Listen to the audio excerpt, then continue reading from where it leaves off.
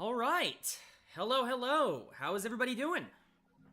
How are we doing this fine Saturday afternoon? Hello, hello. How are volumes? How is microphone? How is background music? How we doing? Volume is good. Perfect. Sweet.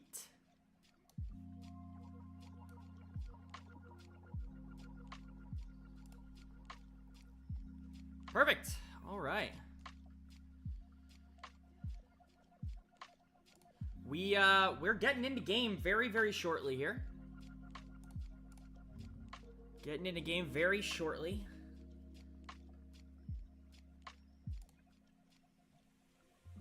All right. I believe I am in the drafter. Let's see if we can switch over. I want to make sure they start before I flip over. But how's everybody in chat doing? How are we doing this fine afternoon?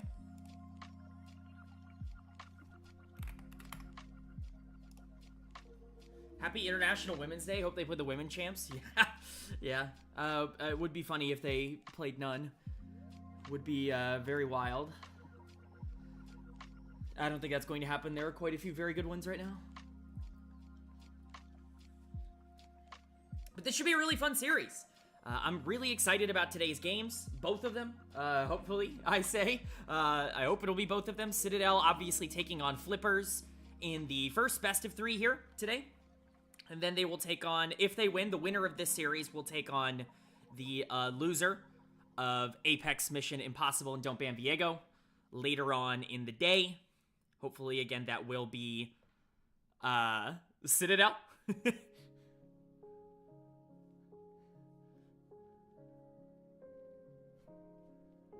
Once they start jumping into draft, I'll go ahead and flip it over there. But I am excited. I think these two teams are both really, really fun. There's a lot of eyes on this series here today because of just generally, I think, the form that both of these have been in.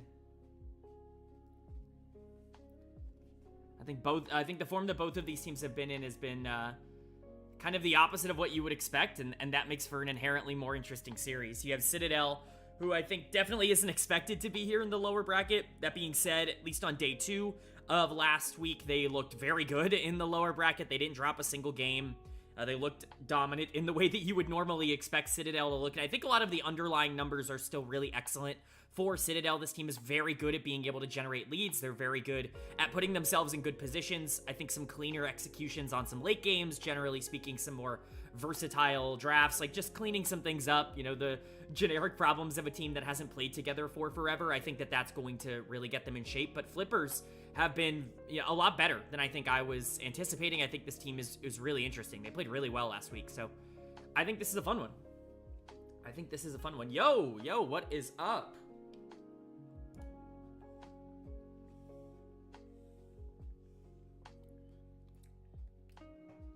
I'm very excited.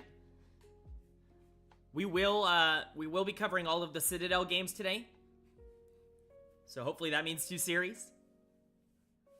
I don't recognize any of the Flippers players, but people have been saying they are a good team. Yeah, I mean, Forrest had the very the popular take, the very quote-unquote popular take on Salty Runback this week that they were going to go on a monster run. They looked really good in the tape that I watched. I was very impressed. Very impressed.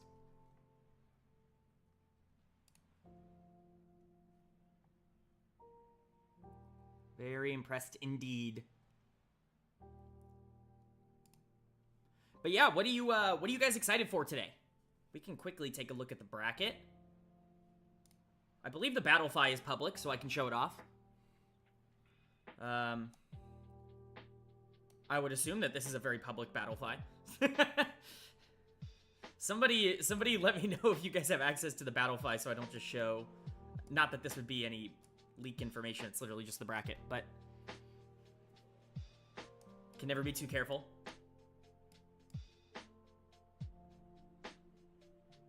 I guess I could always show the Leaguepedia as well. That's definitely public.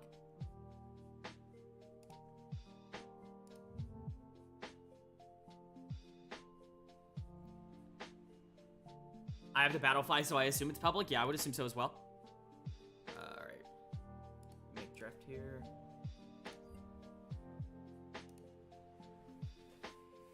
All right, they're just getting draft ready. Yeah, if I assume it's public. I would be shocked if it wasn't. Let's go ahead and flip over there. It was in someone's chat. I think Cubby's last weekend. Yeah. Yeah, I mean, I would assume this thing is going around. At the very worst, this is just the bracket, so I can't imagine I'm leaking anything. But we've got a really interesting bracket here. Of course, here we are on round 3, day 3. Flippers and Citadel here. They take on the loser of C56, which is, of course, the Don't Ban Viego Apex Mission Impossible matchup. I think this is a very winnable series for either team. Getting some R's. I'm going to flip right over to the BRB just to make sure. It looks like they're jumping into draft, so we can flip over to it. Friendly Fellas versus YBN1 is very important for this bracket. I agree. I think the top side of the bracket is merciless in terms of how things ended up working out.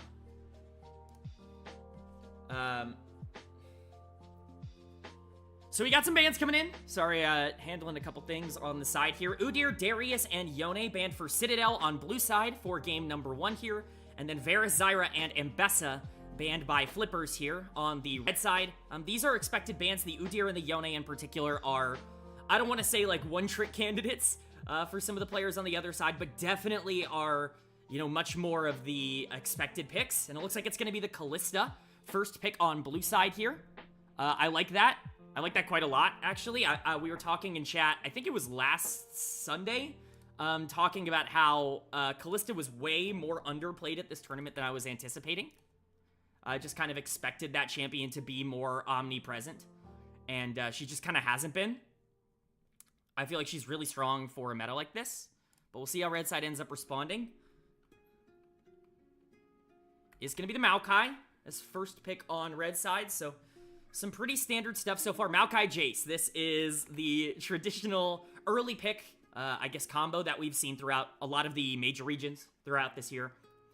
Jace is an interesting champ. I think Jace can be the most important and also the least important champion in any given game. The champ is mega broken in the right circumstances, but in the wrong circumstances, it is definitely, you know, we've seen it struggle at times. Its win rate hasn't been particularly great. So it's definitely interesting. It's going to be the Volley Bear coming out here. Again, assuming that is in the jungle for Citadel. That would be my anticipation. Looks like it's going to be the Orianna hover. Ori makes sense. Bradley definitely, you know, is very good at a lot of these more control-oriented mages. So it would track. He's been unbelievably good in lane so far. Has definitely had a couple of teamfight faux pas that some people have pointed out, but I think for the most part, Bradley has been very good for this team over the course of this tournament so far. And generally, I want to make it clear, like, I think Citadel has been very good at this tournament so far. I think they have had issues. They have had some things that are more up and down, but especially on Sunday, I thought they looked really good. And I think they're getting better. Again, just more time playing together.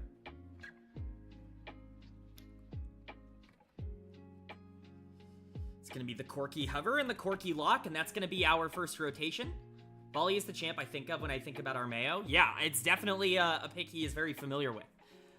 Definitely expecting that to go into the jungle. Theoretically, it could be flex, though. That could definitely be for Philip on the top side if they wanted to do that as well. But a very standard draft so far for Flippers. You've got the Maokai, you've got the Corki. These are two very common paired up champs. Now, the Jace is definitely still a double flex here. Corki a flex in that same way, where it could go mid, it could go bot. I think the expectation for me would be that Jace is, I guess it could go top or mid. It really could in terms of the makeup of this team, the way that these players end up playing together. But it's going to be the Nico as the first takeaway, and that's going to be matched with the Garen. Clearly, Citadel believing that Jace to be mid lane. That's why they felt so confident taking the Orianna. At the very least, they believe that Ori is going to be fine into either Corki or Jace, and I think that's relatively fair.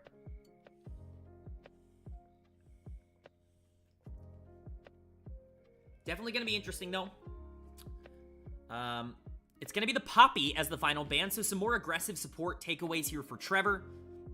We saw Trevor play really excellently on a lot of these more aggressive engage type champions throughout a lot of the first week. Things like Rel, his Rel games really stood out. Had some interesting moments as well. Like, you know, Trevor's just an aggressive player. Sometimes it ends up not working out all the time, but the Senna was definitely something interesting to note that he brought out at the beginning of this tournament. And it will be the Singed as the final ban. Again, 2 more top lane bans coming in for Citadel, assuming the Jace will be going mid lane. I think that's fair with how this team is constructed. Maokai Jace is definitely very dangerous in the mid lane. And I think it makes sense in terms of their individual players. But we're probably going to get a lot more clarity here, or at least we'll get a little bit more clarity with the next upcoming pick. Technically, Maokai is also a flex if they want to send that into the support position. Didn't really talk about that because I didn't really expect it. It will be the Nautilus coming in, so the flex is going to remain until the final pick here. Which makes sense for flippers. You would be shocked if they kind of gave away the tricks of the trade earlier than maybe they would have wanted to. But it could be the Rel as the final lock-in, or as the support lock-in, I should say, for Citadel. Kalista Rel is a very aggressive duo. You don't love to talk about hovers, but it is going to be the Rel locked in, and I imagine we're going to see something aggressive on the top side. Definitely something that can be a little bit more of a team fight impact, or, you know, can pair up well with the Orianna Shockwave. That is definitely more of the anticipation with how this draft has gone. I certainly don't think an extra bit of damage would hurt, knowing that you're going into Nautilus Maokai frontline. But there are plenty of options, and it will be the Gnar. It will be Phillips Gnar as the final lock-in, so Citadel's comp has wrapped up. We're going to get our answer as to where this Jace is going to be going with the final pick here. Citadel seems to assume that this is going to be a top lane R5. We will have to see if it ends up being a top lane or a mid lane R5. Again, we could go even crazier. We could get an AD carry here on R5 and send Corki mid and Jace top. We could send Maokai top lane and get a jungle pick here. It's going to be the Gragas, though, and I have to imagine that will be top lane here. So, some interesting comps, some interesting breakdowns, I think, when it comes to these teams. Generally speaking, I think both teams have a very clear win condition, which, if you followed the channel at all, here, let me go ahead and switch to the BRB, as they end up putting this into their thing. Actually, I can still show this. I don't need to go away from it. No real reason to go away from it, I guess. But, I think just easing up the execution. This is something we talked about a lot last weekend when we were covering the first weekend of games, is just what we saw so consistently is that the team with the easier to execute comp, especially as games ended up going a little bit longer, really ended up having a big advantage there. We are into draft in game, so let's go to this. You guys should be able to see it full screen here. Like I said, but both have very heavy forms of engage. I think you're looking at two teams with a very clear, I mean, like Rel, Kalista, Gnar, Volibear, Orianna, plenty of engage for Citadel to be able to capitalize on. And then on the other side for flippers, like Gragas, Maokai, Nautilus is just as easy to be able to execute on the later this game goes. I think the one thing that really, kind of pushes some things over the edge, I think Citadel is probably going to have a lot of control in the early game. Typically speaking, Maokai's just not going to have as much tempo and pressure as Volibear, who has phenomenal early games, and Kalista should be a really big problem for something like Corki to deal with without jungle intervention, which is likely going to happen in this game. You aren't going to get a lot of jungle intervention. I also like the Gnar into Gragas matchup. I don't think that it's like a negative overall for either of those two champions, but I think with the Volibear, that kind of pushes it over the top. And Orianna theoretically should outscale the Jace. And so when you're looking at this draft from Citadel's perspective, you see two kind of winning lanes. One winning lane in the bot lane, and then, a kind of winning lane top lane, at least from my perspective, and then a mid lane that outscales a jungler that has more priority early. You should have control of the tempo of this game. I'm not exactly sure if that lasts.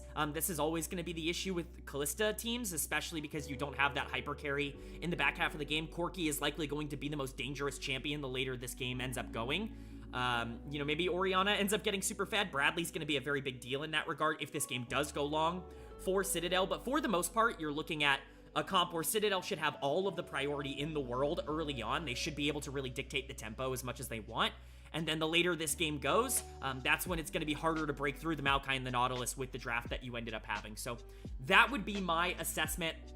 This is much more familiar to what Citadel was drafting early on like day number 1 of this tournament. That doesn't mean it's bad just because the results weren't exactly there for that. I think their engage is more direct. I think when you're talking about, you know, both of these comps really wanting to take front-to-back team fights later on in games, both wanting to play around the unkillableness of their tanks. You know, things like Maokai and Nautilus over for Flippers, and things like Volibear, Gnar, and Rel for Citadel. I think that is a more direct play style, at least in terms of the way that these two teams have drafted it for Citadel. I think that's going to be easier for them individually to execute. We do have, of course, the 3-minute spectator delay coming in, but let me know in chat. What do you guys think of these two drafts? Do you think one team has an inherent advantage over the other? Always curious. Always curious to hear what you guys think.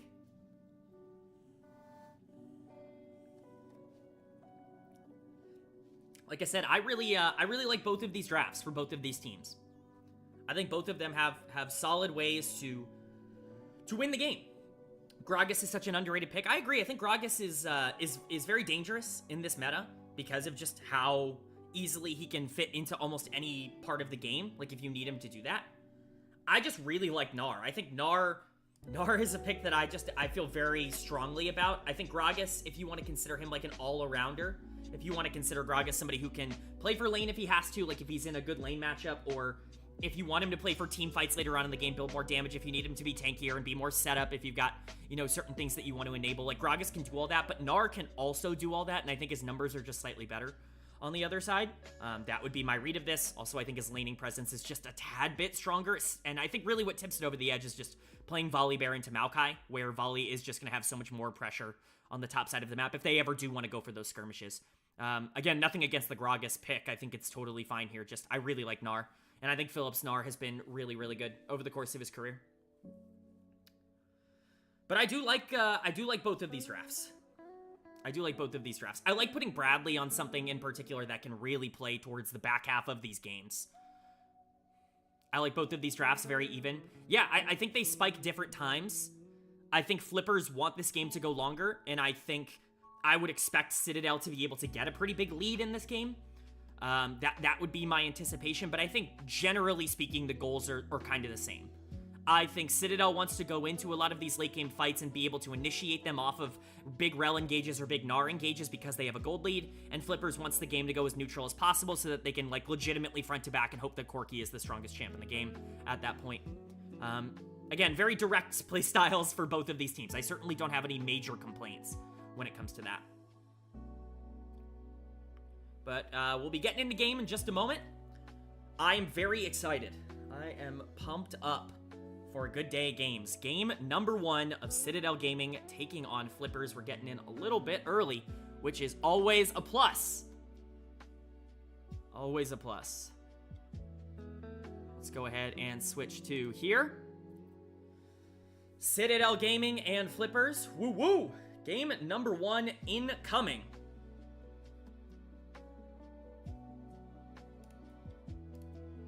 All right, I should probably go over the lineup for Flippers as well. Obviously, we know the lineup for Citadel. If you were here last week, it's Philip in the top lane, Armeo in the jungle, Bradley in the mid lane, Instinct at AD carry, and Trevor at support. But we can go over the Flippers lineup as well. It's Lancelot Link in the top lane. It's going to be Wenwin in the jungle, AHJ in the mid lane. It's going to be Flower Prince at AD carry, and PDS at support. Let me go ahead and get OBS up and let me go and mute. Let me go and mute the lo-fi and get into game, shall we? Let's rock and roll here. As we start with game number 1, I gotta fix the... Oh, shoot. Okay. I gotta fix the OBS overlays for the teams. We've got some posturing here at level 1. Nothing too ridiculous just yet as I move around these team logos.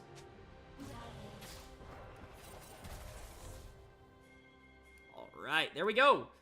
Okay, Citadel Gaming, Flippers, game number 1. We did have summoner spells burned as I was adjusting my settings, which is never ideal. Bradley has to burn Flash at level 1. That is definitely the main thing here. Of course, Nautilus burning Flash as well, but has that Hex Flash. So overall, a good trade for Flippers. at level 1 here. I think getting that flash out of the Orianna is really good for tempo in the mid lane. Luckily for Citadel, that's the lane I would expect the least amount of pressure to come through for them individually. We do have a potential setup here. PVS and Flower Prince are going to be walking down. Trevor and Instinct potentially going to look for something, but would be a very, very aggressive level 1 play to make. It will be the invade coming in from Armeo, taking blue first and foremost, starting it off in the jungle there. Let me get that YouTube chat back up, shall we? So I can see y'all. Alright, but like I said, lane state should be a little bit even. Really, the only lane that I'm expecting to be in one way or another pretty favored is going to be bot lane here. I do think the Kalista Rell is just going to be stronger than the Corki Nautilus this early on in the game. Kalista, like, that would be the reason you draft her. But I guess there's technically no way to know. They do hit level 2 first. Does look like they're going to be expressing some dominance early. Obviously, they're pushing in the wave, but 11 CS to 2 is certainly not a bad way to start the game. Do we know who's been good for flippers? Everybody, really. I think PVS was somebody that really jumped out to me in terms of the games that they played, their support, and Wenwin is a very good player in the jungle here on the Maokai. They were definitely the two I felt the most impressed by. But everybody on this team, I think, has been playing well. Generally speaking, they play really well together. I don't think I would be expecting anyone to be particularly outclassed, but jungle support definitely stood out to me in terms of the tape as the players that I was really, really excited about.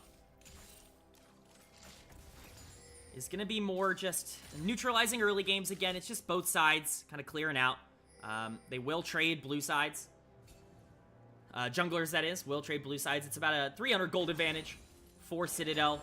A lot of that is going to be just on the bot lane in general. They hit level 3.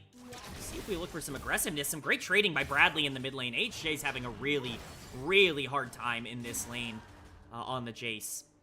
Not really what I expected. Honestly, I didn't expect the Jace to get super poked out. I imagine this will get better for him. The teleport will get burned here. But Bradley has been a menace in lane. He has been really, really excellent in terms of his laning phases.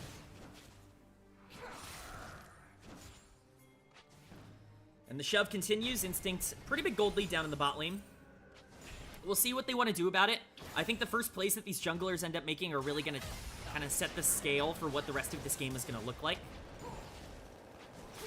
PVS getting pretty low. The Rend coming out, doing quite a lot of damage to that Nautilus.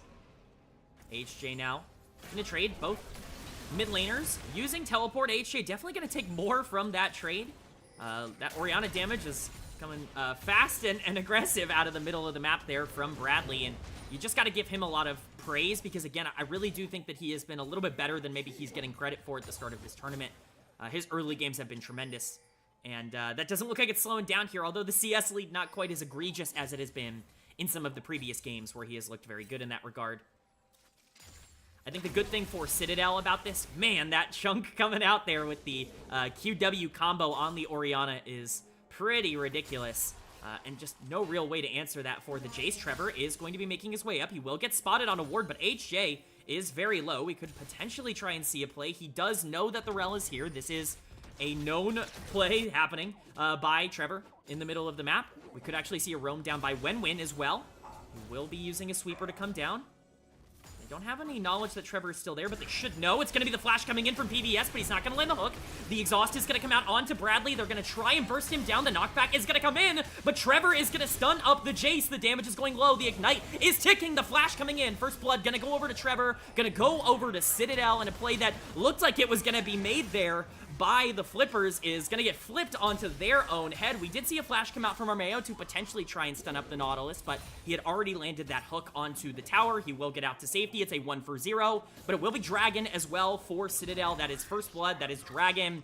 And it's about as good of a play as you could possibly ask for, just setting up a very aggressive move. Lancelot Link using the Gragas ultimate to push Philip under tower, but doesn't look like he's going to be able to get much more out of this. The stun's going to come out, going to be matched with the Gnar ultimate, but no chase down potential here, unfortunately, for the Gragas.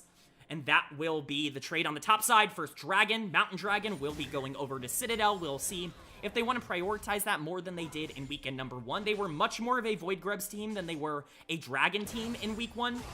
We will definitely have to see if that kind of priority ends up changing. But again, a very good start here for Citadel.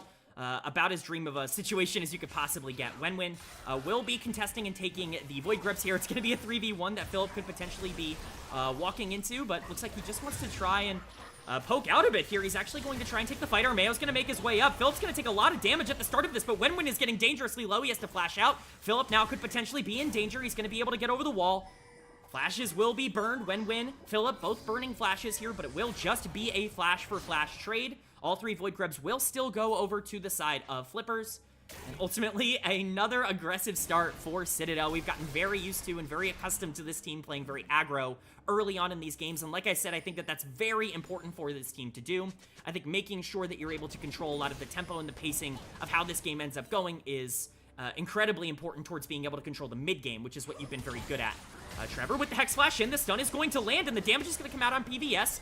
Kallista's going to try to stack up those arrows for the Rend, but a lot of damage coming in on Instinct. The Flash over the wall into the Rend is going to pick up the first kill. The Corki is just barely not going to have enough damage. They'll pick up the double kill on the bot side on to the main part of this team that needs the kills, which is the Kallista, and they'll also pick up the feats of Warfare. They will get the feats of Strength here.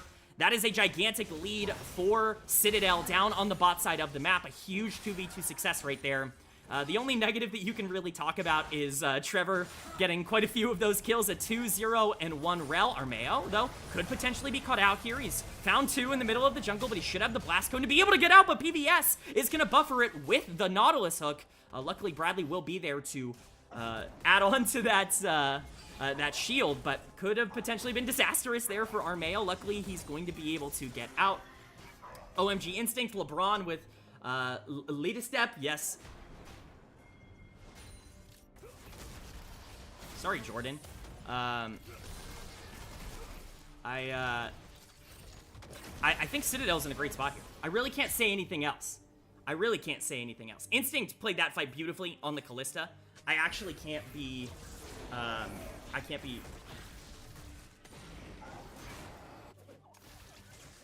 Just flame, bro? Just flame, bro? Okay, alright. I'll be more aggressive next time. Look, not gonna land on Trevor. Little support contest in the middle of the river. It's fear comfort zone. Oh, you're so right. I don't know what I'm talking about. I gotta be way more aggressive here. Philip, looking to try and go in Mega. Perhaps he'll jump in and get pushed under tower once more. That will not be the case here. It looks like the game state is neutralized a bit. It's what you would expect, I think, after a lot of that action. Citadel has definitely generated the kind of lead that they were looking for. Up about 2k gold here at 9 minutes into the game. A lot of that, though, is going to be on the bot lane. That's definitely going to be a priority focus. This Kallista is in a really great spot to be able to push forward into the future. We expected that lane to be really the priority one for Citadel. Unfortunately, again, for them, a lot of that gold lead is going to be on Trevor on the rel. Could potentially be good, depending on how unkillable he ends up becoming with some of these engages, but you would much rather have that gold on some more priority targets and some more trades in the mid lane. The Jace is definitely starting to match these exchanges a little bit more effortlessly. We were seeing the Orianna kind of dominate those exchanges early on, and the Jace damage has very much come online after getting the serrated Dirk, and it's definitely going to be a lot more equal. We do see a trade coming in. Philip getting close to going Mega, but Lancelot Link is going to understand that. And just some more aggressive posturing. It's actually going to be the Gragas ultimate traded to get Philip off of him with Mega Gnar on the top side. And Philip doing a great job being able to just pressure out this 1v1. Wenwen is hovering, though, on the Maokai. You see the Gnar ultimate just used to clear wave. Oh, and just in time, we're actually going to see Lancelot Link's back interrupted by the Q coming in, the Mega Q from Philip. Horrible timing there for Lancelot Link. That would have been a very important recall for him to be able to get. He gets delayed by one more wave. Obviously, he's in a pretty rough position. We do see that Armeo is pathing towards the top side, but it will just be for the priority of the Void Grubs. PVS now roaming across the map. But that 2k gold lead has really been solidified here for Citadel as we move further along. We're about 11 minutes into this game. This is where I would expect the comp of Citadel to kind of really peak in terms of some of these engages, especially with the lead that they've been able to generate. A lot of these objectives should be theirs to corral, whichever ones they want to prioritize. Right now, that does look like it's going to be the Void Grubs as they secure all 3. Dragon, therefore, will be prioritized by Flippers. and will be kind of the priority objective. Trevor is looking over the pit here. We'll see if they want to try to make a play. Armeo and Bradley are making their way down. Trevor's going to blast cone in. He's going to use the ultimate, but it's not going to land. Wenwin is by himself, but the Nautilus hook is going to land. It looks like they want to be a priority target onto Bradley, but Instinct's going to pull back Trevor, and PVS is left all alone on the Nautilus amidst the rest of the team. He is going to fall, and Dragon will also go over to the side of Citadel. This is the dream start for Citadel. They're able to stop the Void Grub stacking. It's 3-3 in terms of the Grubs right now, and they already have their Dragon stacking up as well. It is going to be Hexol for Citadel picking up another kill. This one going on to Armeo is really positive. He is going AP Volibear, which I do really like in this particular matchup. It's also going to be the AP Maokai with the Leandries on the other side, but a very, very good start. Basically a dream start here for Citadel. YBN is playing Ezreal versus Alistar Maokai Scion. Good luck to him. Oh, that is that's brutal. that is a brutal matchup for sure. I'll have to see how that game ends up going. If anyone's going to be able to make that work, it's YBN. Oh, AHJ getting dangerously low. It looks like he got full comboed. He got shockwaved there by Bradley, but he's just barely going to be able to make it out alive.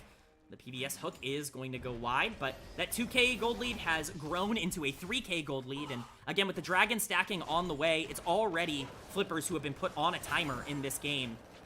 The worse things get, the harder it's going to be to come back. Trevor potentially looking for a flank angle here. Armeo is in the bot lane, but nothing to be found, especially with no Rel ult back up just yet.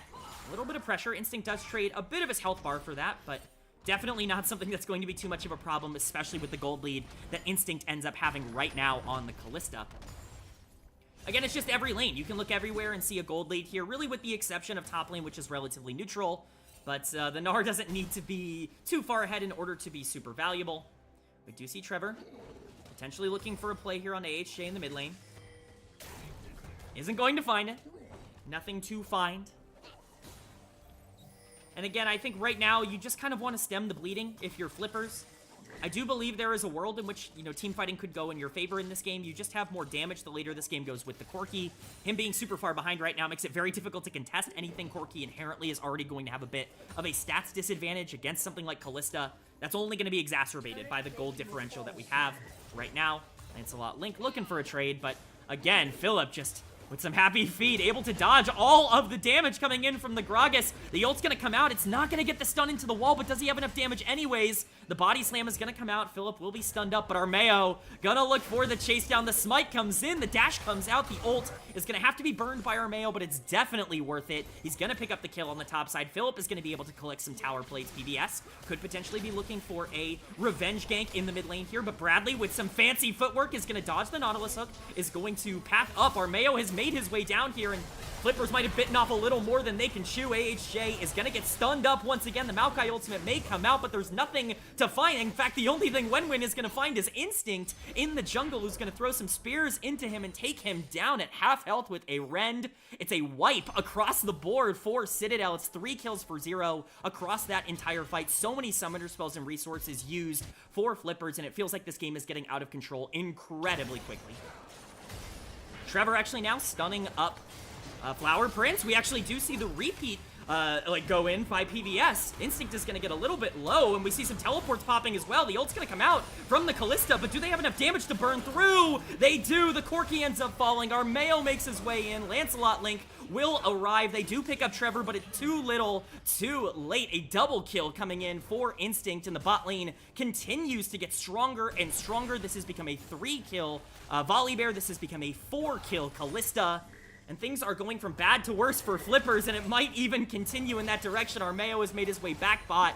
Lancelot Link could be in trouble, although we do see the Gragas ultimate under tower, and the CC chain is going to bring down Armeo, and Link is just barely going to survive the rend. Coming in from Instinct, a very nice play made by Lancelot Link on the top side to be able to pull one back for essentially nothing. Armeo just a little bit over-eager on the dive, but overall still a very good play and a very good game state for Citadel. Bradley has to be averaging about 30 CSD at 15. I think I calculated. I think he's at 31. And there are multiple, like, plus 50 games in there. His early games have been absolutely ridiculous. His CS leads are super consistent throughout this tournament. Very fun game so far. Very, very fun game so far. But this is still Citadel's to lose in terms of the control of the map. They should have priority over basically anything. Rift Herald has spawned. Dragon will be spawning in 23 seconds as well. That's going to be a big priority for Citadel. Grabbing that would be third Drake this early on into the game. That sets up a really dangerous proposition for Flippers. Already so far down in gold, basically forcing them to contest over that fourth Dragon. AHJ now taking a nice trade onto Philip onto the top side. The Jace has started to power spike. It looks like they're not too pressed about this Dragon. They do want to try to make a play onto Philip. Bradley going to take some damage. Lancelot Link with some more nice trades, but we could potentially be seeing that dive thwarted by Armeo. He could be caught out on his own on the top side here, but it's actually Flippers who are going to be trying to make their escape. HJ getting dangerously low. The stun's going to come out, and it's going to be a solo kill for Philip on the top side. Armeo continuing to chase down Wenwin in PVS. The stun will come out. The damage is there. Instinct is going to be able to pick up the kill. He's unstoppable. PVS will fall next. It's another double kill for the Callista. That will be Rift Herald for the side of Citadel, and you can give 3 more kills over to their side. That is now a 6-0-2 Callista on the side of Citadel, and they are running game number 1 right now. Really great stuff from them. You can't possibly ask for more out of this team. Trevor continuing to look aggressive. Flower Prince has no choice but to dash his way out of there. This is becoming brutal. This is becoming very, very difficult to deal with. Wow. Really, really great stuff here by Citadel. You definitely can't ask for anything more. You definitely can't ask for anything more. And like I said, that third Dragon, super big priority for Citadel. That's going to be a very early soul point that Flippers now has to contest. This game just continues to get more and more out of control and out of their own favor. Bradley will be taking that bot tier 1 here. It just felt like every play that Flippers wanted to go for in this game was thwarted. Could be potentially seeing another dive opportunity on the top side, but Armeo is happy to try and take this fight with Trevor making his way up. Flower Prince is going to be here. Instinct is also making his way up. PVS will be the first to fall. Trevor will pick up the kill there. Armeo going to look to re-engage. Instinct making his way around on the backside, but Wenwin is already so low, they don't even need their Fed AD carry. The Callista ult will come over the top just to seal the deal. Instinct goes godlike. AHJ is the only one that's going to be able to escape, and it's yet another 3 for 0 every single time. It feels like Flippers is looking for a play. It's not only thwarted by Citadel, but everything turns onto its head. That top lane has not been going well overall for Flippers, and it's yet another play that just gets completely turned around, although we could potentially see Armeo overextended here. He's going to have to ult out, but the stuns are going to come in. He's airborne as he can have enough health to be able to get himself out of this. Instinct is not going to be able to help him kite. Armeo, once again, just overstepping a tad bit more than maybe he could chew off, but overall, still just a 3 for 1, even if you count that kill at the end of that fight. Still very much in favor of Citadel. But another little bit of an overextension there. We've definitely seen that out of this team. That's probably been their most consistent issue, I would say, over the course of the beginning part of these games and these tournaments, especially like game number 1 in both the series against Oakland and against the Friendly Fellas on day number 1. Last weekend on the Saturday games, both of those games you could definitely pinpoint sometimes where the team was just a little bit over-eager in terms of their positioning. That does look like it's carrying over here into week number 2, but I mean, how can you really complain too much? This team is up about 8.5k gold here at 19 minutes, and they control everything. I mean, this team has very consistent team fight, as we've talked about. The Rel is going to be very difficult to deal with. Philip is very strong on this Gnar as well. On the top side, Armeo has shown a huge willingness to be willing to look for a lot of these fights and engages and these plays that he wants to make. Overall, things are just going very well for Citadel, and they have the draft to be able to take advantage of it. Philip just going to be poking out Lancelot Link, understanding that he's about to go Mega. The Gragas understands that this is maybe not the perfect time. It's actually going to be the Gragas ult used to disengage here. PVS is making his way up, and Wenwin is actually going to be on the flank as well. Then our ult's going to come out, but that will be matched by the Maokai stun. It's 3 on the top side. Philip will fall. The shutdown will go, but how much are they going to lose for this play on the bot side of the map? Rift Herald has been dropped. The 3-man push is incoming. It's the 2 laners sitting here trying to hold base as much as possible, and it will actually be them who take down the Rift Herald before it's able to crash on the inhibitor turret. Looks like that means they're not going to be able to take this turret, and they are going to have to trade the bot tier 2, but for a kill on the top side, for a shutdown here, definitely have seen worse trades in the past. It will be mid tier 2 falling as well. But overall, Citadel saying, you can have Philip on the top side if you want. We're going to take a lot of your towers. We're going to take a lot of your base. We are going to start opening up the map a lot more for us, and I think they're going to be pretty happy with that trade overall, although we could potentially be seeing another exchange, another skirmish here. Otacon is here on the bot side. It's definitely something both of these teams are going to want to fight for. Lancelot Link posturing pretty aggressively. I think they're just staying here to see if they are going to start up the neutral objective, PVS. Potentially looking for a hook opportunity. Wenwen waiting for his ult to come off of cooldown. Does not have that available to him at this point after the pick on the top side. It will be up in just a moment, though, as things really start to get moving here around Otacon Armeo.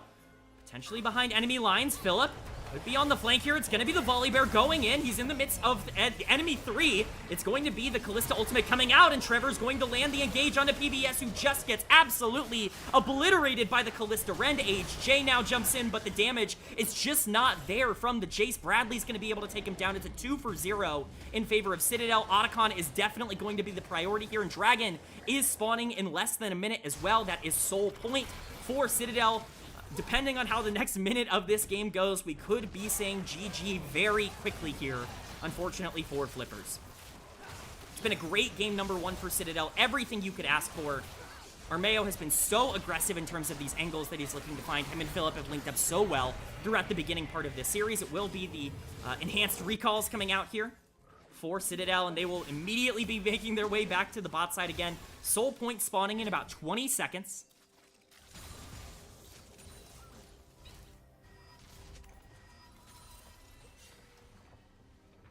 But a very fun game number 1. Definitely Citadel favored. Definitely Citadel favored. That is not really all that disputable. Trevor will be making his way. Trying to clear out wards, trying to clear out vision. Just want to make sure the Flippers have as little of an opportunity as possible to try and contest this. But really, what are they to do? They realize that there's no way for them to be able to step up and contest this. Armeo and Instinct are going to be able to get this for free. And that's Hextech Soul going over to the side of Citadel with no contest. And unfortunately for Flower Prince, he might be caught out here by the Gnar. So much damage coming in. The Corki just by himself has no chance. It's another solo kill for Philip. We do see some towers traded on the top side. Philip's going to make his way up there. We see some supportal combat going on and a 1v1 on the bot side as well that Bradley could potentially be losing. Lancelot Link is getting close, but it will be the Otacon popped. The GAs popped in that way. The aggressive plays made by Citadel make so much sense when you realize that there really is no danger for them after having taken that Otacon. Trevor will pick up a kill onto PVS on the top side of the map. And even with some of those exchanges going in favor of Flippers because of Otacon, because of the lack of risk that they run into for pushing a lot of those objectives and for pushing forward a lot of those minion waves, it's just an overall win for Citadel, losing basically nothing to acquire so much. Really, really great stuff. It's just clinical stuff from Citadel. They look so much better than they did in week number 1. This is as good of a game as you could ask for, and unfortunately for HJ on the Jace, he's going to get stunned up by Armeo. He's going to get executed here by Instinct, who's going legendary. The 9-0-3 Kalista. Philip now has found Wenwen in the jungle, and he's going to just be poking him out. The Gragas ult going to be used to try to get his jungler to safety, but I'm not sure it's going to work. The Gragas damage comes out, but Armeo on the flank looks like he's going to be attempting to try and secure this. The flash stun's gonna come in. Wenwen getting very low, but he is tanky enough to be able to walk his way out of that situation. A lot burned from both of the junglers in that particular situation, but Wenwen will just survive. The siege on the mid lane inhibitor tower will continue. Lancelot Link gonna do his absolute best. He's had a pretty okay game on the Gragas. Unfortunately, not much to do in this situation. It will be 4 sieging down the mid lane. Bradley by himself split pushing on the top side. Lancelot Link could potentially be looking for some damage onto Trevor. The Maokai ultimate is going to come out. It's only going to land onto the front line, though. Philip is not mega. He could be relatively squishy here, but the damage is coming out from the side of Flippers. Armeo going to get stunned up. He has to ult out. Unfortunately, really bad communication. Armeo going to jump out with the shockwave in on him. We're going to see the re-engage, though, immediately on the Lancelot Link. Bradley's going to be able to clean him up. HJ is going to be able to clean up. And just like we talked about some maybe lack of communication on the side of Citadel in that exchange, we see even more on the side of Flippers. We see this inhibitor falling in the mid lane. It looks like they're going to transition this very easily to the top side of the map, and with 2 dead on the side of Flippers, we could be seeing a push to end the game here at 25 minutes. It will be the minion wave crashing. We'll see if we see a hard engage here. If they want to go for it, it does not look like it. They do not want to overextend. They do not want to put themselves in a bad position. They're going to stay clinical. They're going to use the Hex Gates to be able to get out. But it's still an open and broken base here for Flippers. Very messy fight. Very, very messy fight from both of these teams. You know, of course, our Mayo ulting out on the Volley Bear only to have the Orianna Shockwave go off, presumably because Bradley thought he was ulting in, is definitely unfortunate, but still being able to pick up the win in that fight is great. Being able to pick up kills on the solo laners was huge.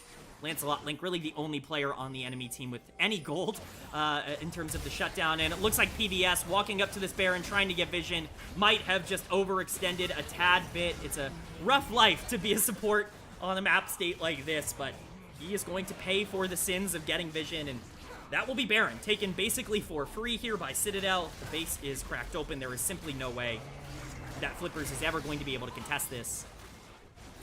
And yet again, it's just Citadel playing as clean and as consistent as they possibly can. An absolutely monstrous gold lead coming in for Citadel so late into this game. It's actually absurd. Almost 14k coming in from Citadel in terms of the gold lead. It looks like they are just going to be sieging down, using those top and mid waves, those super minions coming in now with the Baron on top of it. They're going to be crashing into the Nexus turret. This is the final stand for Flippers here in game number 1. They have to win this fight, or else the game is over. The Gragas ultimate will come out. They're going to immediately jump onto Armeo. The Shockwave is going to get dropped. Maokai ultimate will as well. It's only going to root up the Volley Bear, but the shields are just so large. Volley, it takes so long to kill him, and unfortunately for Lancelot Link, he dives in on his own, and the Wombo combo is executed to absolute perfection. We get a pentakill off the Shockwave for Bradley, and that's going to be your game number 1 going in favor of Citadel. Wow. Great game number 1. Great game number 1. That was awesome. That was awesome stuff. Get him in the LTA already. Wow, the Gnar ult into the 5-man Shockwave, the pentakill for Bradley. Jesus is right. Jesus looked at that and said, oh my god. Oh my. That was insane. Philip, most damage in the game, 25,000 on the Gnar. Bradley, a very, very close second. Instinct doing 22,000, 9-0 and 9 on the Callista. Trevor was everywhere on the map. Armeo was an absolute psychopath. About as dream of a game number 1 as you could possibly ask for from Citadel. We talked about how they needed to control the early game. Well, they did exactly that. Excellent, unbelievable stuff coming in here from Citadel. Again, the dream game number 1. I think especially with how everything went last weekend, you couldn't have asked for a better game number 1 than what we just had. So Trevor was elite. This game, MVP. I think there's certainly an argument to make. I think Philip was exceptional. I certainly would throw my vote in for Philip.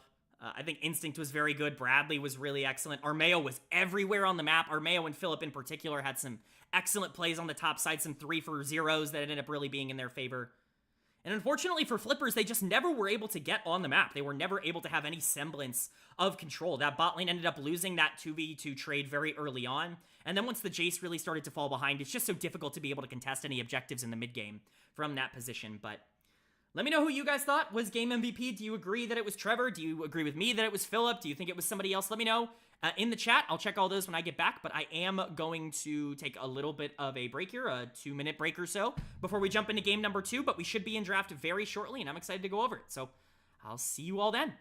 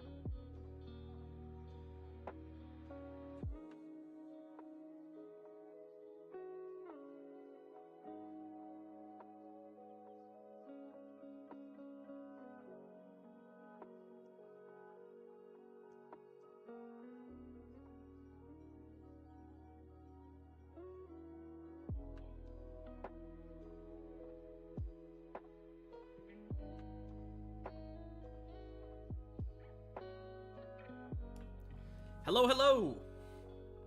We are back. We are back. What an energizing game number 1. What a pump up. What a pump up. That was awesome.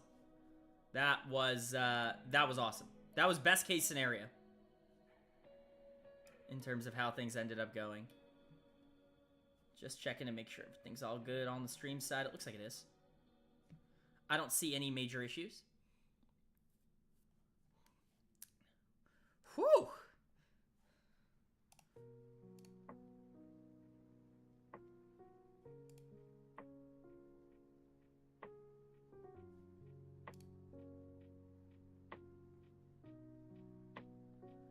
But yeah, that was the dream game 1 for Citadel. That was as good as it gets. Let's take a look at the bracket here. Refresh, see if it's updated at all in terms of these first games. On top side, let's switch over here.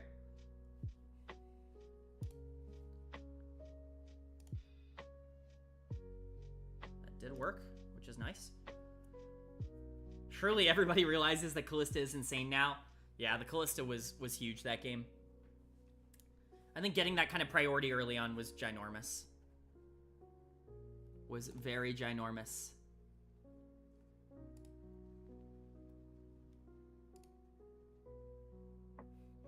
All right, let's take a look at this bracket. Let's take a look at what's happened so far today. So, Respawn picked up game number 1 here. I think we all kind of expected that.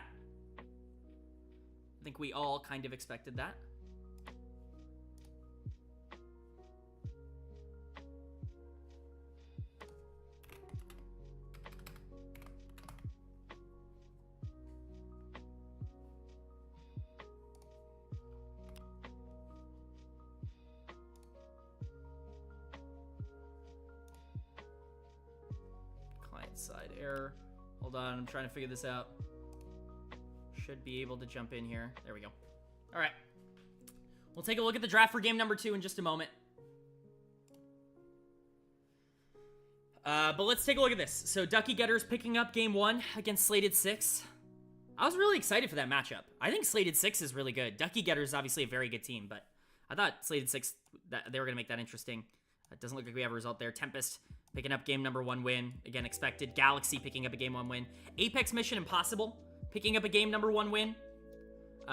Don't forget that the winner of this series will be taking on the loser of this series later on in the day. Wixie is also like 8-1-1 on the Callista right now. Yeah, I mean, Callista just feels very strong in the right hands with teams that know how to exploit it, like have players that are experienced at exploiting it.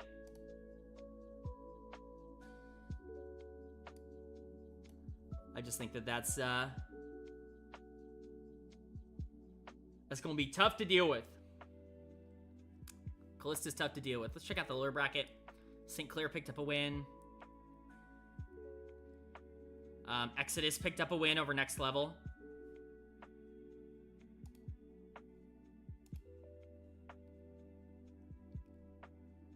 I think Fisher picked up a win. I think Fisher is really good. I would be surprised if they didn't do better than this number 26. I know it's obviously like based off of ELO, MMR, but I would be surprised if they ended up performing like that. They're better than that, I think. But so far, nothing shocking. Anybody have an update on Near Report and UCI in chat?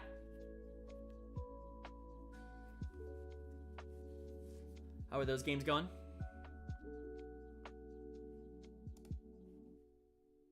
Here, I'm going to switch over to the BRB screen for a sec, just to check this out.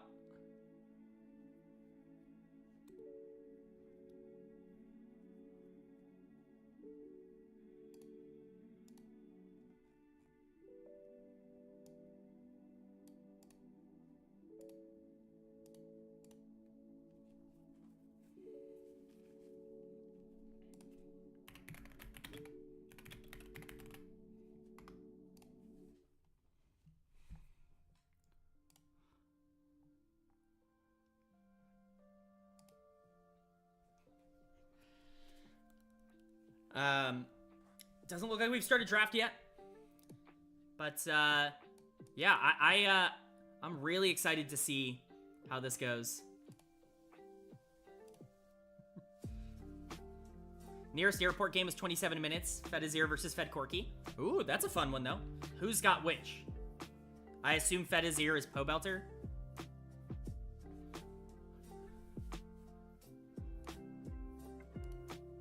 Yeah, okay. That makes sense.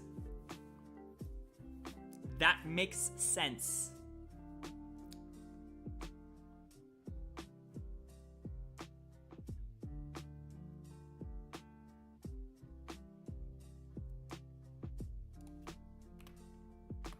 All right, we should be jumping into draft any moment now. And we are. All right, let me flip back over. You guys should be able to see it. Guys should be able to see it. All right, Flippers have, of course, opted into blue side here for game number 2, as was expected. It's going to be the Mbessa, first ban, the Udyr, matching that. We're getting very similar bans to what we saw in game number 1 so far. It's going to be the Udyr and the Darius, taken away from the side of Citadel. Again, these are target bans towards these players in particular. I would be shocked to not see a Yone ban as well, which is what came out in game number 1. It does feel like those are just kind of the standard bans right now against Flippers. Again, anything could happen, but that would be my expectation. For right now, it's the Mbessa and the Zyra. And it will be the Zeri taken away as the last one, and it will be that Yone as the third and final ban for Citadel. We will see what the B1 ends up bringing. We definitely had some interesting talk in chat, but it will be the Varus, first picked here by Flippers. That makes a lot of sense. Probably the most versatile AD carry in the game at the current moment. Just a champion that doesn't really have any concrete weaknesses, can basically do whatever you want in terms of just playing out early or playing out late, playing out whatever you need to. Just overall, I think a good... overall, I think a very good pick. And it will be the Ashe as the answer. Again, this is another pick that's been super common across the world. Ashe is kind of the regular answer to Varus right now. Just again, because Ashe offers so much flexibility. Instinct in particular has really liked Ashe for quite a long time. Definitely not surprised to see it. Sejuani, now with Maokai off the board, definitely the priority, like, tank jungler, but it will be the Vi. I like that as a playmaking tool for Armeo. We saw how aggressive he was. Is it 1-0 Citadel? It is 1-0 Citadel. I'll throw that up when we're in game. I just don't have that graphic package set up for the drafting phase. But it will be the Ashe Vi kicking off the draft. Again, super standard. Can go a lot of different directions. I would have been a bit more like, okay. I would have been a bit more okay if it, you know, was Sejuani as well. But I like the aggressiveness for Armeo because he was just so aggro in game number 1. It's going to be the Taliyah as an answer on blue side here. Anybody who follows know that I love Taliyah. No problem. I came in at an awkward time. Nah, not too bad. Not too bad. You're here just in time for game number 2.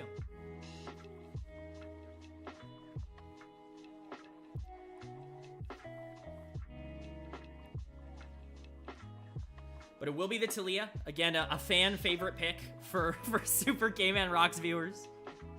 Just because it can do everything. It moves around the map so well. And it will be the Jax as a late game answer.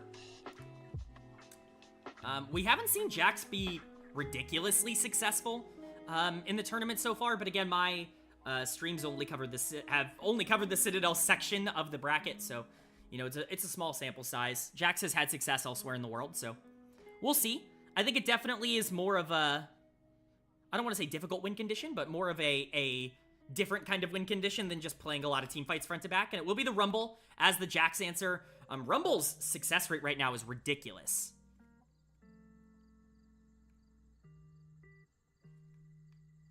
Sorry, there's a giant car outside my house revving its engine. I'm not sure if you can pick that up on the microphone. I would sure hope not.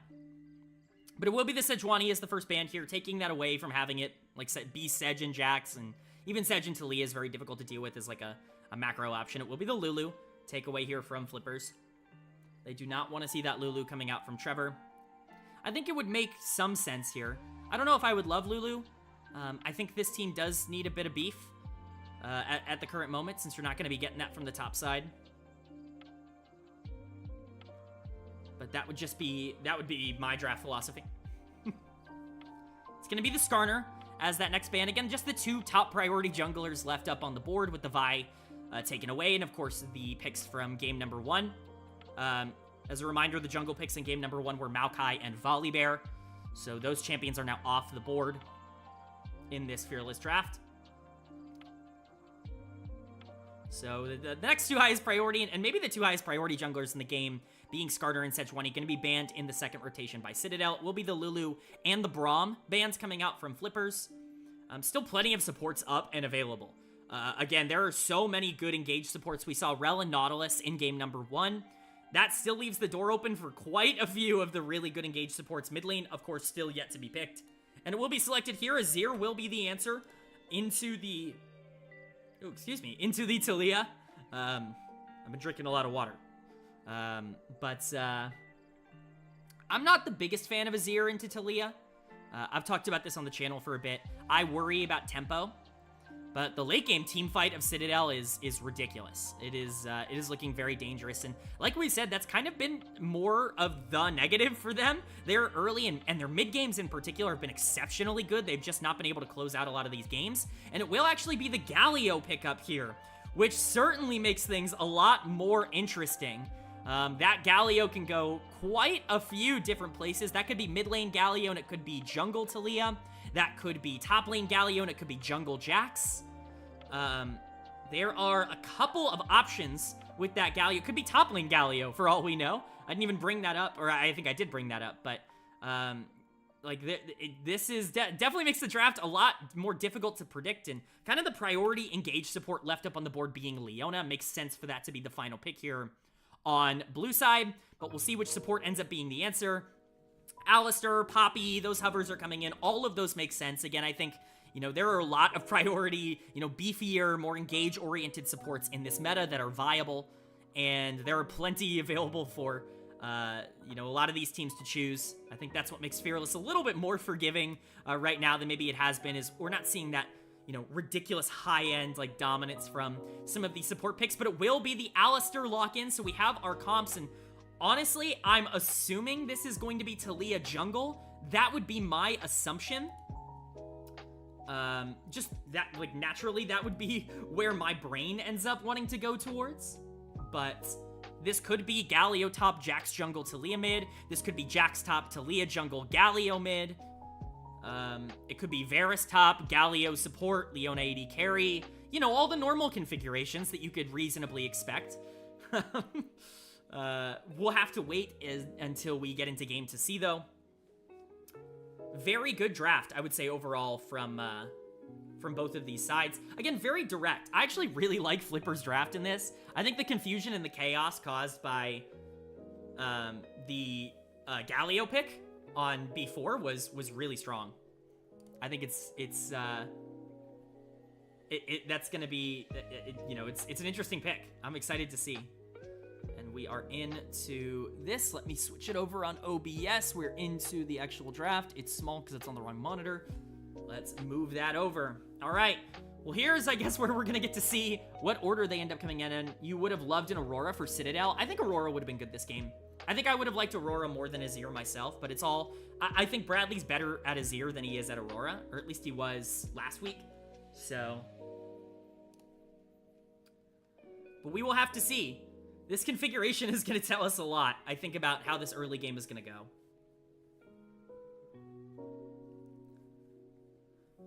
But certainly an interesting draft. Certainly an interesting draft. We will see who ends up going top lane. That will tell us. Looks like it is going to be the Galio top. So it's Galio top. I would assume Jax jungle and Taliyah mid. Aurora dive comps are so fun to watch. I agree. I think Aurora is a very fun champion, but...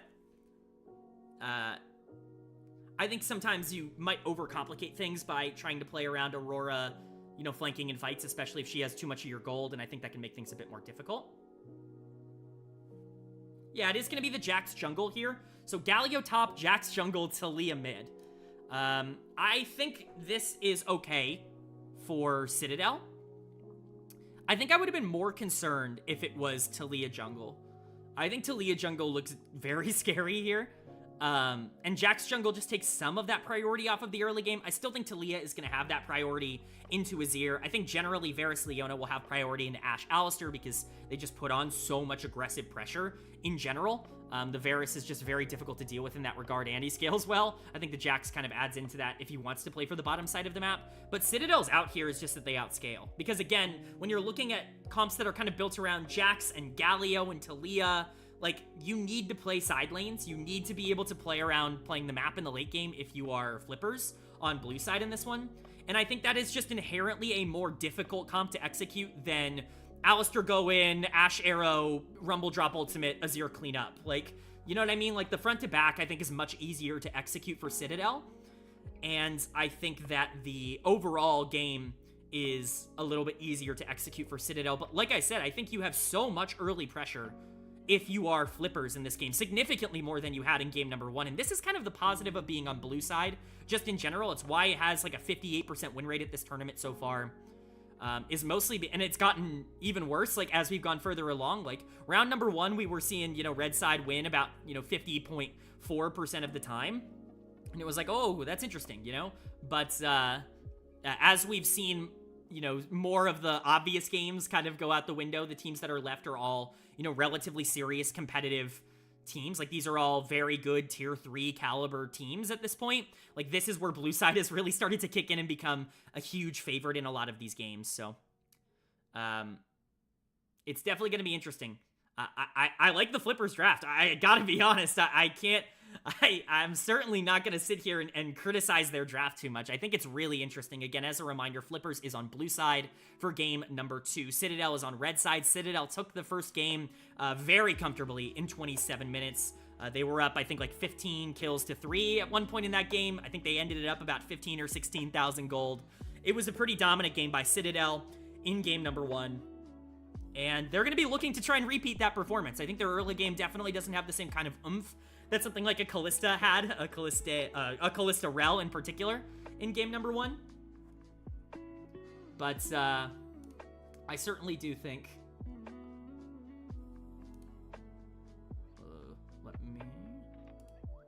There we go. Sorry about that. I certainly do think that that both drafts have outs. And really, when you hear me talk about drafts, especially on my channel, you hear me mention the term out a lot, like having an out. And mostly what that means to me is just having the ability to, like, if things go terribly wrong for you, what can you do from there? I think I talk about this a lot. This was more of a common topic many years ago when people still talked about draft in a very binary way. But any draft is a good draft if you, like, every draft has a win condition. You're going to find it really hard-pressed to find a draft that has no win condition, that is worse in lane, that is worse in the mid game, that is worse in the late game, that has no priority lanes, like, just has nothing going for it. It's so difficult to draft something that has none of that, right? Most drafts are going to have a win condition, but typically speaking, you want your win condition to be as easy to execute as possible. And if your win condition isn't, or your primary win condition isn't as executable as maybe you would want it to be, what is your backup plan? Like, if things go wrong, do you have a secondary way that you can win the game? And I think both of these teams kind of have that. Again, I think the win condition here for flippers is to kind of run the early game around Talia's mobility in the middle of the map, hope and pray that Varus can get really far ahead in the bot lane alongside the Talia and just win every skirmish by being places faster, by being able to cause chaos and havoc, really controlling the map tempo and trying to play around side lanes and things like that. Hopefully get the Jax online for later in the game when he's going to be a bit of a problem for Citadel to try and stop. And then Citadel's win condition is these front-to-back team fights, where I just think they're going to have significantly more pressure and prio in those, especially if the game is relatively even. But even if the game isn't relatively even, I think their team fight and their front-to-back is just better, in my opinion. Unless Varus is crazy strong, or Jax is able to jump onto a backliner for free. Like, that kind of stuff, obviously, like, is execution worthy, but, you know, I think that there is a lot to like about the Citadel draft, and I think there's a lot to like about this Flippers draft as well.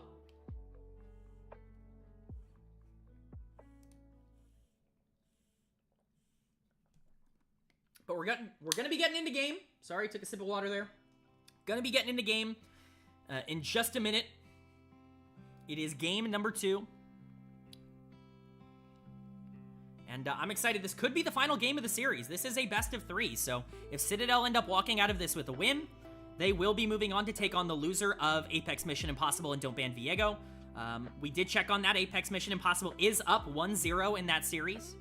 So if Don't Ban Viego do also end up losing game number 2, we could be quick into that second series of the day. And it does look like we're jumping in here. Let me go ahead and mute the lo-fi. Let me go ahead and pull up YouTube chat, make sure I've got that available, and we can jump in game here. All right, we are in game for game number 2. We'll get all of this set up, and then I'll fix the overlay because it's got the wrong teams on it. But we are in game for game number 2. There we go. We can flip these guys around. Pun entirely intended here. Flippers can go over here. And Citadel can go over here. And we can make, I believe, this number. Yes, this number a 1. All right. Here we go. FF up 1-0 on YBN. And NA up 1-0 on UCI. Perfect. That is, those are some interesting outcomes. I don't want to miss level 1 again. I missed level 1 last game where Bradley had to burn Flash. Don't want that to happen 2 games in a row, but wanted to fix the scoreboard there. But here we go. Game number 2 of Citadel Gaming taking on the Flippers. Philip on that rumble, posturing aggressively. Wenwin is on this top side on the Jax. We don't want to see Philip walk too far forward.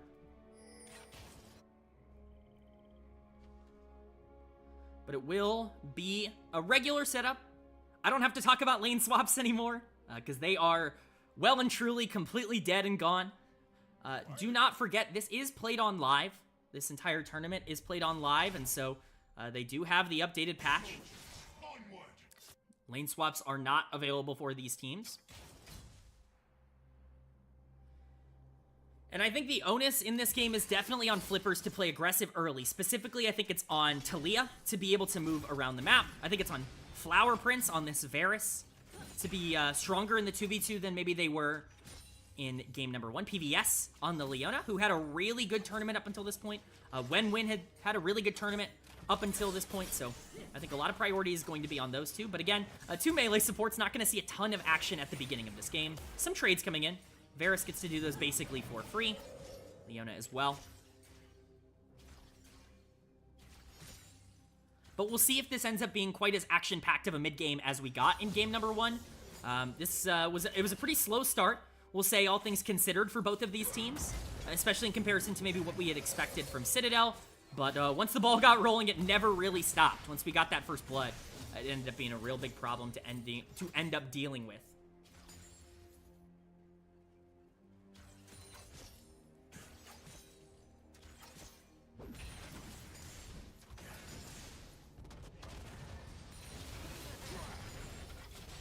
All right, we got a trade on the top side. Philip's gonna get taunted here. He's gonna burn down a little bit, but nothing particularly gigantic to deal with. Some Comet procs coming out from the Varus. Will be the early recall from Instinct. Looks like he will be able to get it off. But again, I think the more passive this early game ends up being, the more that actually favors Citadel in my eyes. I think really the big concern for the mid-game and really what you're going to be watching in terms of the jungle pathing throughout these two is whether or not they want to try to make plays before level 6. I think the level 6 power spike of Flippers is very dangerous. I think generally Talia plus the Jax is going to be a little bit difficult to deal with. We'll see how the Galio ends up faring on this top side. I don't know if I like the Galio into Rumble matchup as much as I would have liked a potential Jax into Rumble matchup. Taunt is going to come out. No tower shot will be taken. Philip going to push in relatively for free. I just don't know if Galio can really punish it in the same way where Jax just like perma-scales and will end up being a problem in side lanes, but that could still be the issue.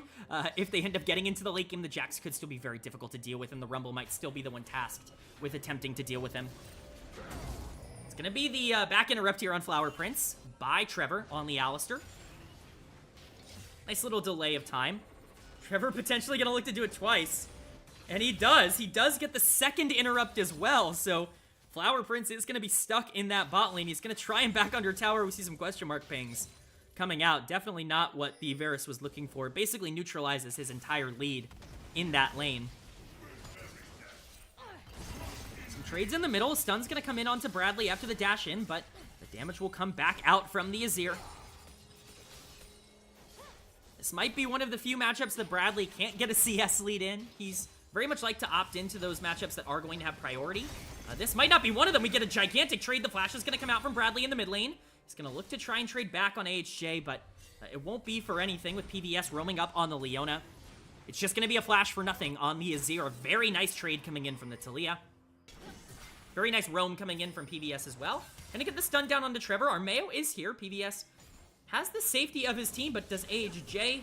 Doesn't look like they're going to be able to get onto the Talia. Armeo going to make his way in. They're going to get the knockback, and we actually have a fight on the top side as well. Could have potentially had some action there, but Lancelot Link going to be able to get out on the Galio, and nothing to be made in terms of the mid lane exchange.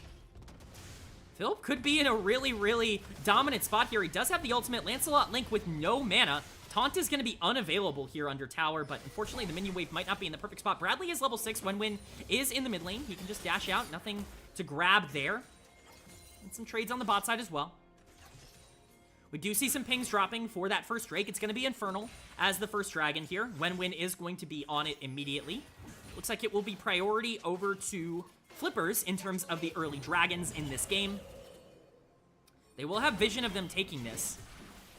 But we do see Armeo pathing up to the top side. This is going to be the standard exchange that Citadel wanted to go for on weekend number 1. They were very happy to give over early dragons in exchange for getting Void Grubs. They felt pretty good about being able to win a lot of mid-game skirmishes, and so they wanted to play around potentially trying to get 6 of those Void Grubs in any games that they could. Instinct by himself down in the bot lane, but we do see Trevor hovering in the area. Talia potentially looking to make a play, but there is no play to make with Talia ultimate at the time. This is the part of the game where Bradley in particular has to be a little bit scared. Armeo has to be a little bit scared. Everybody really has to be a bit scared, because this is where Talia can really start opening up the map. The seismic shove going to come in. Bradley going to take a bit of damage, but nothing too crazy. Armeo is shadowing the lane. There will be 3 Void Grubs acquired by Citadel. We should be seeing bot lanes hit level 6 very shortly. That again opens up a lot of opportunities, because that is Ashe Arrow, that is Varus Stun, that is Leona Ultimate. So a lot of different things opened up by the time bot lane ends up hitting that level 6. Instinct, more prio on the bot side. He has just been excellent in the early laning phases of this tournament. His stats in general have been really phenomenal, and unfortunately for Flower Prince, he is just stuck under this turret on the Varus. They are just not letting up in terms of these two.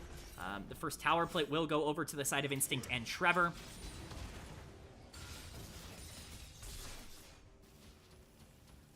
And again, we're deathless through the first almost 8 minutes of the game here.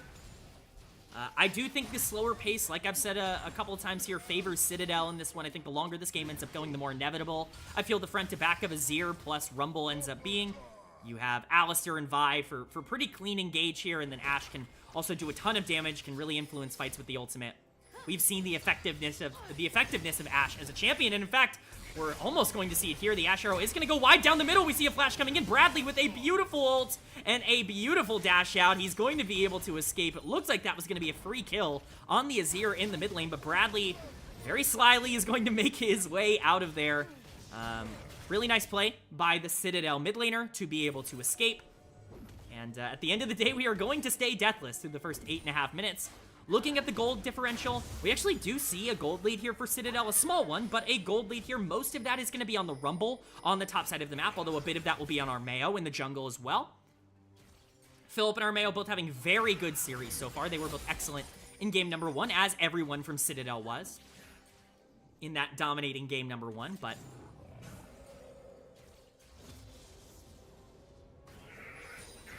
we see the Varus arrow charging. Trevor gonna take more than maybe I expected from the poke here. Varus is already starting to get online with that Dirk acquired. But again, slowing the pace down. Not feeling the rush or the necessity to overextend and put your team into bad positions. We do see Dragon spawning in about 2 minutes. That will definitely be a priority here. Void Grubs will also be up in about 1. The taunt's going to land, and some damage is going to come down onto Philip. He's exchanged really well on the top side so far, doing a great job of being able to shove that lane in and making it difficult for the Galio to be able to try and exchange, but we could be seeing a potential lane gank coming in here from Wenwin on the Jax. He's making his way to the top side, but Philip seems to recognize that this is not the perfect time for him to stay in lane with this health bar, and with him dropping ultimate on the wave to try and clear it as quickly as possible, Wenwin will be making his way to the mid lane, potentially to try to look for something else in that regard. Doesn't look like anybody's got anything available on the map. We do see the Void Grubs will be spawning very shortly.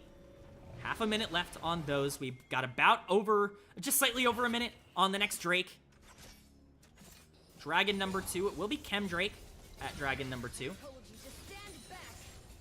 And again, this is the part of the game where you're really expecting the Taliyah to be willing and able to move around the map, to really start to create a lot of these big numbers advantages for flippers. That's really what you're drafting that champion for in the mid lane. It's one of the big reasons why we like that matchup into the Azir. The seismic shove is going to come out. It's not going to land. Bradley with a really nice trade, and we've got quite a few people shadowing the middle of the map at this moment. PBS and AHJ are together. Trevor is in the area as well. Void Grubs have been started. Wenwin could potentially be caught out here. The knockup is going to hit. The knockback is going to come in, but he's in the middle of the enemy team. Philip taking quite a bit of damage, but it's not going to be enough. Wenwin going low first blood is once again going to go over to Trevor. PBS going to get shuffled back into the team. The knockup going to come out, but do they have enough damage to be able to take down the Leona? She just hits level 6. The stun going to come out onto Trevor, but very similarly, the Taliyah not able to put out enough damage to be able to burn down the Alistar. All the while, you've got Armeo and you've got Instinct focusing on these Void Grubs. Overall, right now it's a 1-for-0, but it looks like Flippers want to try and continue to contest this. HJ is going to ult back in. The Varus ultimate will hit, but the cleanse will come out. The root coming in, and Trevor will fall. It's a kill for Flower Prince on the Varus. Lancelot Link looking to try and chase down Bradley, who's super far over enemy lines, but it's just Instinct burning down the Varus. Bradley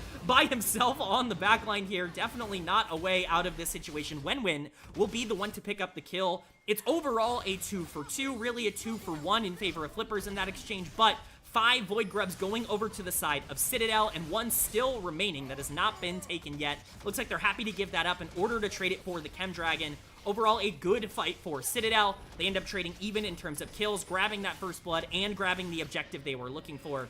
Certainly can't complain about that too much. And you're also looking at a 1k gold lead now for Citadel. Again, a lot of that is in a couple of key areas. So much of that is on the Rumble in the top lane. A lot of that is now on the Vi in the jungle. I do think Instinct is now in a really good spot in terms of the Ashe. Trevor, once again, unfortunately picking up that first blood gold, but, you know, worse things could happen. The fact that you got the first blood, I think, is overall a positive in the end. Looks like the top tower will be a bit of a target here. Lancelot, Link, Wenwin, and PBS are all going to be sticking around. Bradley going to continue to try and trade with AHJ in the mid lane. These plates will continue to be taken, though, on the top side of the map. Instinct happy to clear the wave, though, and like we said, he's gotten much stronger after that fight. Is in a pretty decent position now. Up about 10 CS, does have a kill to his name. And it looks like they will win the race. Citadel, that is, will win the race for first tower. On the bot side of the map, it will be Philip and Armeo taking that down. It will be first turret going over to the side of Citadel, which just puts them in a fantastic spot. Moving forward, that 1k gold lead has already grown into a 2k gold lead. Lancelot Link could potentially be a little bit overextended here, but that actually could be Citadel. Wenwin looking to try to make a play. The Galio ult will come down. It will only knock up Trevor. Instinct is not going to be in there. Wenwin getting low. Instinct is going to pick up the kill, and they will pick up the Feats of Warfare. Can Lancelot Link turn this around? Bradley and PBS have made their way to the top side. The Leona ult will drop. Bradley going to get stunned, but he will just dash over the wall. It looks like a free escape coming in from Citadel. That is a kill. That is the Feats of Warfare. I was going to say that's everything, but Bradley going back in, able to hit the shuffle over the top onto PBS. Are they going to have enough damage to burst down the Leona, though? It doesn't look like they're going to be able to. The Jax will be able to make it out of that exchange. The Galio will be able to make it out of that exchange, I should say. The Jax ends up falling early on, but it is a 1-for-0 in favor of Citadel. And it's all of these skirmishes, these mid-game skirmishes where Citadel has consistently been able to find a lot of their advantages and find a lot of their success over the course of this tournament. They're so good at a lot of these messier fights. And I think with this team comp in particular, they can definitely look forward to some potential big exchanges in the later half of the game. And potentially those could be going in their favor as well. We do see a trade on the top side, though. AHJ Looking for Bradley. Bradley taking a lot of damage in that exchange. Again, this is the part of the game where it feels like Taliyah should have more priority than something like Azir, unless you're just playing straight up front to back. But Bradley doing a great job to keep himself getting involved around the map. Keep himself active. If you're everywhere you need to be, it's not too bad that he's got a gigantic gold lead on you. Worth noting, you know, we talked about it in game 1 and we talked about it all last weekend, but Bradley very rarely got gold deficits in any of the games that he was playing. And this is a gold deficit. Like, this is definitely not what you were expecting in this matchup. Do you see the Ash Arrow coming up to the top side? It will interrupt the back from the Taliyah. Philip, though, could be caught out by himself. He is going to flash over the wall. Doesn't look like there will be any chase. It's just a flash burned onto the top laner of Citadel, but he is up so much gold at this point over the Galio. He can't really complain too much. Instinct going to be shadowing towards the side of his more engage and peel-oriented players with Trevor and Armeo covering him there. But once again, it's a good game state for Citadel, and when you're talking about a good game state for Citadel in this draft in particular, again, I think their ease of execution, the later this game goes, ends up being positive. I do think that Flippers needed to be able to come into this game and look for something, but they are going to look for an aggressive move here. It will be Lancelot Link teleporting onto the top side, and in fact, it's 4 members trying to collapse onto Bradley and Trevor. Armeo is here as well.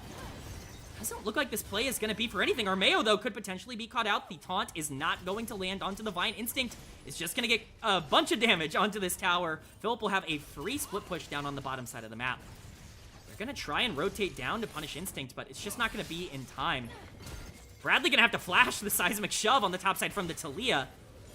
A little bit over-eager there with PBS still in the area, but he is going to be able to get out. You would rather him burn the flash than die in that situation. Now it's time for Philip to see if he can be collapsed upon. They're just going from lane to lane, seeing who they can pick off. The Galio ult will come down. Wenwen will be able to stun Philip. He will drop. He drops the ultimate just in case.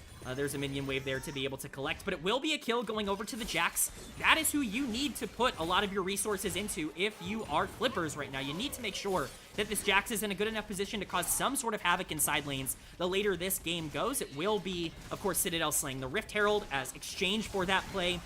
Bradley gonna get stunned up, but doesn't seem too pressed by PBS here. Let's have the rest of the team here. The Shurima Shuffle is going to come out. Bradley going to get low. He's going to dash out. Do they have enough to be able to chase him down? The Ignite is going to tick. He will survive the Ignite procs. The Q is going to come in. He won't be able to dodge out. It will be a kill picked up for the tower. And another tower picked up on the bot side here for both AHJ and Wenwen. So honestly, really not a bad trade at all for Flippers in that exchange. Definitely not something you're frustrated about. We do see a teleport coming into the bot lane now. It really is turning into a Citadel game with the amount of action that we are seeing. Taliyah gonna try to make her way out, try to protect Wenwen as much as she can in this exchange, but the Jax doesn't have any way to escape here. Philip will pick up the kill onto the Rumble, only exacerbating that lead that he's been able to generate. And we might finally get a small break in action after it feels like we've just gotten play after play. Dragon is spawning. Tower will fall on the top side in favor of Flippers. Philip potentially looking at the Taliyah here at AHJ, who's going to have to flash. No chase down coming in from Philip. Understands that he doesn't have the damage, but Philip making up for Bradley being down CS, though. Yeah, definitely. Philip has been really excellent throughout this game and throughout this series so far. Has made a gigantic impact for Citadel overall. And it will be him that is, you know, shadowing here and contesting, making sure Armeo can have as easy of a time taking this dragon as possible. It will only be second Drake. It's not quite the same kind of pressure that they had on Dragons as in game number 1 with that 23-minute soul, but still a pretty good situation for Citadel to be in. Up about 3k gold at 18 minutes with the comp that I believe scales better. Definitely have seen worse late games.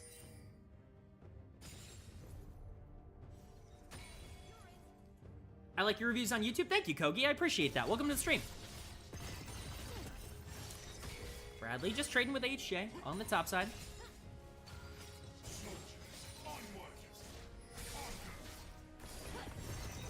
Bradley could potentially be alone here. The Leona ultimate is going to hit. The stun's going to come out. He's going to try and push him away with the ultimate and going to try to dash out again. Is he going to have yet another escape? He is. They just can't lock down this Azir. Trevor going to make his way up, but nothing to find here. Again, a lot of resources burned on trying to get Bradley down, and they just cannot succeed. The Taliyah ult is going to come out to try and seal the deal. A lot of damage coming out from the Azir, but it is going to be enough. HJ picking up the kill onto Bradley, but could be a 1-for-1 trade, as now we see a Taliyah behind enemy lines. The stun's gonna come in. The shutdown is gonna go over to Trevor. It will be a 1-for-1 exchange, but Bradley is definitely in a much worse spot than maybe you would have wanted here. Mayo potentially caught out, but it actually might be Wenwen who's in a bad spot here. The Varus ultimate is going to hit the Ashe, but the cleanse comes out immediately. PVS is gonna step up, but Instinct is going to dodge the stun there, or the dash in, I should say. We do see Lancelot Link making his way down, though, and Armeo's getting dangerously low. The ult will be dropped by Philip. The Galio gonna try and disengage. Instinct is on a killing spree, taking down PVS in this fight. The stun's gonna come up, but the Galio is now out of position. It's a shutdown going over to Instinct. It's a double kill for the Ashe, and a play that looked like it could have been a nice pickoff for Flippers is a disaster for them. It's a masterclass coming out from Citadel, and it's a really nice fight. This gold lead continues to expand for Citadel. Instinct now sitting at 4-0-0 on the Ashe. This is the second game in a row that he's been accelerated very quickly. Last game on the Callista, this game on the Ashe, and it will be Otacon that is the prize for that team fight win. Do I stream often? What times am I going to stream First Stand or only NACL? I can't stream First Stand. I am not an official co-streamer for First Stand. But I am an official co-streamer for the OQs, so we will be streaming the OQs the rest of the month, or this weekend, next weekend, on this channel. So definitely stick around if you're interested in that. But we could actually see a contest here. Lancelot Link is going to be making the teleport in. Otacon will be secured by Citadel. The damage is coming out, though. They are all grouped up, and that seismic shove is going to land. Unluckily for Flippers, though, it's Guardian Angels that they will find, because the Otacon had already been taken. As much as they wanted to try and get something out of that exchange, all that they will be burning is the Otacon bonus. It's a ton of free gold, a ton of free resources going over to Citadel for basically nothing. Otacon continues to be an extremely prized objective in the game, even when it feels like you are collapsing on a team overextending for a potential objective. You are never punished in this meta. Very, very funny. Great fight there by Flippers, but I think Citadel understood that there was no way out of that situation. They were willing to commit to secure the Otacon, and they got exactly what they were looking for. It's an absolute travesty. Yeah, that fight was a nightmare for Flippers, that first fight. HJ potentially going to be engaged upon here. Philip does drop the ultimate, but Taliyah does have ways to be able to get out of this. Philip landing everything so far, does end up finally missing an E, but that damage is coming down. The shield will come in from Taliyah, but Philip's just going to try and walk down HJ in terms of this exchange. We'll eventually get shoved out of there, but Philip is very accelerated on this Rumble. We've talked about it all game long. He's been in such a dominant position for Citadel. He was excellent in game number 1 on the Gnar. He's been even better in game number 2 on the Rumble. A gigantic gold lead on the top side of the map for him. Really, trying to take advantage of this Galio pick coming in from Flippers, and it's going to be difficult to take down this Rumble. The Rift Herald will get dropped onto the top side. We'll see if it ends up charging into the inhibitor tower. That's definitely the goal here. Instinct prepared to try and push out the wave. Philip will jump in to try and evade a lot of this pressure, but it could be a very dangerous situation. He's going to try and drift it over to the mid lane, and he will successfully do so. It will knock him out, and the ult will come out and miss from Flower Prince on this Varus. Philip going to be able to charge into the tower, make his way out for free. And something that looks like it could be a little bit of a scary disaster for Philip ends up being a gigantically positive play once again for Citadel Gaming. Continue to just put the pressure on. Bradley is here. He's going to look for a shuffle, but it's going to be the flash out from Flower Prince. Bradley going to continue. He's going to flash in. PBS definitely going to die on the front end of this fight, but will they be able to get more? Instinct is going to go unstoppable, picking up the kill here. Fortunately for Flower Prince, he had to flash out early. His health bar got way too low. They could be looking at Trevor here under tower. Lancelot Link, not as tanky as maybe you would expect in this circumstance, is a very killable on the Galio. Are Sion, Maokai, Gragas similar to each other in playstyle to Ornn? I think in ways, yes. I would say they all have their individual differences. Ornn is definitely for, like, if you're talking Maokai top lane is definitely the most of those like Ornn, because it's AFK, ignore laning phase. Hold on, I'll answer that question in a second. Ash Arrow is going to land on HJ on the top side. He's going to get stunned forever under turret, but the damage is not quite there. Wenwen going to be the first one to drop. Philip is behind the Taliyah, but she can just ult out to safety. We see Armeo, though, now going in on Flower Prince. Remember, no flash for this Varus. We see another exchange between Instinct and the support on the back end. Armeo going to be able to pick up the kill. Taliyah will fall to Instinct in that exchange, and Instinct's going to pick up a double kill, basically a 1v2 here. picking up the kill onto Leona. Lancelot Link gonna flash over the wall, gonna attempt to try and get onto the Ashe, but just isn't going to have the time or the pressure. The cleanse is gonna come out. Lancelot Link will drop. It's the ace for Citadel Gaming, and that could be your lot here. We've got some death timers, some pretty long ones, about 35 seconds on Lancelot Link. It does feel like they're gonna push in, grab these inhibitors. I would imagine that they back out after this, but still a fantastic fight here for Citadel Gaming, and this game has gone from being playable for Flippers to being broken wide open for Red Side. Instinct smurfing the whole early mid-game, 2 games in a row. He has been phenomenal across this series. Him and Philip, I think, have really stood out as superstar players. Everything we could have expected. But to answer that question, Maokai is definitely the most similar to Ornn, because both of them want to AFK laning phase and play for team fights. I think Ornn's a little bit more direct in that front because his ult is much more, easy to execute, I would say, in team fights at, lower elos for solo queue and things like that. Gragas is much more of an all-arounder. He just kind of does a little bit of everything. Think something like Gnar more than something like Ornn.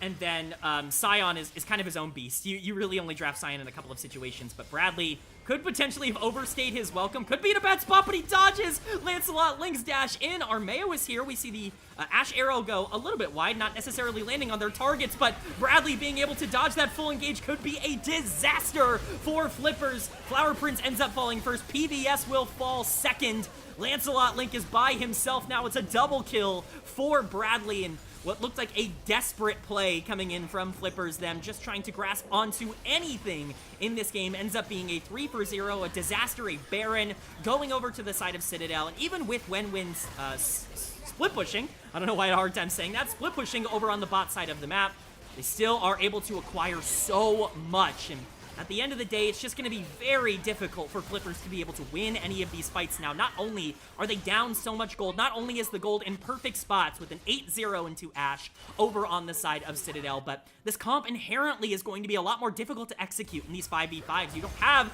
as many ways to get in. Trevor with the flash over the wall. HJ is going to get stunned up. The barrier, the Ignite's going to get dropped. The shield coming out. Archangel's, not barrier, I should say, ends up getting popped, but still, this is a rough situation for Flippers to be in right now. Trevor just playing so aggro, just pushes the Jax out of the way, starting to emote spam, and this could be the game-ending push. We see Bradley on the bot side of the map, trying to shove in the bot wave. Wenwen could be a little bit over-eager here, getting pushed in, but he's actually getting a lot of damage down. He's surviving a lot longer than you would expect. Instinct goes low, and he's going to be the first one to drop. It's the shutdown. Going over to the Jax, and it's Flower Prince who picks up a kill. It's a 3-for-0 in favor of Flippers. It did not feel like that was going to be possible for Flippers, but once again, Citadel Gaming kind of having their kryptonite come back to bite them. They're so adept at being able to generate these large leads, but there seems to be this switch that ends up flipping at around 23 minutes, 25 minutes in these games where some of these team fights just become a little bit sloppier for them. It took so long to be able to take down Wenwen. Perhaps a little bit of an over-eager engage there from Trevor to push the Jax in the middle of your own enemy team into your Ashe, but still not out of control for Citadel. Just definitely a nice fight for Flippers, and it's definitely the start of what they needed to be able to try and save the game. Picking Sion in the right situation could use AFK farm play style and play for team fights. Also, Malphite could be similar given the right situations. Yeah, no, I think Sion just wants to, he wants to play more, like, I would compare Sion more to, like, a split pusher than I would to, like a late game tank, but Bradley continuing to push on the bot side here. Nobody on his team around, but the teleports are coming in. Galio will go on top of his Leona to try and combo in. Bradley stunned under tower. He's going to continuously get rooted here by the Varus. He gets super low. The shutdown will come in and go over to the side of Wenwen. Citadel is going to try to collapse, but once again, they're just way too overextended. They get picked off. Bradley hoping and praying that his team can get there in time, that he can survive, but he's been picked off quite a few times in the back half of this game on the Azir, and it's another 2-for-0 over in favor of Flippers. Again, just these mistakes coming in the late game from Citadel Gaming. We saw so much of this in their series, not only against the Friendly Fellas, but against Oakland as well, early on day number 1. This is sad to watch. You know, the game is certainly not over. Things have opened up more for Flippers than ever before. This is Dragon Soul. The Talia ult will come out to try and block them entry. They're going to try to burst this dragon down.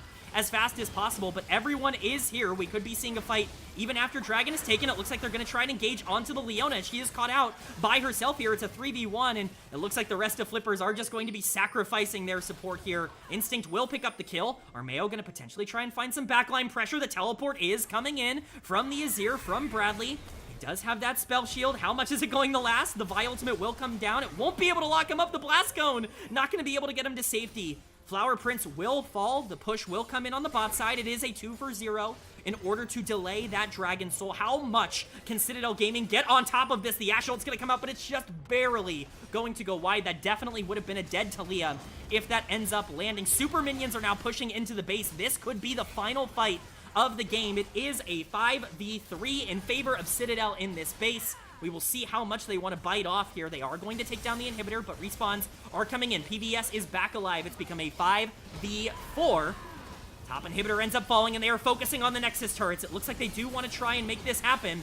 10 seconds on Flower Prince. In terms of the respawn timers, the taunt is going to come out. The shove is going to come in on Armeo, who's going to get bursted down so quickly. The turret will fall. PBS getting very low. Bradley doing so much damage on the backhand. HJ getting absolutely destroyed by the Azir damage. Bradley will sacrifice his life for it, but by that point, it feels like this team fight is out of control. Instinct should be able to clean up. He has to cleanse, but he does have enough to be able to win it just barely. Armeo going to be focusing on Flower Prince. Instinct will pick up the final kill. They'll pick up the ace. And it might not be the cleanest game of all time, but Citadel Gaming will pick up game number 2 in this series. They will win the series 2-0, and they will be moving on to round number 4. Whew! That one made me sweat, man. That one made me sweat.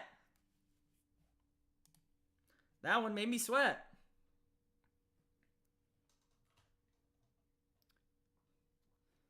Whew, that was a crazy one.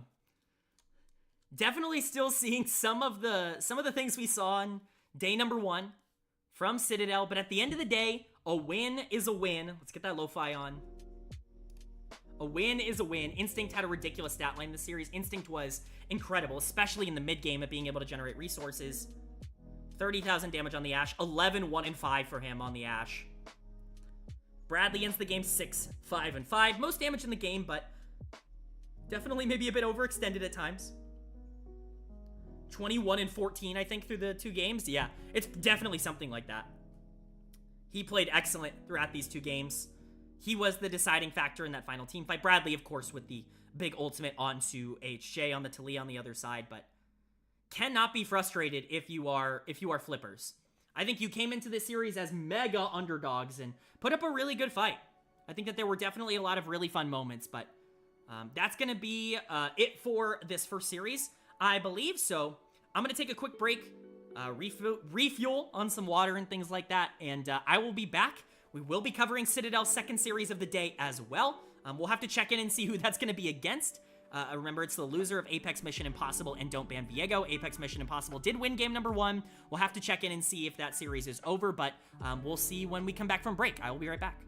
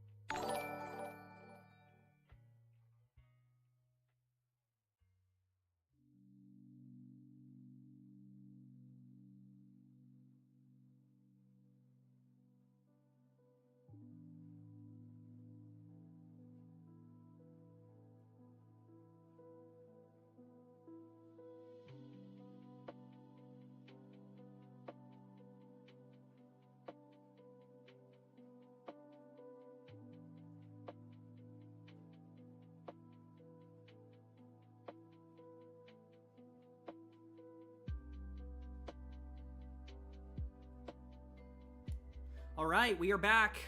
We are back. Win-win. Thank you for the follow. GG's to you. You guys played great, especially at the end of that game number 2. Things were getting real hot. Things were getting real tough. So really, really great series from you guys. Definitely nothing to be ashamed of. You guys played excellent.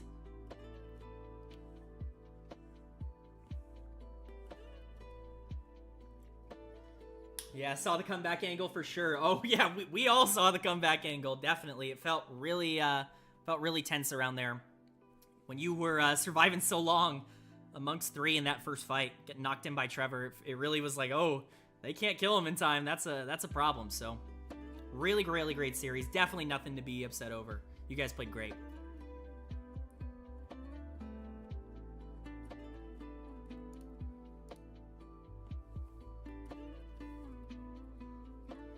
Right, but we will be getting into our second series. I'm looking around. It looks like Apex Mission Impossible versus Don't Ban Viego is over, and it does look like Apex Mission Impossible has won 2-0. Armeo is a great jungler. He's a great resource when I'm looking at certain builds and setups in solo queue. Not ashamed at all to dropping to him. Armeo and XI, not bad junglers. Completely agree. Both of them are excellent. Armeo was really good in that series. He had a psychopathic game number 1 on the Volley Bear. really great stuff. Citadel was definitely on their game today, especially in that game 1. But let's go ahead and let's check out Don't Ban Viego, because it looks like it will be Citadel taking on Don't Ban Viego here in in series number 2.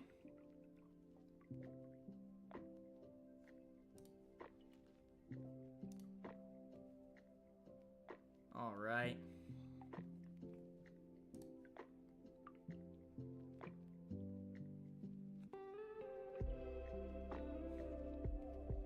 We are just checking out the bracket. We can check out the op.gg's as well for Don't Ban Viego. Does say 1-0 on FF2O'd YBN. They might go on a run. The fellas are good. Like, we saw that again. I think what we're learning is that Citadel is a really good team. The fellas are just also a really good team. It's definitely not... You should not be ashamed of losing to the friendly fellas.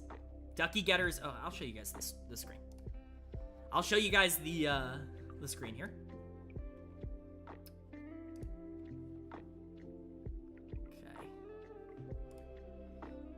So Near Report 2-0'd UCI.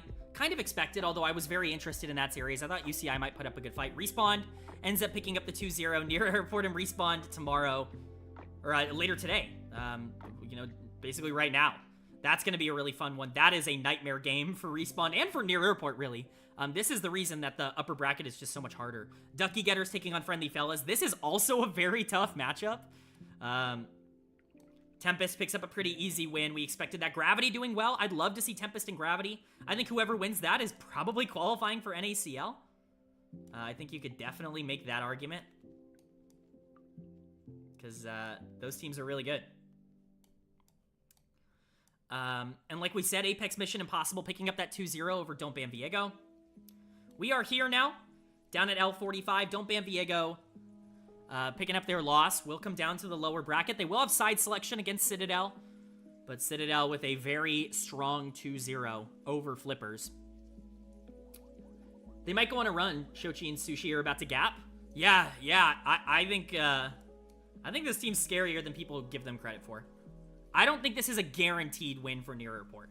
I definitely think they should go in as favorites with how they've played so far. I've actually been like shockingly impressed with how good Near Airport has been at this tournament. I don't want to say I expected them to be bad, but like it had been a little while since some of them played pro. And I was curious just how that would click. I wasn't as worried about, everybody on that team, but they have definitely impressed me. I think they were better than I thought they were going to be, which is a great sign. It's a great sign. It's exactly what you want to say.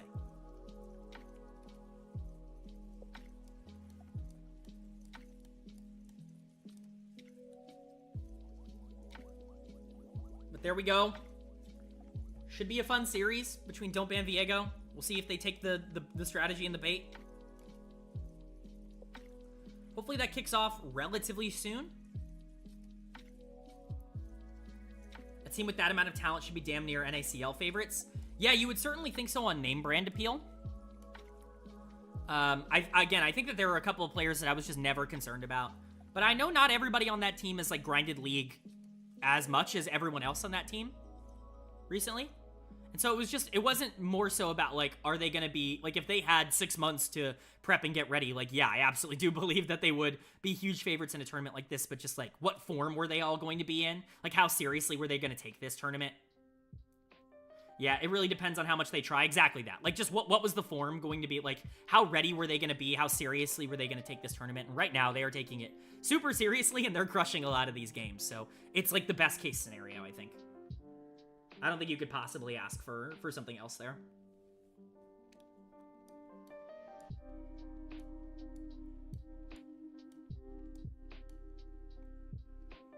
But I'm definitely excited to see those. I'm excited for this series.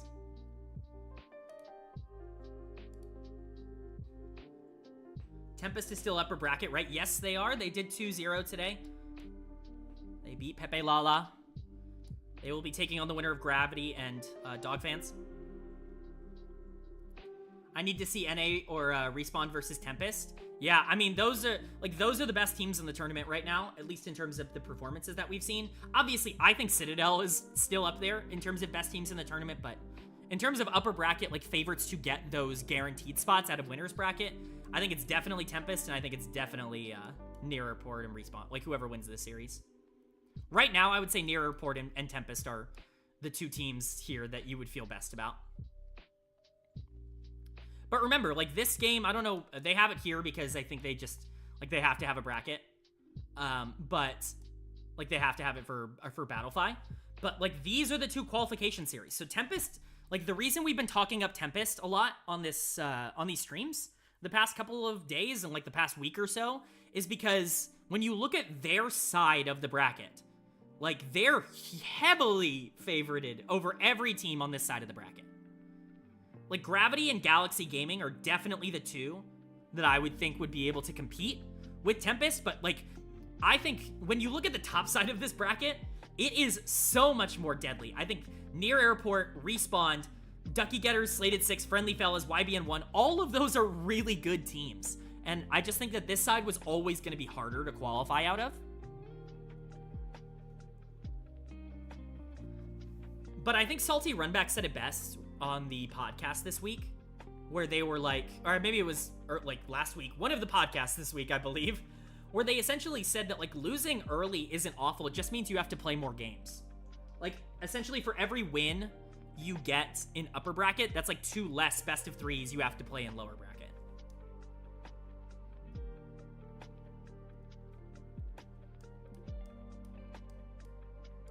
Which I think is a good way to put it. A good way to think about it as well. But let's talk about Don't Ban Viego. I wish I could see, like, the, like, scores, you know? Like, I wish I could see the games. I'm gonna switch to the BRB screen and keep talking, but I'm gonna see if it's in the Discord. If I could see, like, the scoreboards for this. Or if it's on, like, the Aegis. Doesn't look like it.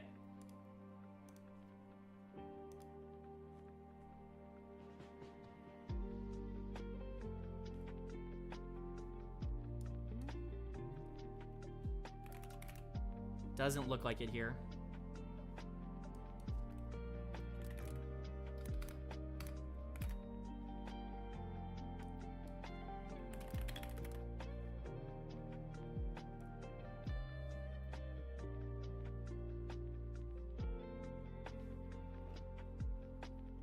Alright. Okay.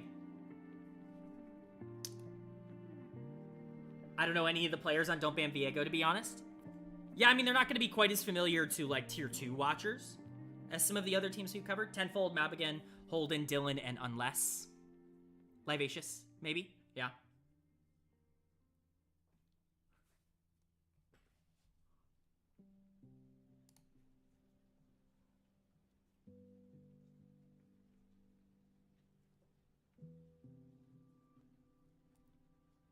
Yeah, it's going to be interesting to see where the priority bans end up going. I think that there are a couple of picks that I would be looking out for. But I don't ban Viego. Mabigan doesn't have 158 games of it in solo queue. It just doesn't happen, man. I assume Citadel will ban Viego. No, man, like, what do you got to worry about? What do you got to worry about here? There's nothing to worry about. There's nothing to worry about. There is nothing to worry about. Absolutely nothing to worry about amongst this. Don't ban Viego. It's not worth it. It's fine, man. It's fine.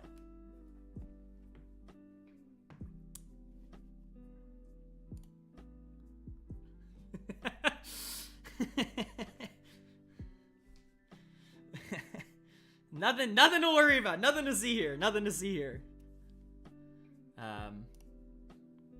But yeah, I think, I mean, they would have been favorites against both of these teams. I don't know why it threw me out here. They would have been favorites against, Citadel would have been favorites against both of these teams. I'm excited to watch the tape from this. Unfortunately, I don't get to watch it before this series, but we're just waiting on everybody to get going. It shouldn't be too long.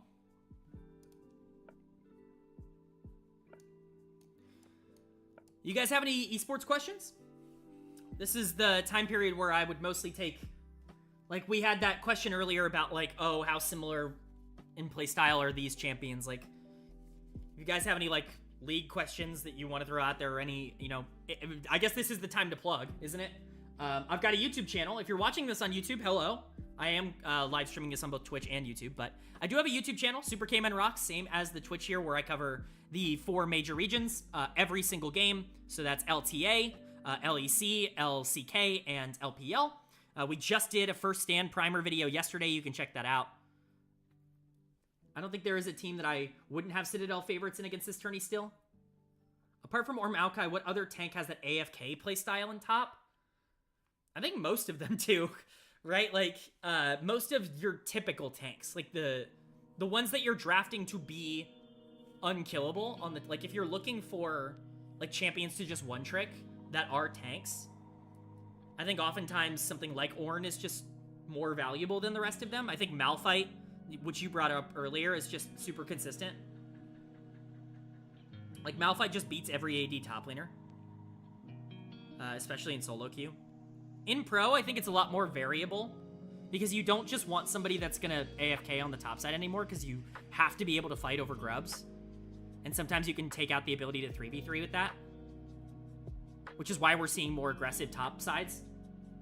And it's why we're seeing, like, more all-around top laners get picked more often. Things like Gnar are rising in popularity a lot because they can be tanks, they can be frontliners, they have really good engage in the back half of games, but there's plenty of pressure for Gnar to be able to contest objectives.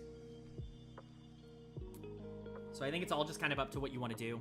I think one-tricking tanks is fine in solo queue. I don't really have any huge issue with that. But Ornn and Malphite would definitely be my 2 recommendations. I think they're probably the easiest to climb with.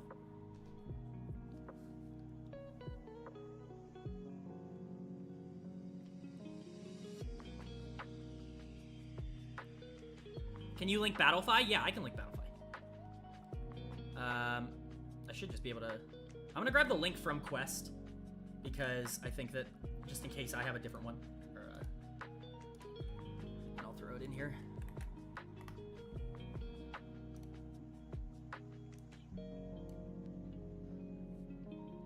Most of them play... I want to focus on tanks. Most of them play weak side and team fight. Yeah, I mean, if that's the style that you want to play, I think that's fine.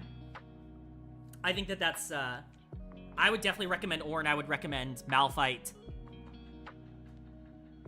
I mean, Sion's a great champion to climb with, but Sion takes a little bit more precision at higher levels, I would say, than those other champions do. Which I know is kind of funny to say. SK might have had my least favorite between split changes ever. I mean, if you follow my Twitter, you know my thoughts on this. I've been tweeting about a lot of the LEC roster changes.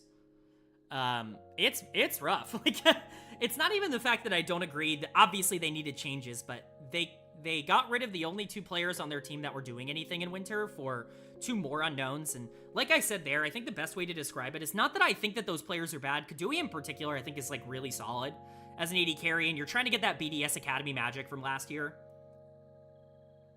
But like, I don't know. It really is just like a throw everything at the wall and hope it sticks. If it's Kadui and Loopy as a bot lane, I am terrified because Loopy was awful.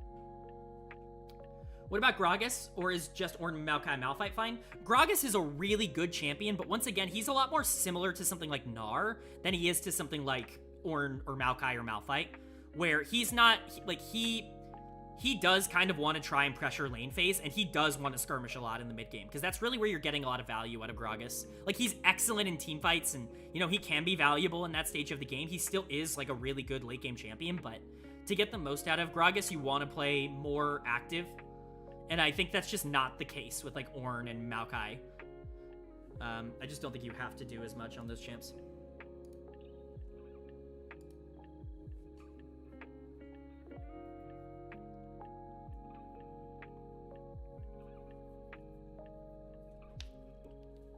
If Loopy isn't changed, I don't understand why Rahel was changed.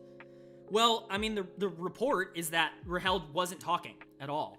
Like, he had no communication in-game. And if that's the case, like, whatever, but, like, was that a problem last year when he was doing well? Like, is it just because the team is bad now? It's just very strange to me. I was inspired by 369 when he played in JDG. Yeah, 369 JDG was definitely that premier weak side top lane. He was really excellent in that role. I don't know if that's gonna... I think tanks are a really good way to climb, but I think it's mostly because people make a lot of mistakes in solo queue. And I think tanks are the most forgiving, not only of your own mistakes, but are the best at taking advantage of others' mistakes with all their CC. Because that's really what it is. Like, tanks are valuable because they are CC bots. And because they are good at absorbing CC. I would have loved Kadui on Rogue instead of the man who shall not be named. Is that how we're, is that what we're doing to my boy now? I get it. I get it. They are not as mechanically demanding, but they can improve your macro. I think that's the case for a lot of champions in the game.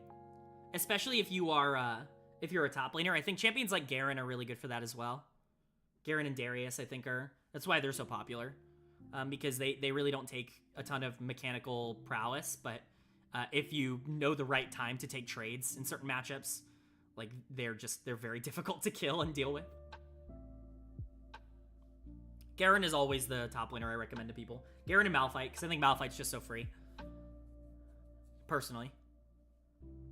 So many people blind pick, like, Camille, Darius, Jace, top lane, that I just feel like Malphite is just the best champion one trick.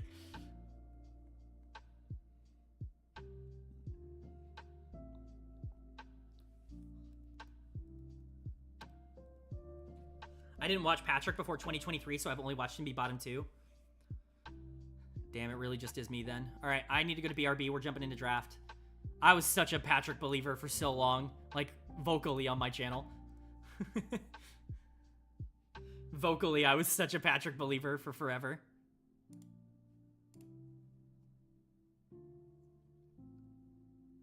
All right, I should be able to show screen here. Well, we haven't started draft yet. I'll show it when we start draft. I watched your old LEC vids, Lamel, I know. Yeah, I was a real Patrick believer, man. But honestly, like, Patrick is a really great case of a player that has really shaped how I view the AD carry position. Like, I think my ability to evaluate AD carries on the channel has gotten better because of my thought process on Patrick and, like, how I've watched him. Like, I think it's just changed what I value and prioritize in the role itself. And it's why I'm significantly more accurate when it comes to AD carries now than I was in, like, 2021 or 2022.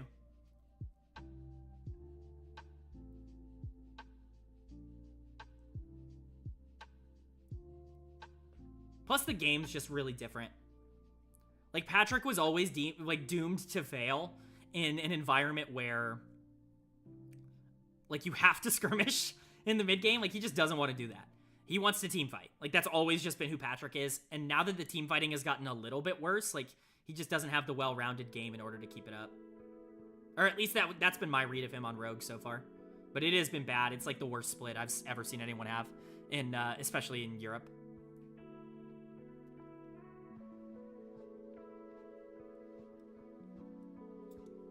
But draft should be kicking off shortly.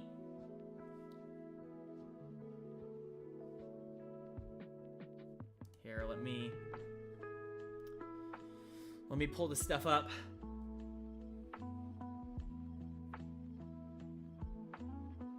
Let me pull this stuff up.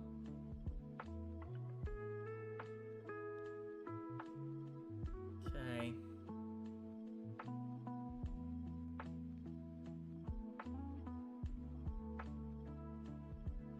One second, guys.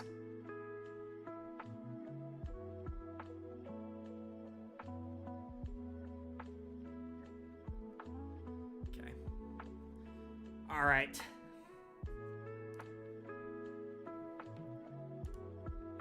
They're still studying for draft. Should be starting sometime soon. Not my type of ADC. My fave ADCs to watch are like Jackie Love and Paddock, who do not even play close to Patrick. Yeah, I mean, it's hard not to enjoy their games. I mean, I'll say this about Jackie Love. I said this in my video yesterday on First Stand. Like, I think he is still partially getting the rep of Jackie Love a couple of years ago. I think he's better now than he was in 2022 or 2023. I think this is like, maybe not 2023. He was unbelievably good in 2023. But like pre-2022 or 2021, Jackie Love, I think does deserve the reputation of being a player that will throw away game states to try to make hero plays. And, you know, sometimes they work and he trades 2 for 1 and it's super worth it because his team can clean up the fight. Like, that's what he was for Invictus when they won Worlds. But I think like 2023 onwards, especially 2023 summer onwards, like he's actually just been one of the most well-rounded AD carries in the world. Like he's just really good. Like there's not a complaint about Jackie Love to me.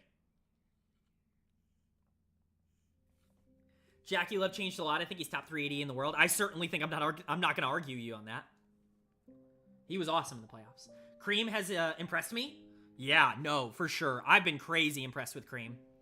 And I'm so proud to say that. Like, I try not to take victory laps on the channel, but Cream really was, like, the first channel darling back in, like, 2022 when he was, I think, like, 1 year in onto OMG.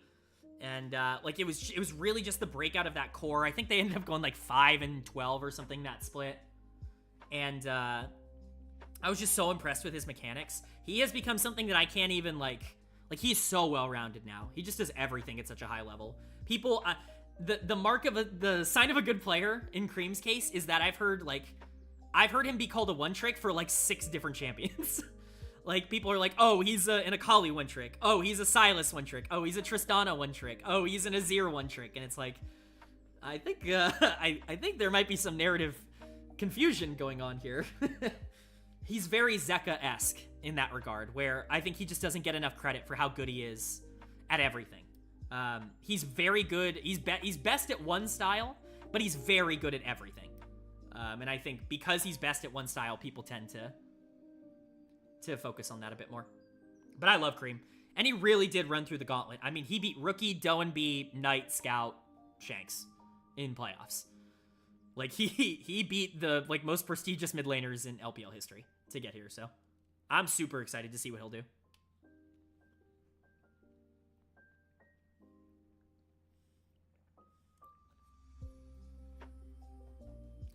Should hopefully be kicking off soon, unless I have the wrong draft link. I'll try and open it again, just in case. Nope, I had the right one the whole time. We have yet to kick off draft. We're in no rush. Still best of 3s.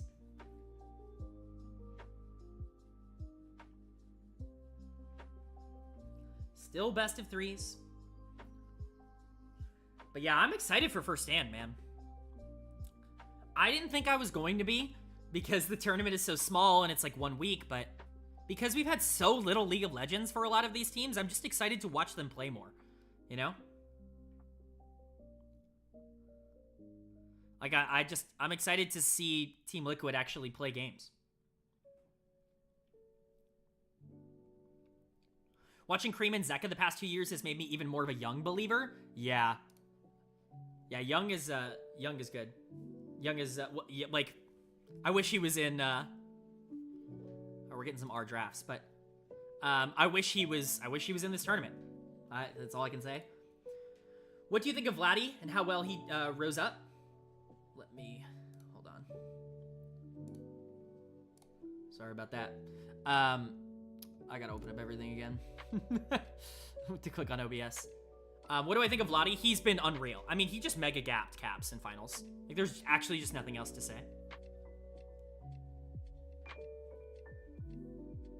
There's, like, actually just nothing else to say. He is the most consistent mid laner in the LEC. If you want, like, a big breakdown of Vladdy, go check out my first stand preview video from yesterday. Because I go into all the teams and all the players, like, in depth, but... basically what I said there is, like, I've never seen a player whose lows are as high as Vladdy's. Like, he just doesn't have bad games. Like, even when his team is getting absolutely crushed, he just, like, never loses. It's actually absurd. He's crazy good.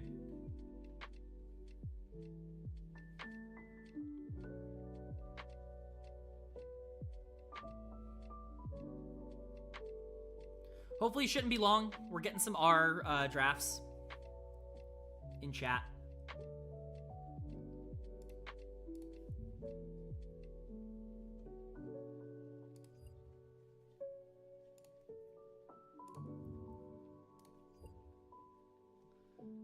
I had Vladdy as my 4th best mid for LEC coming into the year, and that was somehow still too low.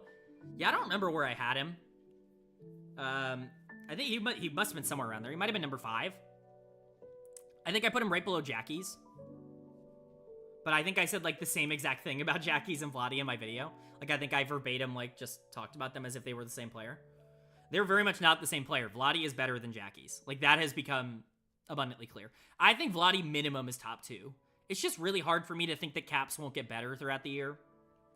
Like, no spoilers for the LEC primer coming in spring, but, like, it's just really hard for me to believe that Caps is going to be, like, washed, you know? Yours was Caps, Jojo, Jackie's, Vladdy, Humanoid, Nuke. I think mine was Caps, Jojo, Humanoid, Nuke, Jackie's, Vladdy. So that would put him at 6. Which I think going into the year made sense. Lower on Huma than most. Hey, trust me, I get you there.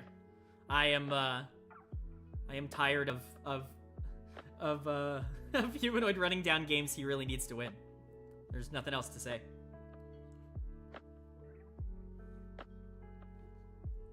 I would have Nuke 3 or 4. Now, Nuke has actually just gotten better every single game. Like, for his entire career.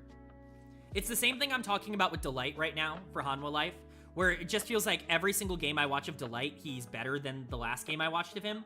Like, he was someone I didn't believe in a ton on Bro. I thought he was good on Gen G, but a lot of that felt like the system. I thought he had a crazy year on Hanwha Life last year, and he's been even better the start of this year. Like, it's just, the upward trajectory has never ended with him. I think Nuke is in, like, a very similar position for me, where it just feels like every single split he's gotten better. Like, and he's still getting better. I think he's playing his best league ever right now. But he also has more responsibility on this BDS team than he ever has before. And that's definitely a part of it. That's definitely a part of it. Hopefully draft kicks off here, and it looks like it will. We're gonna flip over to draft here for game number 1. Oh, I didn't even change the title. I gotta change the title. My bad, guys. Don't ban Viego. Lower round 4.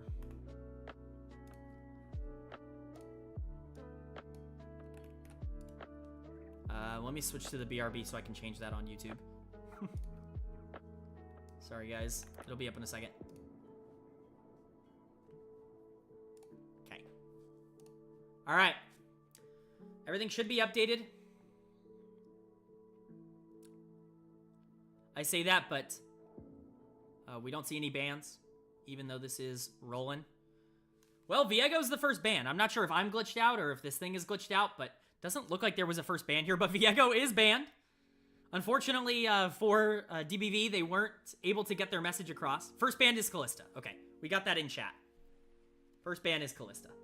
So no Callista for Instinct in this one. Zyra gonna be the second ban here. Ice was disappointing for me. I had him as my best AD in the LEC this year if he can get back to summer. It's just a very different setup. He doesn't have Labrav and Sheo to make things easy like he did last year. Not that I think Sheo is like a ton better than 113. I just think they're very different players.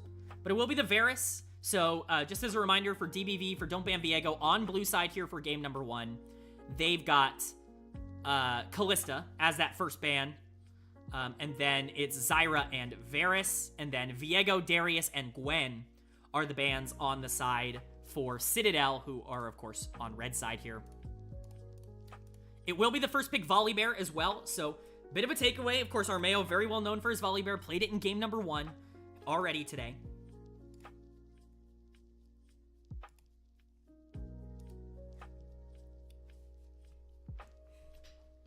Wonder why they banned Viego. Truly a mystery. It will be Ashe taken, though. Instinct has been excellent on that champion throughout this whole tournament. In fact, I think it's really tied a lot of things together for Citadel.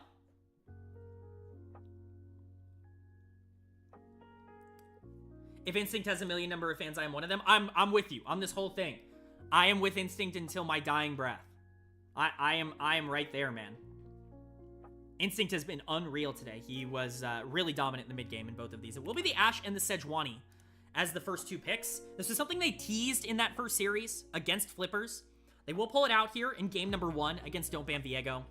Sedge just gives you so much consistent control. I still believe Sedge should be the most consistent jungler in the game, although I think, you know, Skarner, like, definitely there's an argument to be made there. But in terms of all-around pressure, can fit into basically any comp. I'm Team Sejuani. It will be the Corki, taken as the ADC for Don't Ban Viego. I say ADC, this could absolutely go mid lane. This could absolutely go mid lane.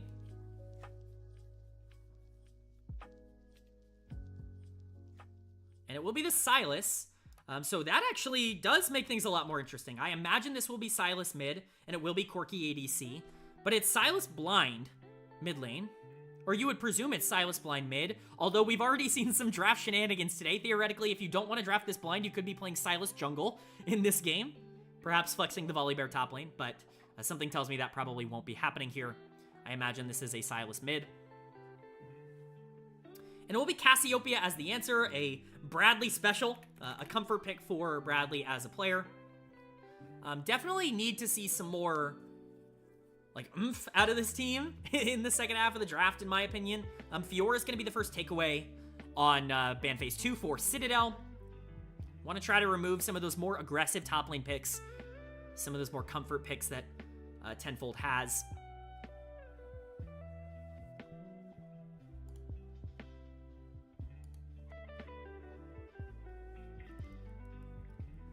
But yeah, I think there's definitely some clear draft strategy going on between these two teams. They've clearly studied each other quite well because they are just kind of pulling picks from each other.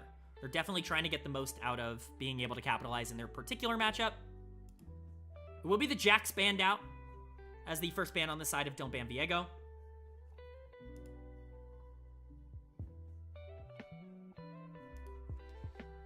We got some chat going on between the two teams, as you like to see. Poppy's going to be that final ban for Citadel here on red side. Again, top lane consistency, support consistency. Just a champion that can fit in multiple different roles. And it will finally be the Jace taken off the board for DBV. So theoretically, you can talk about, what? A lot of top laners banned off here? 6 in total? I didn't have it up on my screen, so I had to try and go from memory. I did not get it from memory.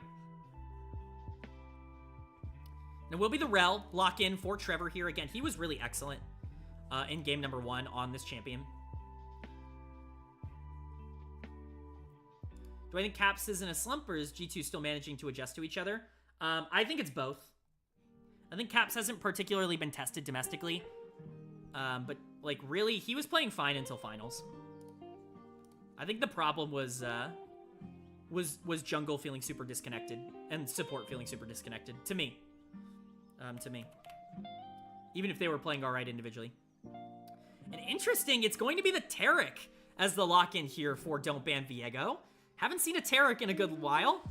Someone's gonna criticize me for the way I pronounce this champion's name, no matter how I pronounce it. Tarek, what do you guys want me to say? What is the stream chosen pronunciation of this champion? Because I get criticism no matter how I pronounce it on the channel. I say Tarek, and it will be Tarek Yasuo as well. Wow, the gauntlet's really been thrown down for game number 1 by Don't Ban Viego with a super aggressive draft. This is interesting, because I think the solo laners are kind of a double flex here, depending on where you want to put the Sylas. Yasuo could definitely play top lane. Looks like it's going to be the Renekton hover. Don't forget, Philip was once a Renekton god in both the NACL and in the LCS back in the day. This hover would be very dangerous for Don't Ban Viego. And it is the lock, as the timer has stopped. That's how I know it's official. The timer has stopped, so of course Citadel's comp on the right, on the red side. We have Don't Ban Viego's comp on the blue side. And I would have to imagine this is going to be Sylas mid, or Sylas top, into the Renekton. Or it could be Yasuo top. Again, it could really be anything. I think Renekton's really good into Sylas. I don't know, man. Renekton's such a big pick here. I feel like Renekton beats both Sylas and Yasuo. But volley support, enjoy it. I'm seeing in chat. Something tells me that's probably not the case. We will see, though. Should be getting into game soon. What am I even looking at?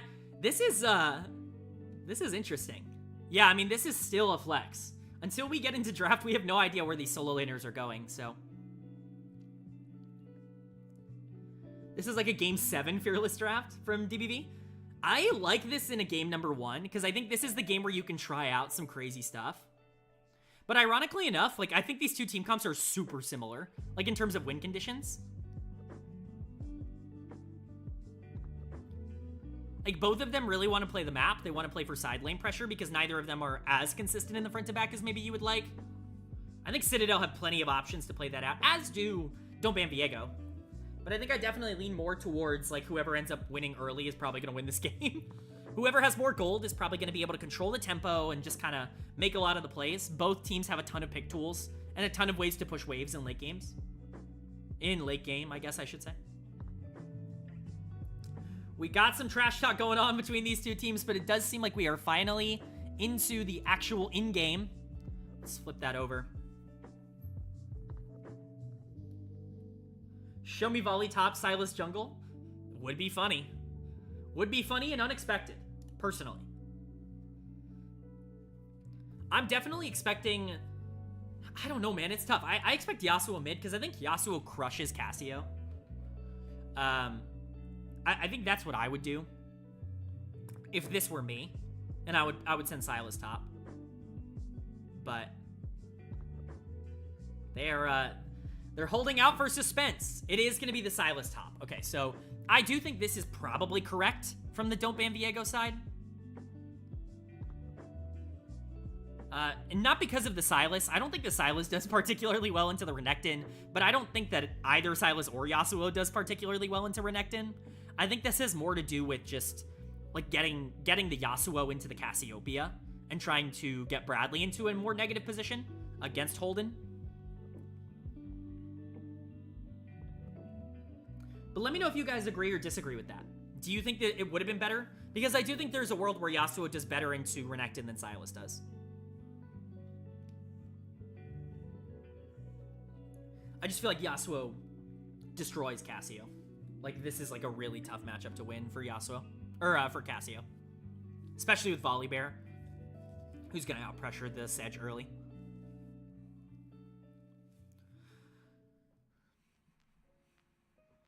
Always curious to hear you guys' thoughts. I didn't even have YouTube chat up. What am I, a fake streamer? No one's talking in YouTube chat. YouTube, where are you today? You were so active the last couple of days.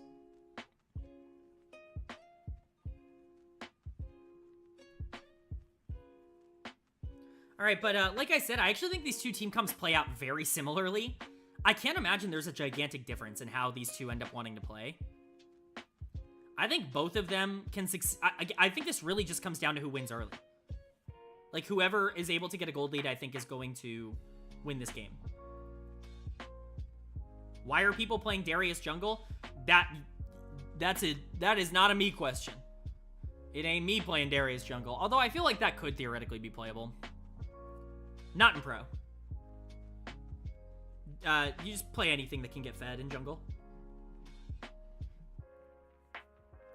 At least in solo queue. All right. We'll have that 3-minute spectator delay coming up in just a second.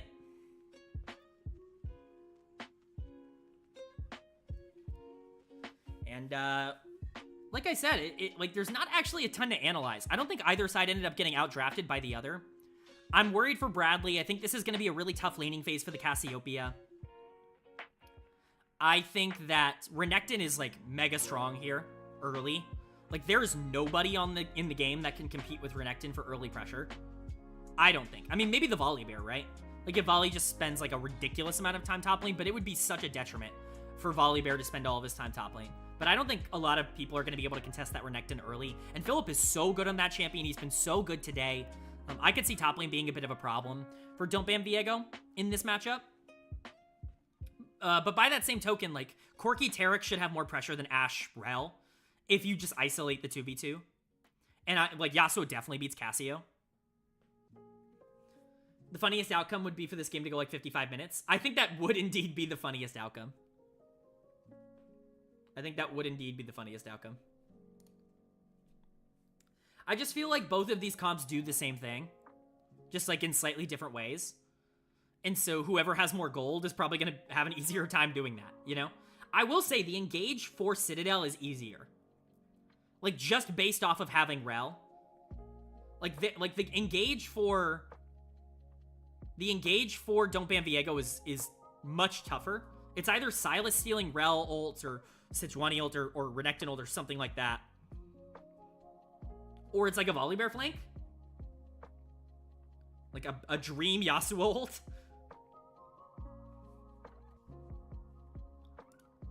I just think Citadel have better champs. I certainly think that is like a possibility. That they just have like the stronger champions.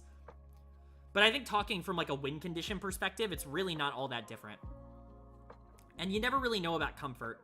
Like, obviously, we know about Citadel's comfort. Both of the solo laners are on the two champions that I maybe associate them with the most.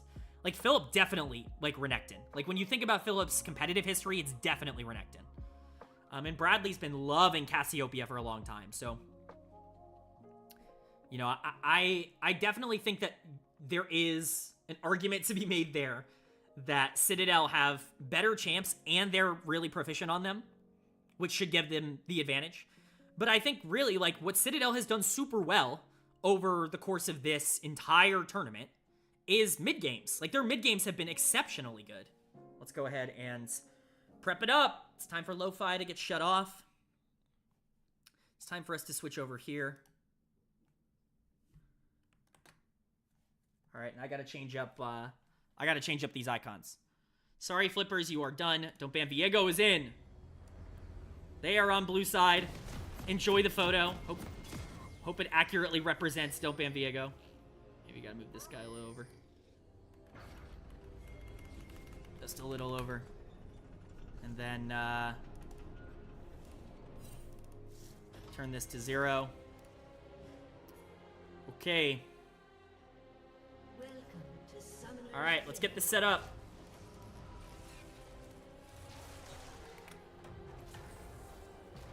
Okay, game number 1. Don't Ban Viego, Citadel Gaming.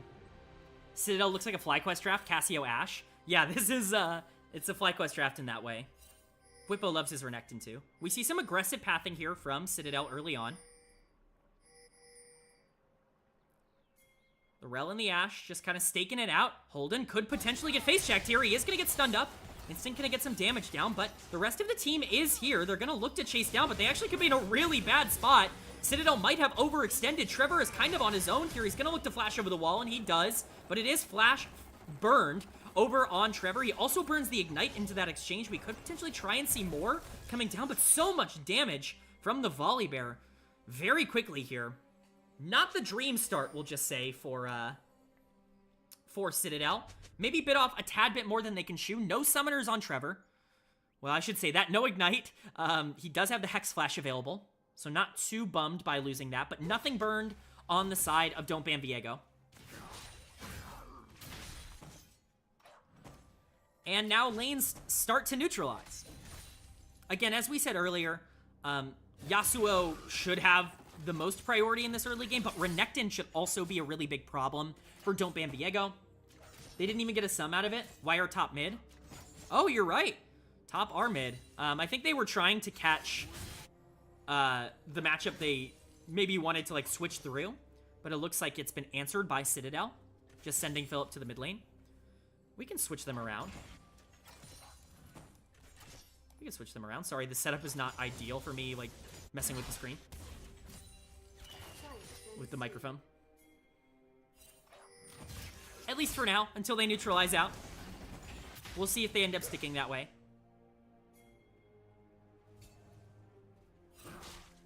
But it will be Bradley taking on Tenfold here.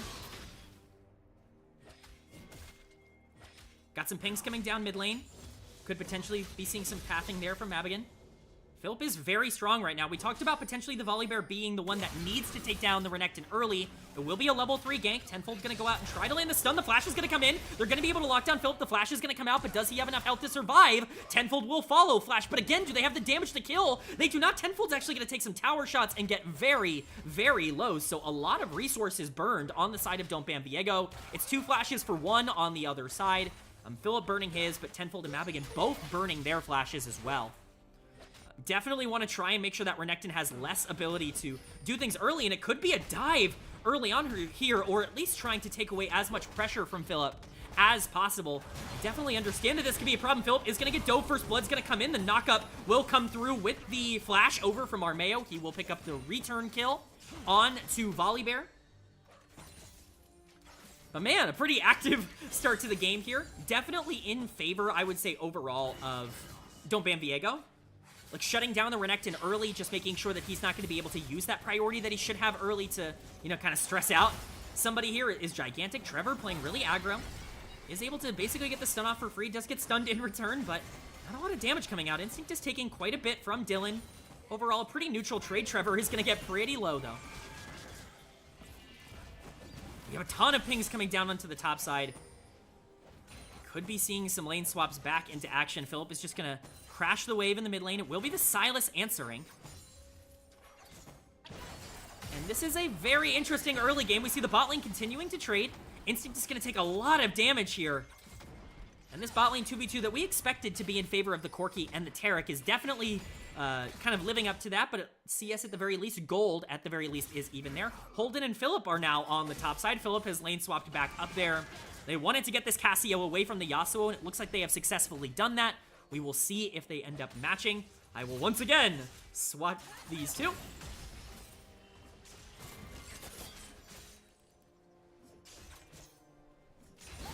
We do see the Sylas pathing up to the top lane. It looks like the Yasuo will be making his way mid.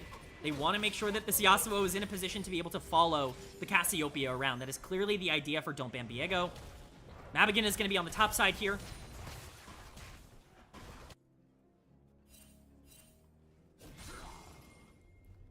And things have neutralized out a bit. Even with that first blood gold going over to the side of Don't Ban Viego, going on the Sylas in particular, because Philip has such a big individual CS lead, that gold lead is basically non-existent. Tenfold can't actually land the chains. Philip with a really nice trade on the top side, and the Sylas is going to be pressured out. This is how we expected this top lane matchup to go. I don't expect Sylas individually to be able to have that same kind of priority. Plenty of members of Citadel here in the mid lane, and it's going to be answered in terms of pressure on the top side from Mabigin. They're really trying to shut down Philip on this Renekton, but it will be a play coming in for Citadel in the mid lane, trying to get on top of this Yasuo, and they do so successfully. Bradley is going to be able to pick up the kill. The CC is going to get layered, and it is effortless for Citadel Gaming to be able to pick up that kill, get it onto Bradley. Instinct could be by himself in the mid lane with that Trevor roam. Doesn't look like he's going to be able to be taken advantage of in that way. Philip takes a bit of damage, but it will be the Void Grubs prioritized once again by Citadel Gaming. We've talked about this a ton for this team. They have definitely prioritized the Void Grubs over. Instinct has to burn Clash, or Cleanse, and it will be a full engage coming in from Trevor here. Unless is going to get very low. The Ignite's not actually going to be able to take him down. Instinct has to flash out. Trevor will have to follow Flash. It looked like Unless was going to fall there down in the bot lane, but Tarek ends up surprisingly healthy after that exchange. Instinct is the one who has to burn the sums. It's no sums now for Instinct. The stun comes in. Unless is still kind of low, but this could be a dangerous spot for Instinct to be in. Yas has 4 daggers. Yes, Yas does have 4 daggers. Philip is back with Holden now in the mid lane. They are continuously trying to get this Cassio into the Sylas, trying to get a matchup that they feel is playable. The Cassio ult's gonna come up, but it's gonna get stolen by the Sylas. Bradley gets stunned under the turret. He has to flash out, but he is going to survive, and the damage is going to come out from Bradley. He's gonna be able to pick up the solo kill after what looked like a pretty horrible engage. Philip now is just barely going to survive all the damage coming in from Holden. He's going to pick up a solo kill of his own in the mid lane, and now we have an exchange. Mob again is going to be on top of Trevor, who's getting dangerously low. He's going to have to try and get out of here. Dylan is in. Philip is going to be making his way into the fight, but is Trevor going to be able to live long enough to survive it? No. The stun does come down onto Armeo. They're going to try and turn this. Instinct is back with a full health bar, and it is so difficult to take down this Renekton. They do eventually do so. Dylan gets a double kill, unless has to flash out on the top side of this pit. Armeo gets low, but he is going to get the shutdown now onto Dylan in a very, very sloppy exchange from both of these teams. Action happening all over the map, but despite what Don't Ban Viego want to try to put in terms of resources, Citadel, in these crazy, more chaotic games, once again is going to be able to come out not only with a kill lead, but with a pretty significant gold lead as well. Whew. That was a lot of talking. That was a lot of talking. A lot of action. Do I co-stream all the games or certain games? I am the official co-streamer for Citadel Gaming, so I have co-streamed all of their games.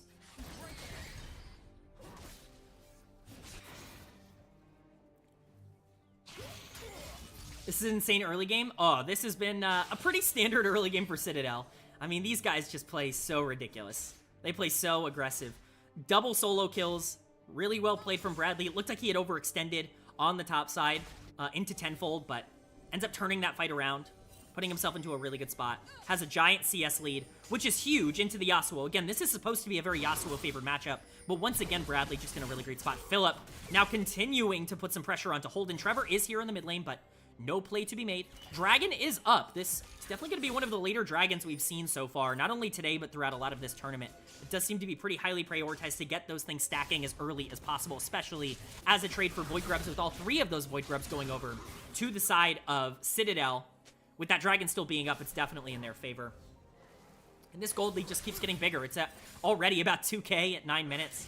These fights are sloppy, but Citadel much better at gaining resources, gaining gold here. Their solo laners are up quite a bit of gold. Bradley is in a unbelievable position, and it looks like we could actually be seeing Mobigan caught in this dragon pit. He wants to try to take this down, but it gets stolen by the smite. Mobigan can't even survive it. The Terracult is going to come out and keep him alive for as long as possible. A lot of damage coming out from the side of Don't Ban Viego, but Mobigan is eventually going to fall, and they just don't have the ability to follow through. It's going to be 3 down, unless will be the 4th. It's going to be Dragon taken by the side of Citadel Gaming. 4 kills for their pleasure. 3 of those, a triple kill going over to Philip on this Renekton, and a game that was looking like it was going to be chaotic and crazy might have just been broken wide open. Wow.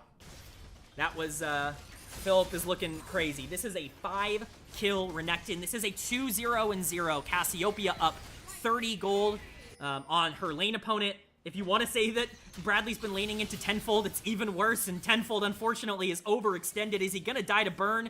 Is he going to be able to survive? He just barely is here, but almost got absolutely destroyed there by Bradley, who was death pushing. This Cassio is in a ridiculous spot. This Renekton is in a ridiculous spot, and no matter where they want to put these solo laners now, they are going to be at a disadvantage. Great stuff here from Citadel. Philip, once again, making a gigantic impact, picking up a triple kill in that previous fight. We see the knockup, see the stuns. Holden getting very low. Philip able to trade so effortlessly under tower there. Instinct could be getting collapsed upon. He has to burn the cleanse, but he is alive for now. Trevor is here. The ult is going to come in, and the CC chain is going to be there. Instinct is very low, and he's ticking down, but the block's coming in from Trevor. Corki can't get any of the rockets off. An absolutely brilliant collapse in from Trevor. Instinct does a great job to stay alive, and we see even more action on the top side here. Mabigan is going to be trying to contest Armeo 1v1, but this won't be 1v1 for much longer. Philip and Bradley both collapsing onto this pit. Mabigan might have bitten off a little more than he can chew. That Sejuani is not going to fall, and in fact, Philip turns his attention to the mid lane, where Holden ends up falling on the Yasuo. Tenfold, not in a better position. He's just barely going to flash out, and it looks like he is going to survive this exchange, unless is here to try and keep him safe, but Once again, the more chaotic this playstyle is, the better it ends up being for Citadel, but unless looking to try and turn this tenfold with a lot of damage coming out on Trevor, Instinct's arrow is going to go wide. Philip and Trevor are going to have to disengage. The jungle isn't there anymore, but Philip is very strong. Tenfold playing really aggro and aggressive, but he's just too far forward. Philip is much too strong at this point in the game to be playing that aggressive. He gets punished for it. We see a 1v1 now on the top side. Bradley and Holden are Mayo making his way up here. Holden is getting chunked out here by the Casio. Just everything that could happen happening, and Mavakin's gonna flash onto Trevor. He can't get to the blast cone in time. He's gonna be taken down. It is a solo kill for the Viego, or for the Volley Bear, not the Viego. He's banned. He's banned. But Holden, man, now getting chunked out on the top side. There is no room to breathe for the caster here today.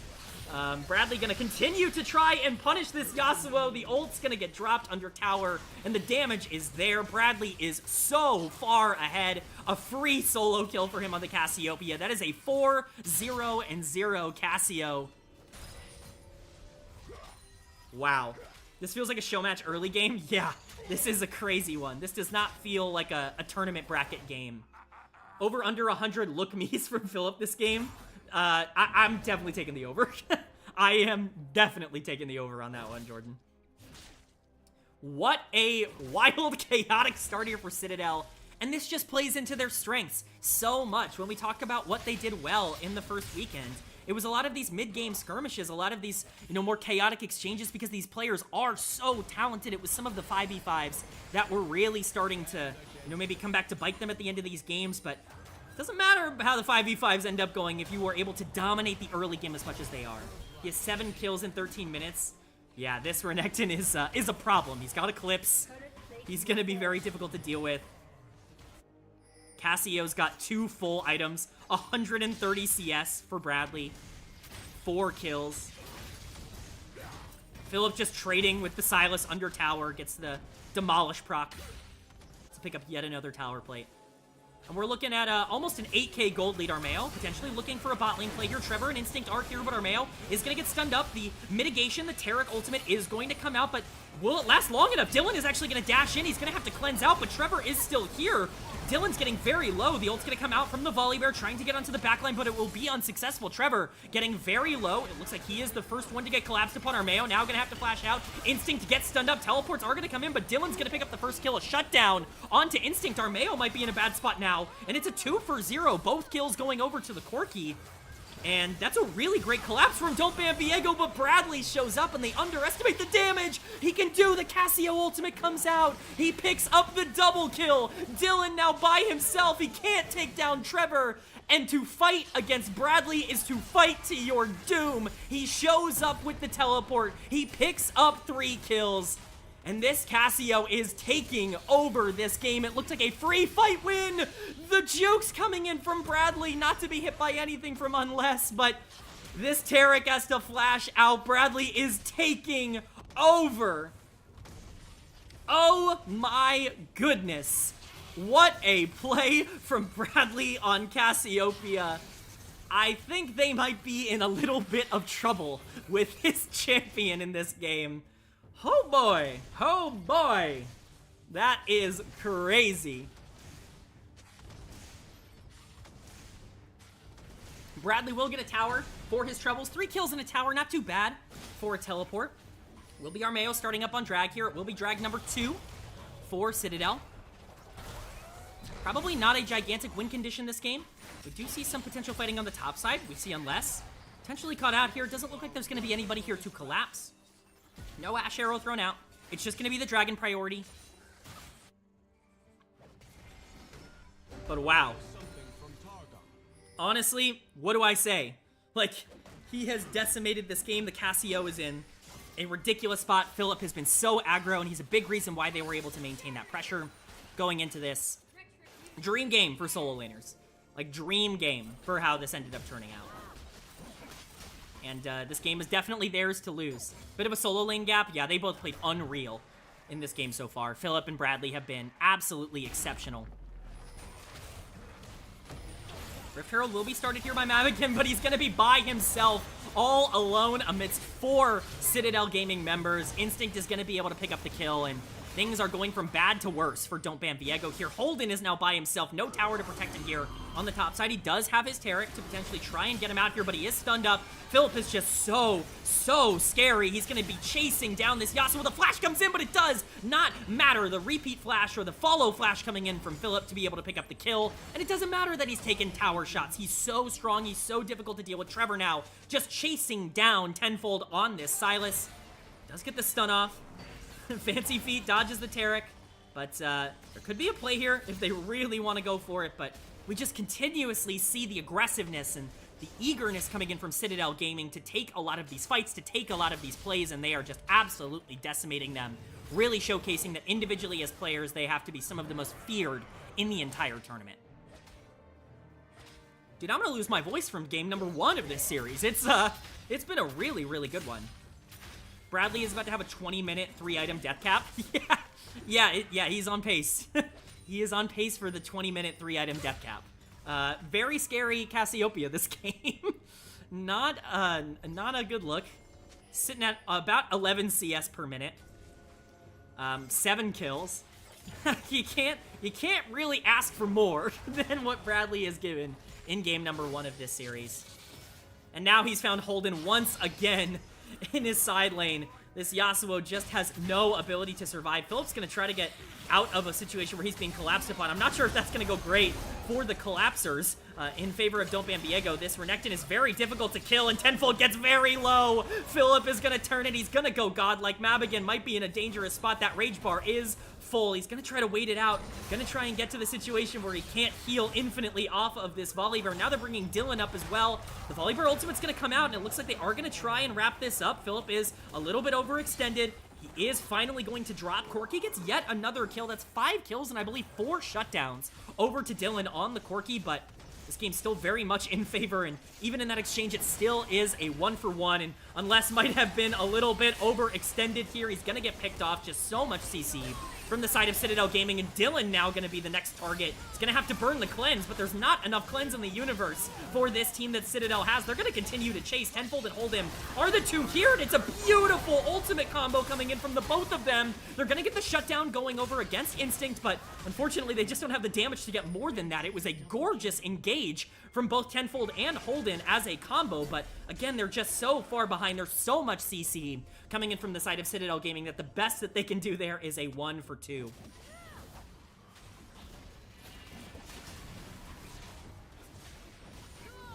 It's gonna take 2 cast E's to kill Yasun. Yeah, I mean, it's becoming a problem. We are at 19 minutes, and it's 3.5 items for Bradley. It's Death Cap, it's Archangels, it's Rylai's, building towards the Void Staff. Absolutely absurd. Absolutely absurd. Do you see Holden trying to clear out this Rift Herald, which has been dropped on the top side just for pressure. Dragon will be spawning in under a minute. Philip, definitely far forward, but who's to say too far forward when this Renekton is as dangerous as he is? The rest of the team is starting to arrive. Philip is getting very low. The flash is going to come in. They're going to try to get on to this Renekton as quickly as possible. Some damage is going to come out, but the Cassio is not here for this fight. They go invulnerable. The Targ ultimate is ginormous, but Trevor with a nice engage to be able to delay as much of the damage as possible. We finally get a situation where Don't Ban Viego might be able to play, but who has arrived to close things out? It's Bradley who shows up. He's legendary. It's a double kill for Instinct. And it's just Holden who is alive, but he won't be alive for much longer. A double kill for Bradley now on the back end of this. It's an ace for Citadel Gaming. It's 10-0-0 for Bradley, up a ridiculous amount of CS at almost 11-12 CS per minute on the Cassiopeia. 10 kills for Philip on the Renekton. Looks like it's going to be the inhibitors that are the next target. Andrew, bring back Oakland SMH. Yeah, Oakland was putting up a bit more of a fight right now than basically anything we've seen about teams against Citadel today. It was starting to get a little bit more up in the air with flippers on game number 2 at the end of game number 2, but Citadel has locked in. This is the version of them we wanted to see coming into this tournament. We wanted to see them dominate these games, and that's exactly what they're doing right now. 220 CS at 20 minutes, yeah. 10 kills as well. Otacon is free for Bradley and Armeo to be able to duo here. Dragon is up, and Citadel doesn't even want to give that over either. They've already stacked up 2 dragons. They are playing around that pit. There will be a free Otacon here for them. And this game is just falling out of control. Philip in a side lane against Holden, but I do not think the 0-9 Yasuo wants this one. He's getting dangerously close to that 0-10 power spike. He will die solo in a side lane, and he will pick up that 0-10. So now you know Holden's going to get online with the Yasuo. It's just been a rough game for Yas in a lot of different ways. I think Renekton and Cassio being as strong as they are just make it impossible for Yasuo to be able to play. Really, at any point, Philip had his ult stolen here by the Sylas. He's going to be amongst two of the enemy members, but Trevor and Instinct will make the collapse. The stun's going to come through, but they cannot kill this Renekton in time. They are looking to try to make some sort of play, but all they are going to find is a gray screen at the end of all of this. It's a 4-0, a triple kill in favor of Instinct. It's an ace. After Holden died in the side lane, he's gonna be the only one alive to try and stop this base push, but this should be the end of the game. In fact, there won't even be an attempt. They are on the Nexus turrets. Holden by himself in the base. He drops the wind wall, gonna try and survive as long as possible. Philip getting low, but it just doesn't matter. So much damage coming out. They barely need to even tank the Nexus. And it's going to be a dominant 23-minute game number 1 win for Citadel Gaming. Even more damage coming out, but unreal. Philip Aura indeed standing there staring at the end of the game. One of the more dominant games we've seen this entire tournament. Absolutely ridiculous. Wow. What a game 1. LOL indeed. LOL indeed. Holy Philip damage. Indeed, 32,000 damage coming out from the Renekton. 10-0-1. Cassiopeia. I mean, Instinct was 10-2-9. He was cleaning up so many of those fights. Armeo only died once on the Sejuani. So many engages from Trevor. What was Bradley's CS per minute? Let's check.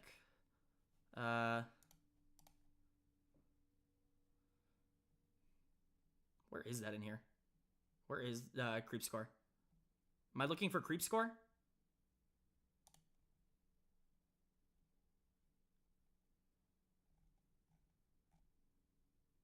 I never look in-game. I exclusively use op.gg to look at my games. I don't think I've ever looked at this screen. Maybe that's just me, though. Something ridiculous. Whew. All right, I'm sweating. Hit the Rolly store with the Rolly on. Maddie, you gotta be feeling good. Jordan's feeling good. We're all feeling good. But we'll be feeling better in just a couple minutes when we have game number 2 pick up. I'm gonna take a quick break. Again, I gotta refill on water. That game was insane. Absolutely psychopathic. I will be back in just a moment. Hopefully we'll get into game 2 very soon.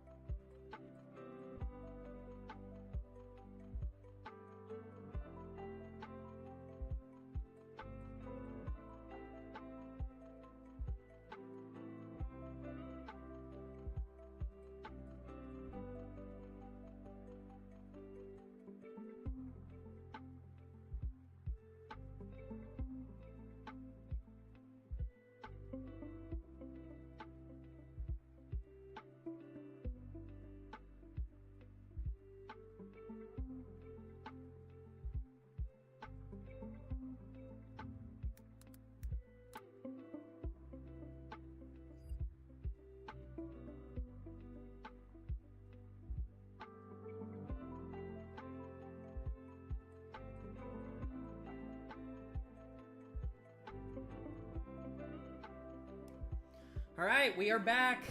We are back. I mean, what a dream game number one. Like, truly. Like, you couldn't ask for a better game number one. Yo. Yo, yo, yo. 1-0. Fisher took game number one off of Wings Goblins.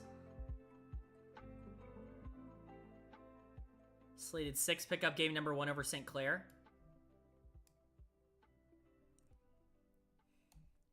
Oh, I'm not showing you guys. That last game was insane. Let's take a look at the bracket. Let's take a look at how things are going. Near Airport did pick up game number one against Respawn. That's the big one. That's the crazy one. If Near Airport end up 2-0ing that, that is insane.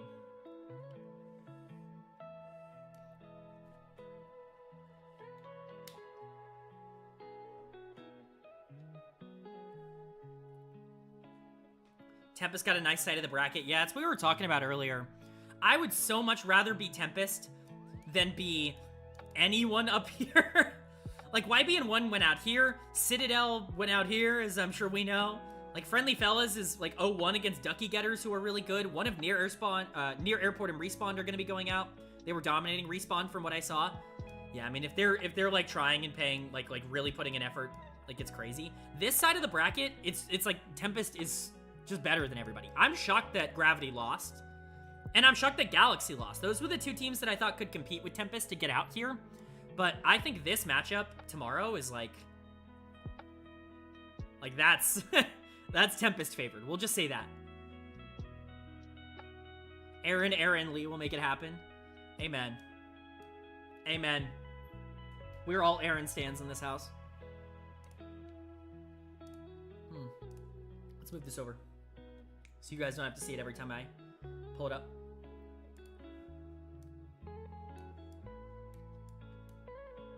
Friendly Fellas dropped game number one against Ducky Getters. That's certainly interesting. Fantastic Five won game one. Wow. Oh yeah, they did. Fantastic Five are good. They're not a bad team by any stretch. I definitely don't feel like they are like a pushover team. You don't. I think everybody left in this tournament can win games. But like lower bracket is terrifying. YBN1 is terrifying. Fantastic Five are really good. Slated 6 are really good. St. Clair is really good. Wings Goblins are really good. Fisher's really good. UCI is really good. Zero Animosity is good. Citadel is obviously great. Galaxy is in lower bracket. Gravity is in lower bracket. Like Saving Private Dozer is a good team. Pepe Lala is a good team. If Meech is out this early, that would be insane. Yeah, I mean, it would be insane. It would be insane. Certainly unexpected. But, like, my point that I want to make is, like, we don't have just, like, okay teams left. Everybody left is like, really good. You know?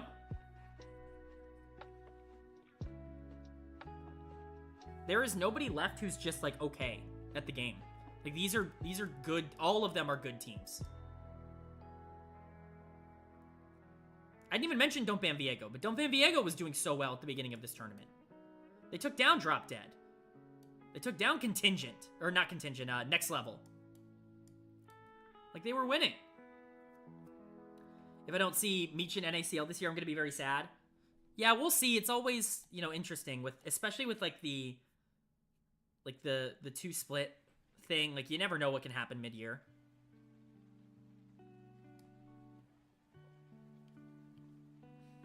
But just to reflect on that Citadel game, like, I hate to say that this team has been figured out at this point, like Citadel, but their mid-games are just the best. Like, it is very easy to be like, oh, they just are gonna win every mid-game. Like, every one of these, like, chaotic, crazy mid-game skirmish type of games, like, they just win those. You know what I mean? It's free low for them.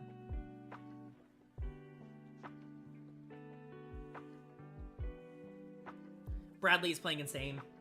Bradley and Phillip have been unreal today. Instinct was incredible in that first series.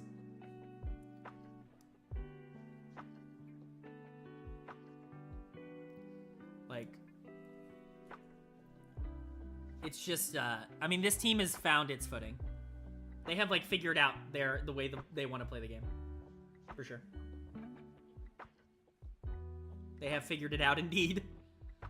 And what makes it so scary is that they're doing it in comps that I don't think they should necessarily have a ton of pressure in. Like, one of the reasons I was like, a little more concerned about the Casio that game was because, like, theoretically, Yasuo should dumpster Casio. Like, that's my perspective of the matchup as somebody who plays Casio lightly. Like, I don't really see a way for that to be, like, Casio favored early. But despite that, he ends up 10-0-1, just over 11 CS. By the way, it was 255 CS over a 23-minute game, so that's just over 11 CS per minute from Bradley in that one. Citadel doesn't have a weak player. They should run this lower bracket very easy. Yeah, I mean, we talked about it, like, the lower bracket is good. It's not just like, oh, they should run the lower bracket because they're good. I think they're the best team in the lower bracket. But you have to remember, like, lower bracket becomes... like, Respawn if they lose this series. Lower bracket becomes, like, you know, Friendly Fellas if they lose this series, who Citadel has already lost to. Like, it's not just getting through who's already here right now, even though these are good teams. YBN1 is a really good team, a very scary team. I think Fisher is really good. I think UCI is really good. I think Galaxy and Gravity are all really good. Like, I think these teams are scary, but it's not even just these teams. You have to remember, they are also facing off against the teams that are going to come down from this upper bracket for one spot. Only one team can make it out of lower bracket. Like, this is still a very tough run, but I do think that they should be favorites. I think they're the best team outside of Near Airport and Tempest. I think, but even then, like, you want to convince me they're better than Tempest? I think you could convince me of that. Because I think they have gotten better going into this week. You know what I mean? Like, I feel like this team is just, like, they're crazy stacked. They're crazy good at the game.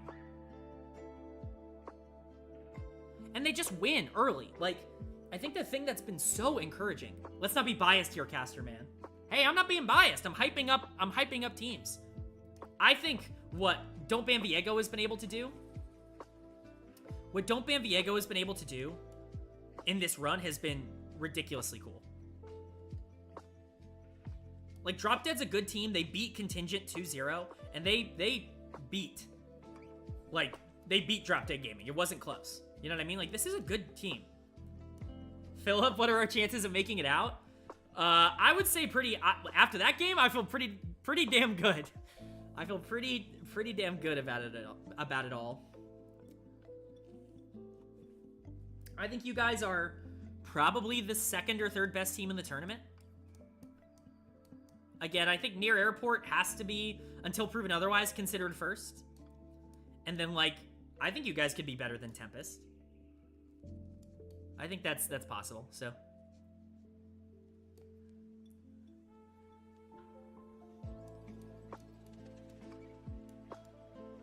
I think if Philip is allowed to have Renekton every game, then it's 100%. I think every game that Philip is allowed to have Renekton in is 100%. I'm getting pinged in my Twitch thing for being mentioned. Where were we? We were here. Shout out Lo-Fi. Only real ones know about Fear versus DSG 2023 Summer Playoffs. Only real ones. Only real ones. Dude, that series was flames. I was very lucky to be able to stream that.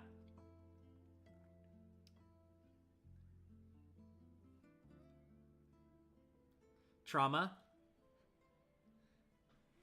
Does anybody really lose if the games are fun? if they're all bangers? The winner was the audience. I mean, really, at the end of the day. The fans. Pain Gaming.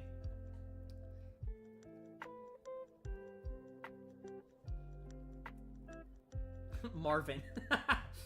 Yeah, true. Shout out Marvin. We have conflicting reports, though. 7 versus 6 HP in the chat. One of them is wrong. One of them is guaranteed wrong. And we can point and laugh. We can point and laugh.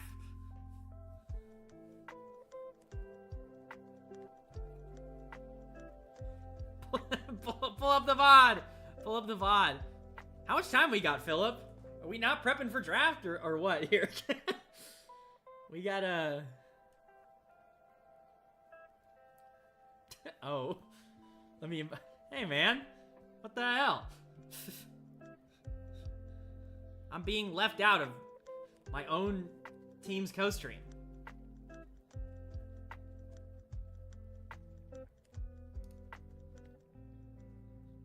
Thank you. Do you guys have a draft link yet or no? Or is it the same link?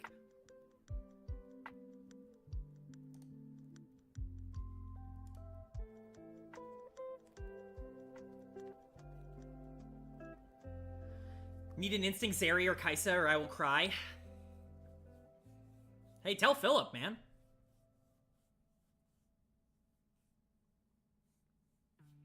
Ask him. He's got the sway.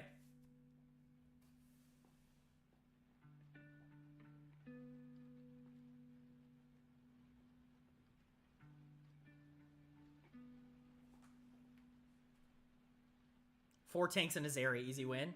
That's disrespectful to the rest of this team. That's disrespectful. Set that refresh. Let's see if anybody else is updated.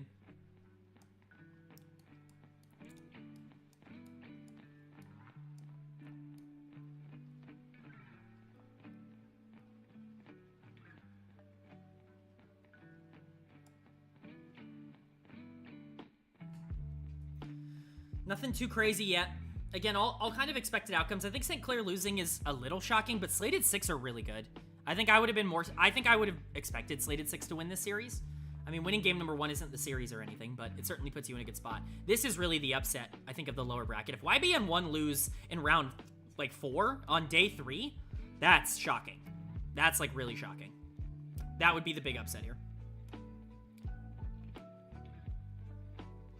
YBN are owning game 2 right now, though? Okay. Yeah, I mean, I would be, respect to Fantastic Five. I think they're a good team. I would be shocked if YBN 1 don't walk out of there. That would be the upset of today, for sure. And if we look forward, Citadel faces the winner of Galaxy Gaming and Third Party, which is almost certainly going to be Galaxy Gaming. Now, that is a tough matchup. Galaxy is very good. And then that will be tomorrow. And the winner of that will face the loser of C57, which is which one of these? Oh, okay. Yeah, man. Okay, so probably Respawn. So Citadel was probably looking at Galaxy Gaming and then Respawn. And then, hoping to pick up, it'll probably be Gravity or C58. It could be the Friendly Fellas. If they end up moving down... This road doesn't get easier. This road does not get easier for Citadel. Not that Don't Ban Viego is bad. They are not at all. The games have stopped being... I think Flippers was the beginning of, every matchup now is hard. But they're all winnable. They all should be winnable.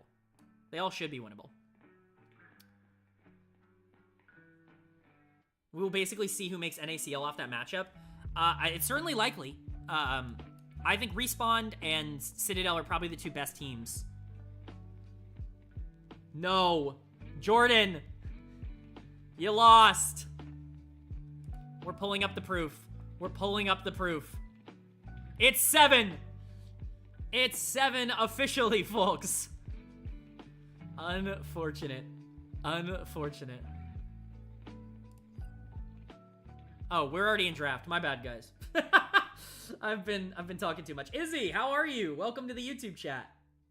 Just got home. What's the scoop? So this is series 2 of the day. It's Citadel 2-0'd Flippers earlier on. They are up 1-0 on Don't Ban Viego.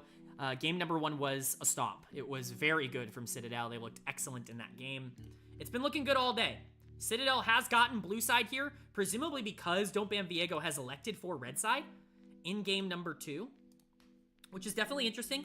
We see Jace, Maokai, Ezreal as the early first picks on blue side, Jhin and Echo as the first 2 picks on red side. Echo is very intriguing, especially so early on into the draft. Definitely going to be interesting to see how this ends up working out. Definitely going to be interesting. We'll have to see. It's nunned. Let me check. It's Malphite on 3, according to the chat. So that is a Malphite on 3. Ban Viego. Viego has been banned.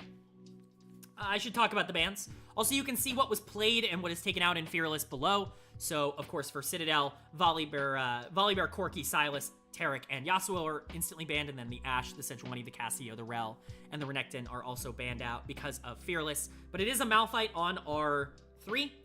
Philip Jace, GG. Well, he is playing into Malphite, so not the best Jace matchup in the world. Will be the Aurelia and the Orianna taken off first in terms of the second rotation of bans here. But Citadel definitely going for a poke comp. I mean, Jace Ezreal is about as consistent in terms of sieging down towers as you could ask for. Is Skarner fully dead? I don't think he's fully dead. I certainly think he's still playable, but I don't think he's nearly as good as he was. I think Skarner priority has definitely gone down for me. Although this is a really, I mean, like, Skarner ain't bad this game. You know? Skarner's never bad. Could be Echo jungle, though. Could be Echo mid. That's more of what I'm expecting, I think.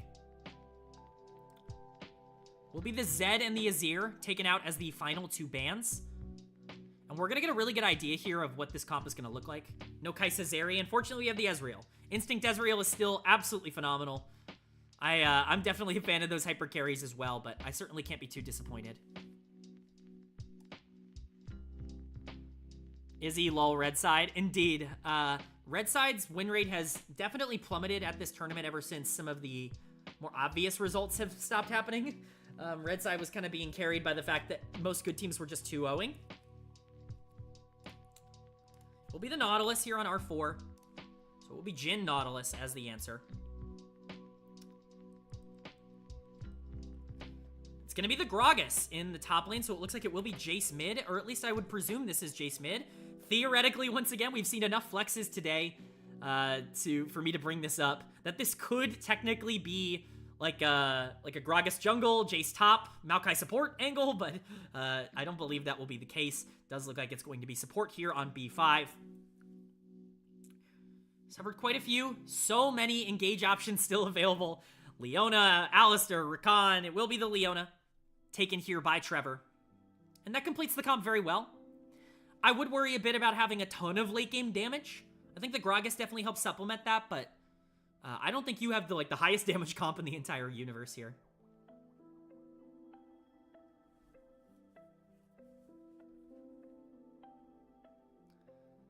And we'll see who the R5 pick ends up being. That is, I was going to say that's going to determine a lot, but for now that still leaves a lot of things open. Although it would actually determine quite a bit. It's going to be the Yone lock-in. Again, as a reminder, R3 was Malphite, which I imagine is going top lane, but I guess you could flex that mid now to follow the Jace, which looks like it is going mid lane. Because you definitely draft the Malphite to beat the Jace.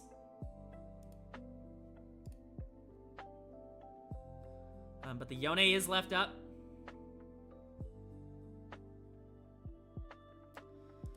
I would imagine this is a Yone flex top and it's a Malphite mid. That would be my guess. And in that case, I really don't hate this draft for DBV. I think this is probably their best of the...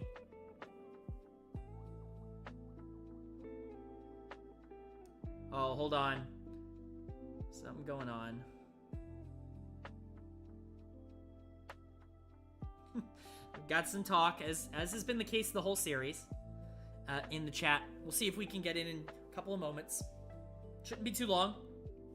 I wonder if he's played Viego this tournament. He has not. Viego has been banned every single game. I can confirm that. Not a single game of Viego for Don't Ban Viego. Alright, we're getting some R's in chat. We should be jumping into the actual thing in a second. The actual draft, the actual client. Okay. Let's go ahead and flip over to it. Wrong monitor, as per usual. All right. So, again, looking at these drafts, I think the thing that really stands out most to me is, like, the Malphite I think just like really makes this difficult.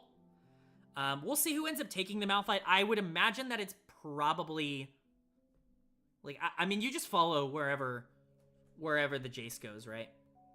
I mean, this is actually a very similar idea to game number 1 for Don't Ban Viego. I just think I like their draft more. Like, from, like, a team comp perspective, I think Malphite setups. I think Echo is really interesting in this game. And Echo Jungle, I think, is a really interesting pick. Looks like it will be Tenfold taking the Yone. But again, I just imagine... Alright, no, it'll be Tenfold taking the Malphite. Which, again, just means that they'll probably move him around. We saw Tenfold go mid lane last game just to try to match as that Silas into the Renekton. Looks like it'll be something similar here.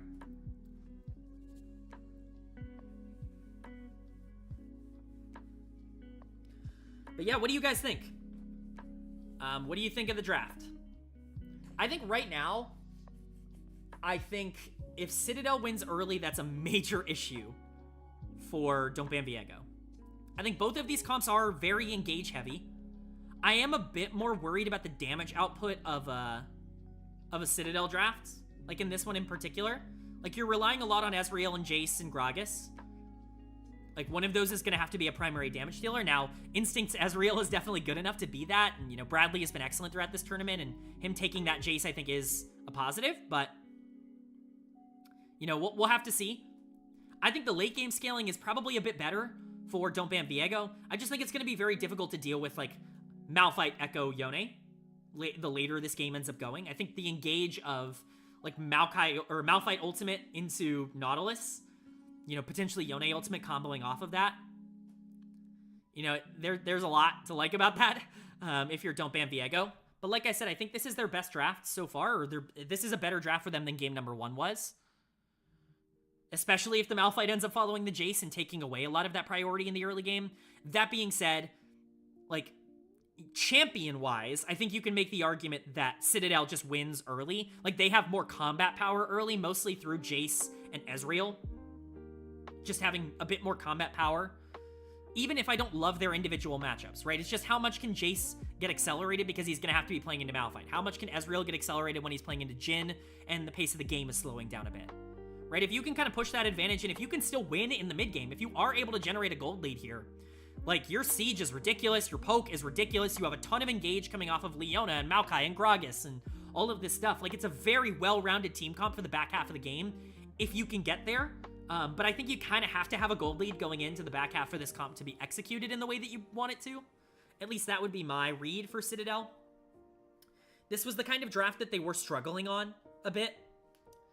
It's not quite the same as, like, the Jax Aurora game from weekend number 1. I think that was definitely the draft where I came out of it and I was like, I just don't know if that plays to your strengths, but, you know, if they are able to get a lead here, it's going to be almost impossible to try and contest them in a lot of instances, so definitely kind of expressing that we think they're better. We think we're better than them. Like, that's kind of what this draft screams to me.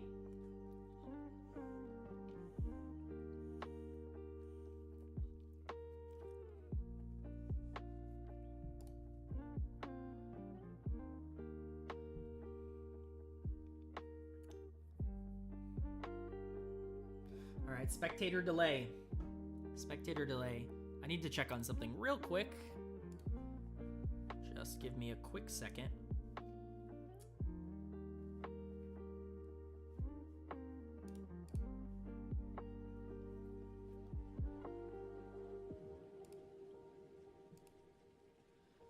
Sorry about that. Okay, I forgot to ask who's been good so far for DBV. Mabigin has been their best player in the jungle. He's definitely the one that, you know, is kind of the captain of the team, if you will. But the bot lane was really good. I was really impressed with their tape from what I saw.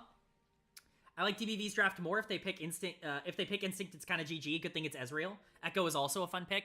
Yeah, I mean, like, you have a ton of ways to win this game if you're DBV. And if they win early, I think it's, like, doomed. I actually just think it's, like, I think there is a chance for them to be able to come back if they lose early. But I think Citadel, like, should win early. True engage from Citadel is crazy. I think both of these teams have a ridiculous amount of engage.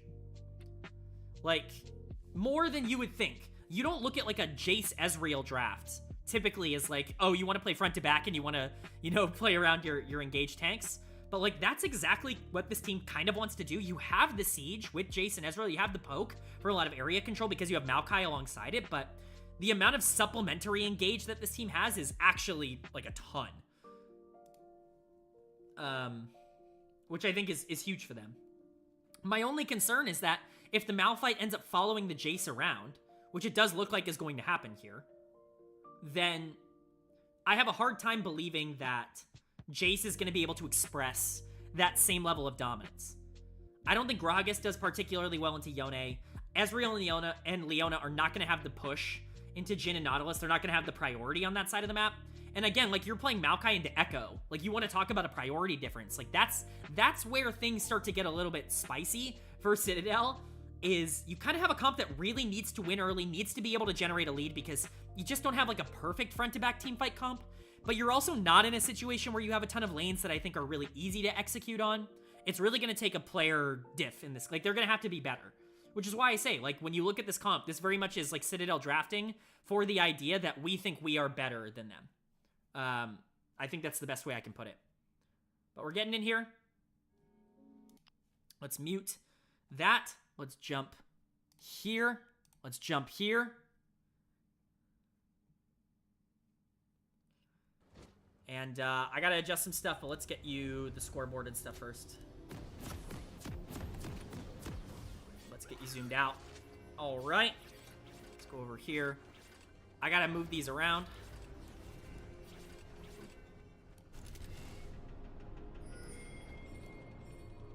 Move these around. And it will be 1-0 Citadel. That logo is iconic. Yeah, graphic design is their passion. For sure. 30 seconds until minions spawn. Okay, let's get YouTube chat back up. Gonna be lurking while I make some food. Let's go Citadel 2-0. Cheers, Izzy. Enjoy your food. Fill up. Here at level 1, it is going to be a little bit of a delayed find out, I guess, from the top side of the map, from the solo laners here. It will, by the way, be Holden on the Malphite and will be tenfold on the Yone. Certainly something to keep in mind. Some more damage just coming out from Bradley. Basically for free. YBN1 is in a very losing spot right now. I think they're getting 2-0'd. That's ginormous. If they go out in round 4, that's a huge upset. Congrats to Fantastic 5, though. If they're playing that well, that's really cool. We will see the direction that these solo laners want to end up going in. It does look like they're going to try and swap the Yone into the mid lane and then the Malphite up top because they believe that that's what's going to happen here. But Mabigan's going to get a little bit aggressed upon. Definitely going to be a very interesting early game to try to monitor, just like last game. Bit of a trade at level 1 here, though, for the bot lane 2v2, unless it's going to get a little bit low on the Nautilus. Stun's actually going to come out. Dylan's going to take quite a bit of damage in that same vein. Instinct is going to be pumping out quite a bit on the Ezreal. The Q will land, but the hook will land here. The Ignite's going to get dropped onto Unless to try and salvage things. First Blood is just barely going to go over to Citadel. It's going to be a trade of kills, but First Blood is going to go on to Instinct, and unfortunately for Don't Ban Viego, their trade kill will go onto their support. So overall, a pretty positive trade there for Citadel. 1-for-1 down in the bot lane. Philip and Tenfold will both be in the mid lane, just as it was in the previous game here.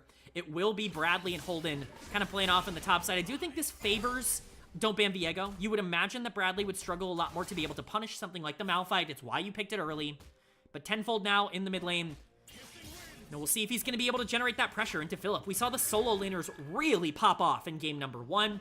Philip was able to get, 7 kills by 10 minutes or something like that on the Renekton.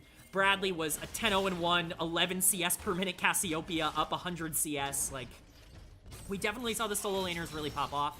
Tenfold gonna hit the knockup, but we should just be able to collect this wave under turret. Philip, not really a lot to do here. Now, a delayed game state, I think, favors Don't Ban Viego in this one, which is not what we were saying last game. I do believe that Don't Ban Viego is in a spot where they should be able to, be a little bit more consistent in the back half of the game. They just have a lot more damage and a lot more of a straightforward execute type of comp. Especially if Bradley's not able to get ahead. Tenfold gonna look for a trade here because Unless is gonna make his way to the mid lane. Philip could be in trouble, but a lot of damage coming down onto Tenfold. The flash burned by Philip, so they do get something in the mid lane, and some damage coming down onto Bradley. This is where things start to get a bit more difficult for the Jace.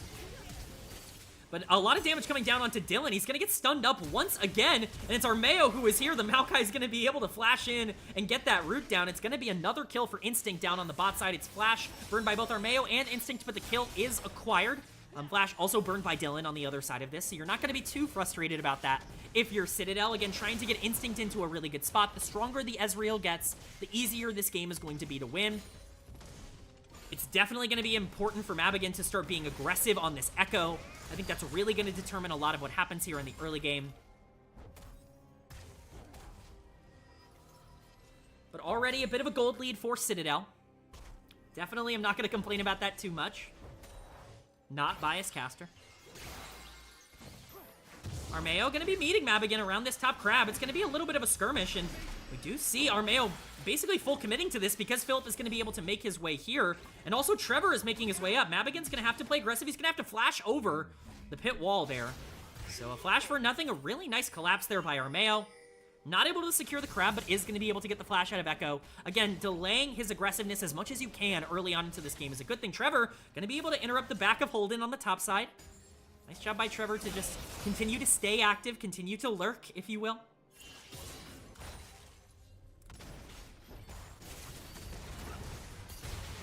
Dylan taking some poke, Holden taking the same on the top side. As much as we like the Malphite matchup, it's not normally because he's going to be able to out-tempo the Jace, more so that he can kind of shut down a lot of the aggressive tendencies that Jace wants to put in the early and in the mid game. We'll see if that can continue to be something, but these lanes have really settled out. Philip and Tenfold have definitely taken up roots in the mid lane here, and Bradley and Holden are still, fighting it out on the top side. Some work poke coming in from Bradley. And we do see a full engage under turret, and it's just going to be a solo kill for Bradley. You draft this Malphite to try and survive the Jace matchup, and yet here we are, Bradley picking up yet another solo kill. He was unreal in game number 1. The difference between him and Holden was quite large. In that game 1, it's looking like it might be a repeat story here in game number 2. Yet again with another good matchup for Don't Ban Viego. Bradley is already up a ridiculous amount of CS, and that lead should only grow the farther we get into this game. Bradley has been unreal today, especially in this series. Void Grubs have spawned. Dragon is up as well.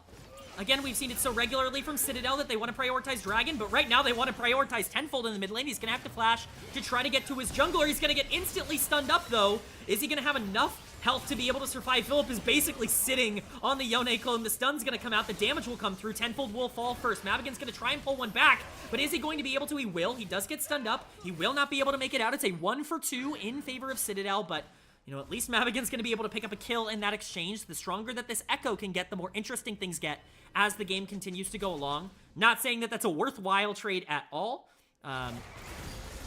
but we do see some pings coming out. Yone not taking R at level 6. Certainly an intriguing choice here from Tenfold. We'll see if that ends up being something. Might have been a misclick, might have been something, but Bradley a full level up on Holden now, and he's just able to completely chunk him out. As much as this Malphite does offer some sort of protection, down this much in lane might be a bit more difficult.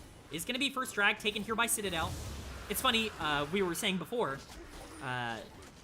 Citadel has really prioritized Void Grubs throughout this entire tournament, but when you're basically gifted a free dragon stack, you want to take that as well. Instinct is 32, 3, and 23 today. He's been unreal. The KDAs have looked incredible, and Trevor actually just completely dissuading Mabigin from being able to take those Void Grubs on his own. Instinct gonna try and, keep this 1v2 a little bit off of his tower as much as he can. But it's actually Armeo who's gonna get priority on moving up to the Void Grubs. Actually pretty absurd here that he has the opportunity to do so. A nice buffer there by Instinct to be able to stay safe in this lane. Trevor peeking around to the mid lane, gonna try and catch Tenfold out. He doesn't have the safety of a Z now, and the Gragas ult is just barely gonna go wide. We saw it as we cut away from the camera, but no play to be made on Tenfold. He understands that this is probably the time of the game where he needs to play a little bit safer, and he is going to do just that. Maokai will grab the other 2 Void Grubs, though. It's 2 for 1 to start off here. I can't imagine that's something that is ideal for the side of Don't Ban Viego. We said that Citadel Gaming needed to generate a lead early, and a 2k gold lead at 8 minutes is definitely one of those gold leads. Now Bradley could be in trouble here. Mabigin is going to make his way up. The ult is going to come out from Holden. They're going to stun him up, try to get as much damage down as possible. Holden is just barely going to survive with the tower shots, and they are going to be able to pick up the kill. A very, very well executed dive there from Don't Ban Viego. They needed something like that on the top side of the map, and the kill, very, very importantly, does go over to the Echo, which does continue to make things more intriguing moving forward. That was a necessary play from Don't Ban Viego, and again, the execution was on point.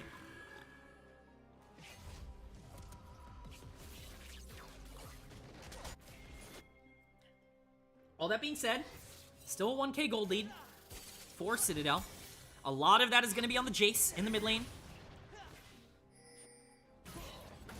Of course, Instinct is also in a phenomenal spot here. Philip continuing to pressure out Tenfold, who just has to play a little bit safer.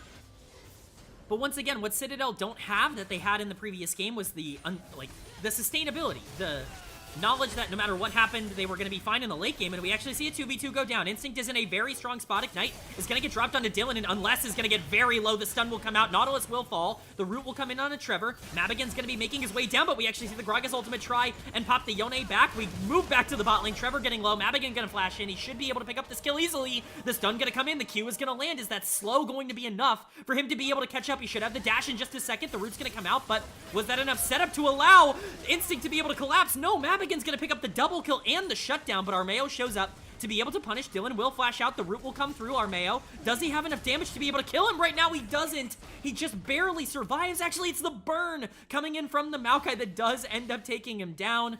A very, very tense exchange there down in the bot lane. It looked like Dylan was just barely going to be able to get out of there, but a double kill going over to Mabigan. He's now 4-2-0. Nice on the Echo. And he's in a really great spot. Instinct shutdown gold going over to the Echo as well is really massive.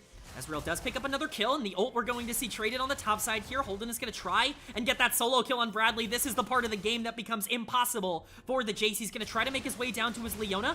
He does successfully do so. The stun will land, and Bradley will be able to make it out of here alive. Mabigan is on the back end of this fight. He could potentially look to try and chase down the Jace, but he's just going to look at the free support here, or at least what he believes to be the free support. Armeo has made his way here.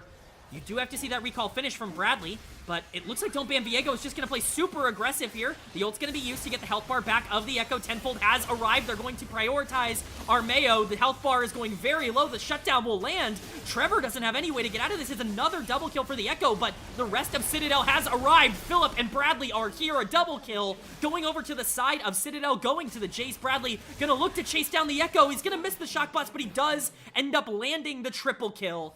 A fight that looked phenomenal for Don't Ban Viego throughout a majority of that. A chase down that looked so good for them ends up getting turned by a fantastic teleport and a fantastic play coming in from Bradley, who once again feels very accelerated in this game. Chaos. This is a 6-kill Echo on the other side. Multiple shutdowns going over to his side. The Ezreal shutdown, the Maokai shutdown. This is a very, very large Mabigan on this Echo. And despite the fact that he's down in CS by quite a bit, down in tempo, you would theoretically say on the Maokai, he is so strong in terms of combat power. Instinct just kind of doing his own thing down in the bot lane the whole time, holding up Dylan, not really allowing him to rotate. And now we get some objectives spawning back up. 1 more second on Void Grubs, 8 more seconds on Dragon. It looks like Armeo does want to prioritize the Dragon here. Dylan getting very low. We actually see an exchange. Trevor's going to drop the ultimate. It's not going to land fully, and it's going to be the Jhin ult actually traded here. Can Instinct get out? The Echo's going to be right on top of him, but it's so much damage coming down from the Jhin and the Echo combo. Instinct's going to get blown up immediately, and there's no follow-up fight. And we'll see another exchange on the top side here. Philip back onto the top side. He's actually gotten himself into that matchup that he probably wanted to see. You've never seen Nashor's Rush on Echo? I love this. I think Nashor's Rush on Echo is really good. Like, I get that Rocket Belt's really good, but I like this a lot. Unfortunately for Mabigan, he might have bit off a little more than he can chew here. He's rooted down, and there's just no ability to even press the R button. He is stunned into infinity, and he's going to be taken down. That's a really big shutdown here for Citadel. And it looks like Holden is going to try and trade onto the top side. It will be Dragon, taken by Citadel as we claimed. It's going to be a really nice ultimate coming in from Philip. Holden's going to have to trade his own in order to disengage this situation, but the Malphite definitely likes the Gragas matchup significantly less. And we return to a relatively neutral state here. It's going to be the second dragon acquired by Citadel. It will, in fact, be Hex once again. We've seen so many Hex souls throughout a lot of these games, Hex maps throughout these games. Philip's going to be able to acquire that first turret on the top side. Is he going to be able to escape, though he is with the flash, or at least it looks like he's going to be able to get out? Mabigin is going to try and chase him down, but the slows are going to come through. Might actually just be trying to buy time, but we see some fighting down in the bot side as well. Dylan getting very low. It just felt like he was completely caught out by that Leona ultimate, just too far forward. No mobility on the Jhin to be able to survive, and now we see Bradley and Holden going for an exchange in the middle of the map. Bradley probably doesn't want to opt into this one too effortlessly. This is a difficult one for the Jace to be able to win. The supports are both going to be roaming up. We do see some supportal combat. Trevor going to be making his way in. Holden could be in a rough spot depending on where Trevor ends up wanting to position here, but ends up just being a trade of abilities coming down between the two quote-unquote mid laners in this one. Will be the Void Grub slain here by Citadel. They were able to acquire 5, which is the dream scenario for them. 5 Void Grubs, 2 dragons. Early objectives have gone entirely their way throughout this series so far. The main concern is the 6-kill Echo on the other side of this matchup, but you do have ways to neutralize him. As long as you're able to CC chain him like you were in that pick attempt, it's going to be difficult for him to be able to take over. It's the Shadow Flame completed as the second item. This guy is going to hurt. If he ends up getting on a priority target, he will be able to blow them up, but it's all going to be about that survivability. This is a game where Mabigin needs to be able to show up and win it for his team. We'll be clearing out the jungle, but more plays on the top side. It does feel like we've finally gotten relatively equal laning phases. The mid laners are back mid. Top laners are back top. 15 minutes into the game. We're looking at approximately a 4.5k gold lead for Citadel. That could be shrunk here. Bradley potentially getting dove. He is going to dodge the Nautilus hook. The ult's going to come out. He's going to knock back the Echo, but do they have enough damage to blow him up? Mabigin is going to be taking these tower shots. He's going to have to ult, but he's still under tower. Bradley's getting very low. Mabigin will be shut down, but so will Bradley. The kill's going to go over to Dylan. Very nice to get some gold onto the Jhin. Really valuable there, but overall, a really well-played dive and a counter dive there from Armeo to be able to make his way down. And Bradley does pick up a kill onto this Echo, which is also very nice. We do see some CC combo chaining on the top side despite his best efforts. Trevor is not able to pick up the, I should say Instinct is not able to pick up this kill. Trevor will be the one grabbing it. But Instinct could be potentially caught out here. He does have the rest of his team around him. Trevor is here. Holden shouldn't be able to blow him up. The buffer is not going to work for Instinct. He still takes the full brunt of the damage, and Holden's just going to be able to solo kill the 4-kill Ezreal. Absolutely absurd stuff. This is the value of Malphite. It just really shuts down a lot of these AD-focused carries because you just don't really have the damage. Unfortunately for Instinct, he's not able to buffer the Malphite ultimate. He tries to save his Arcane Shift for that, but he just can't get it off. We do see a teleport for Philip to be able to get out of a top lane sticky situation for him, but a very chaotic game number 2 here, and this has kind of become the norm for Citadel. This was definitely the case in their first series of today against Flippers, where game number 1 was super dominant. They looked absolutely better than their opponent, and game number 2 was significantly more sloppy. It does look like it could be a lot more chaotic here.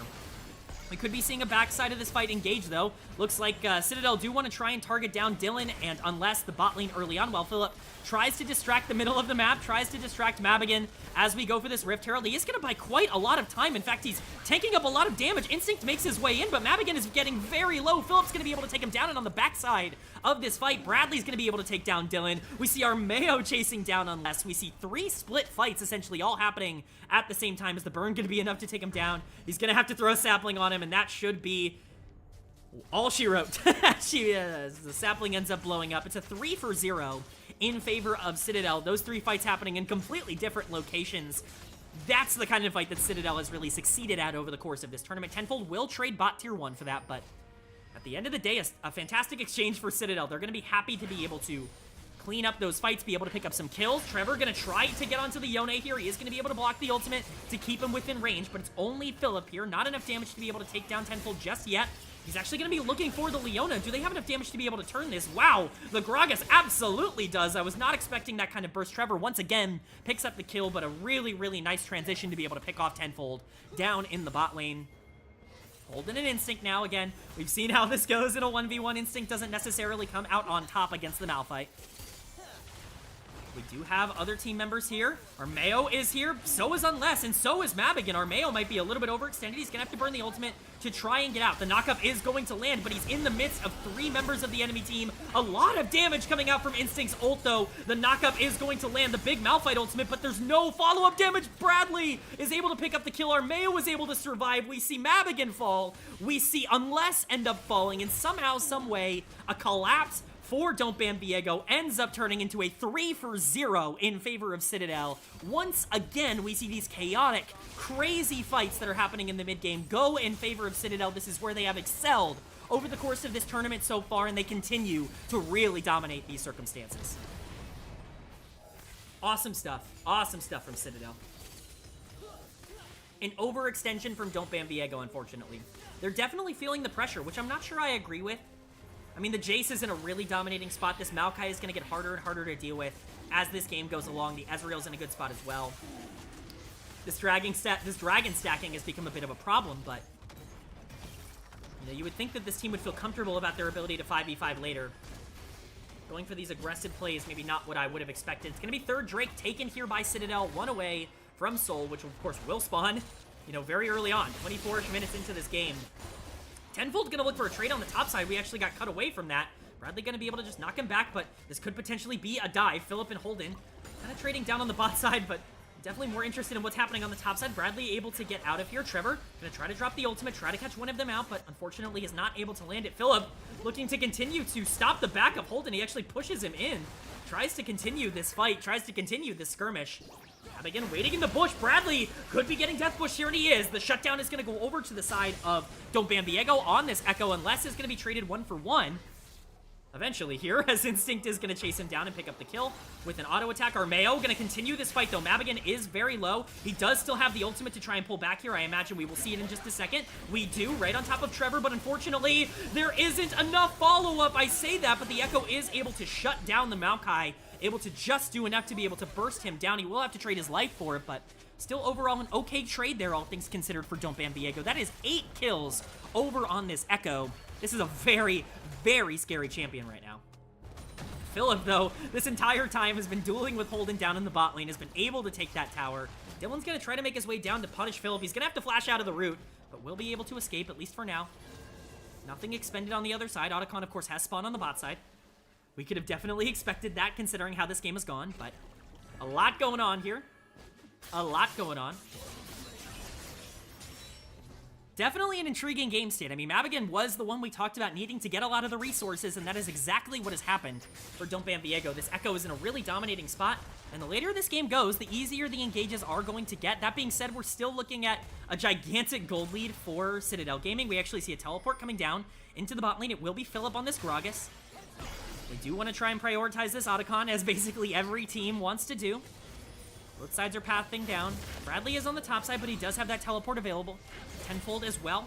Will be TPing in, and Trevor could be overextended here, and he is exactly that. He's going to try to get everything down that he can, but he's going to get shut down by the Echo, by Mavigan. Trevor trying to, I guess, apply ward pressure is just way too far forward. Armeo now going to get rooted up, and he's going to get CC chained. It's a double kill going over to the side of Don't Ban Viego, and like we said, we could be seeing some effortless engages coming in from red side. That's exactly what we saw, and that's full Otacon pressure over to the side of Don't Ban Viego. That's the kind of mistake that Citadel can't afford to make in a game like this. Instinct gonna throw ult out just to see what he can hit, but this is a 3v5 in this situation. Not looking good for the side of Citadel. They're going to try to contest it. Philip is very tanky, but Holden is able to land onto Bradley on the top side. The knockback's going to come in. The Malphite will fall first. Bradley is still alive. Echo has to flash out. Has to ult out, I should say. But Philip is just unkillable. The damage coming in from Instinct. It was a 3v5. It should have been a free fight for Don't Ban Viego, but Instinct, Philip, and Bradley are just too good. They're able to pull it out. They're able to blow up that front line. A gorgeous fight from everyone involved, and it's going to be an ace in what is essentially a 3v5 for Citadel. Not only does that give them the entire control of the map back, but it gives them Otacon as well. Philip Gragas, what a day for Philip. He dominated series number 1 against the Flippers. He was incredible in game number 1 of this series on the Renekton, and he might be the most important player in this game on the Gragas once again. absolutely gorgeous. Holy crap. How was that even possible? Armeo picks up Rift Herald. This is ballooned into a 10.5k gold lead as quickly as it felt like it was starting to shrink. Could be seeing Bradley get collapsed upon here, unless it's going to take a lot of damage, but Holden is here. The Nautilus Hook is going to land. I don't think Bradley's going to be able to get his way out of this one. The Malphite ultimate will be dropped. Armeo is here. Bradley survives for so long. Holden's going to take another tower shot, and it's Instinct's ult that's going to be able to pick up the kill. Armeo now with the burn onto Unless, and what looked like a free dive onto the top side turns into a 2-for-1 in favor of Citadel. Awesome stuff. Just continuing to make proactive plays around the map, be able to react when Don't Ban Viego continues to be aggressive. And we're looking at what should be a very winnable game here for Citadel. Dylan going to use the Hex Gates to go to the wrong side of the map to try and get out of here. Philip going to try and chase him down, but he will not be in time. LeBron on AD, indeed. Philip Gragas was unreal in that fight, but once again, we are seeing a potential overextension from the Echo, and he doesn't even have time to press ult. He ends up getting absolutely deleted. Tenfold will be next. Philip ends up sniping him out from 3 with the Gragas ultimate. It's another 2 kills. It's Dragon Soul getting picked up here. Hex Soul for free for Citadel alongside those 2 kills, and this game just continues to go from bad to worse for Don't Ban Viego. Awesome stuff. Instinct just throwing ult out now to chunk out these players as much as possible, to chunk out the wave as much as possible. I mean, what is there left to say for Citadel? Everything going their way here. Philip now. Looks like the siege will start here. They are going to be pushing into the bot inhib tower. Looks like they will get this. There's no real way to contest this. Just now, our Tenfold and Madigan coming back up. Philip's actually playing super aggressive. Madigan has to burn stopwatch super early on into this fight, but he's just going to get dunked back into the rest of the team. The Echo with all of the gold instantly goes down, and that's all of the combat power for Don't Ban Viego. It's going to be everyone else falling. Tenfold falls, Dylan falls, Unless falls. We're looking at Holden being the only member alive on this Malphite, but I do not believe he is going to be enough. A 25-minute win, another dominant mid-game from Citadel Gaming. And once again, for them, it's a 4-0 day. Bomba indeed. The towers will fall. The ace comes in. Instinct executes in Fountain as he has the right to do. And that will be your lot for this 2-game series.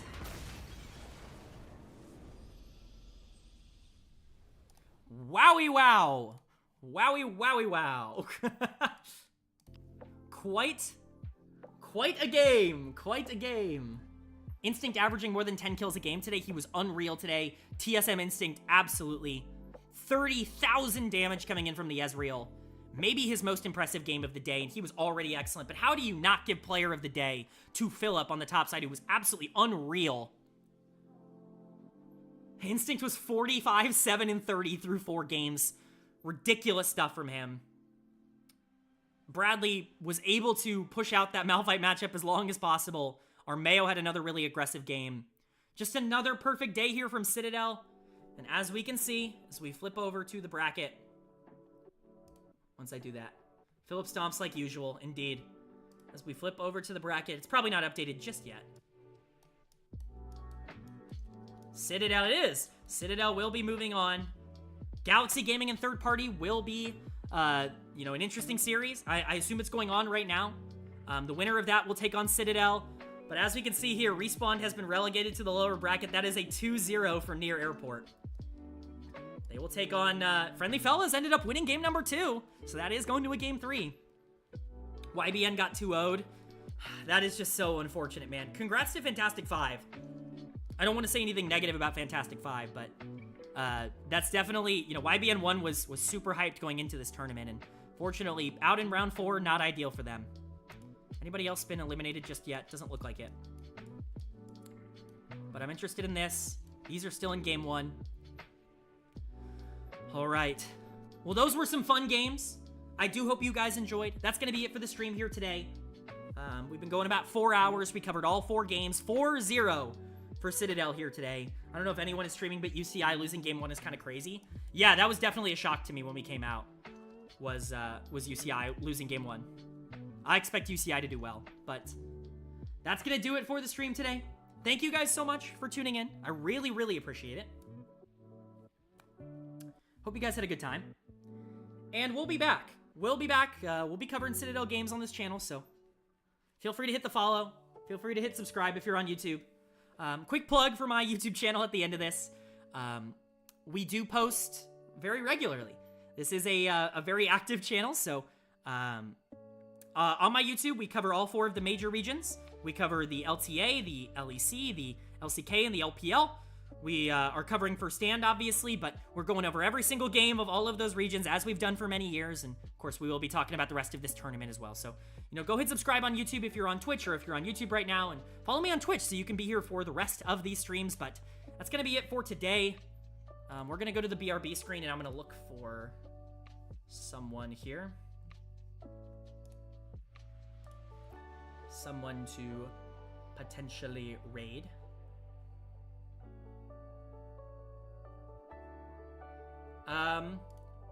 What do you guys think about going to Salty Runback? Looks like it is Dorado and AMI right now.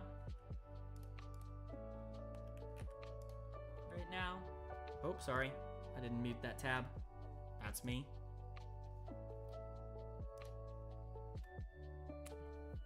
What do we think? What do we think, Twitch? Sorry, YouTube, I can't raid anybody with you, but go check out Salty Runback if you're on YouTube. We will be raiding them here. But that's going to do it for me. Hope you guys have a good night. I will talk to you soon.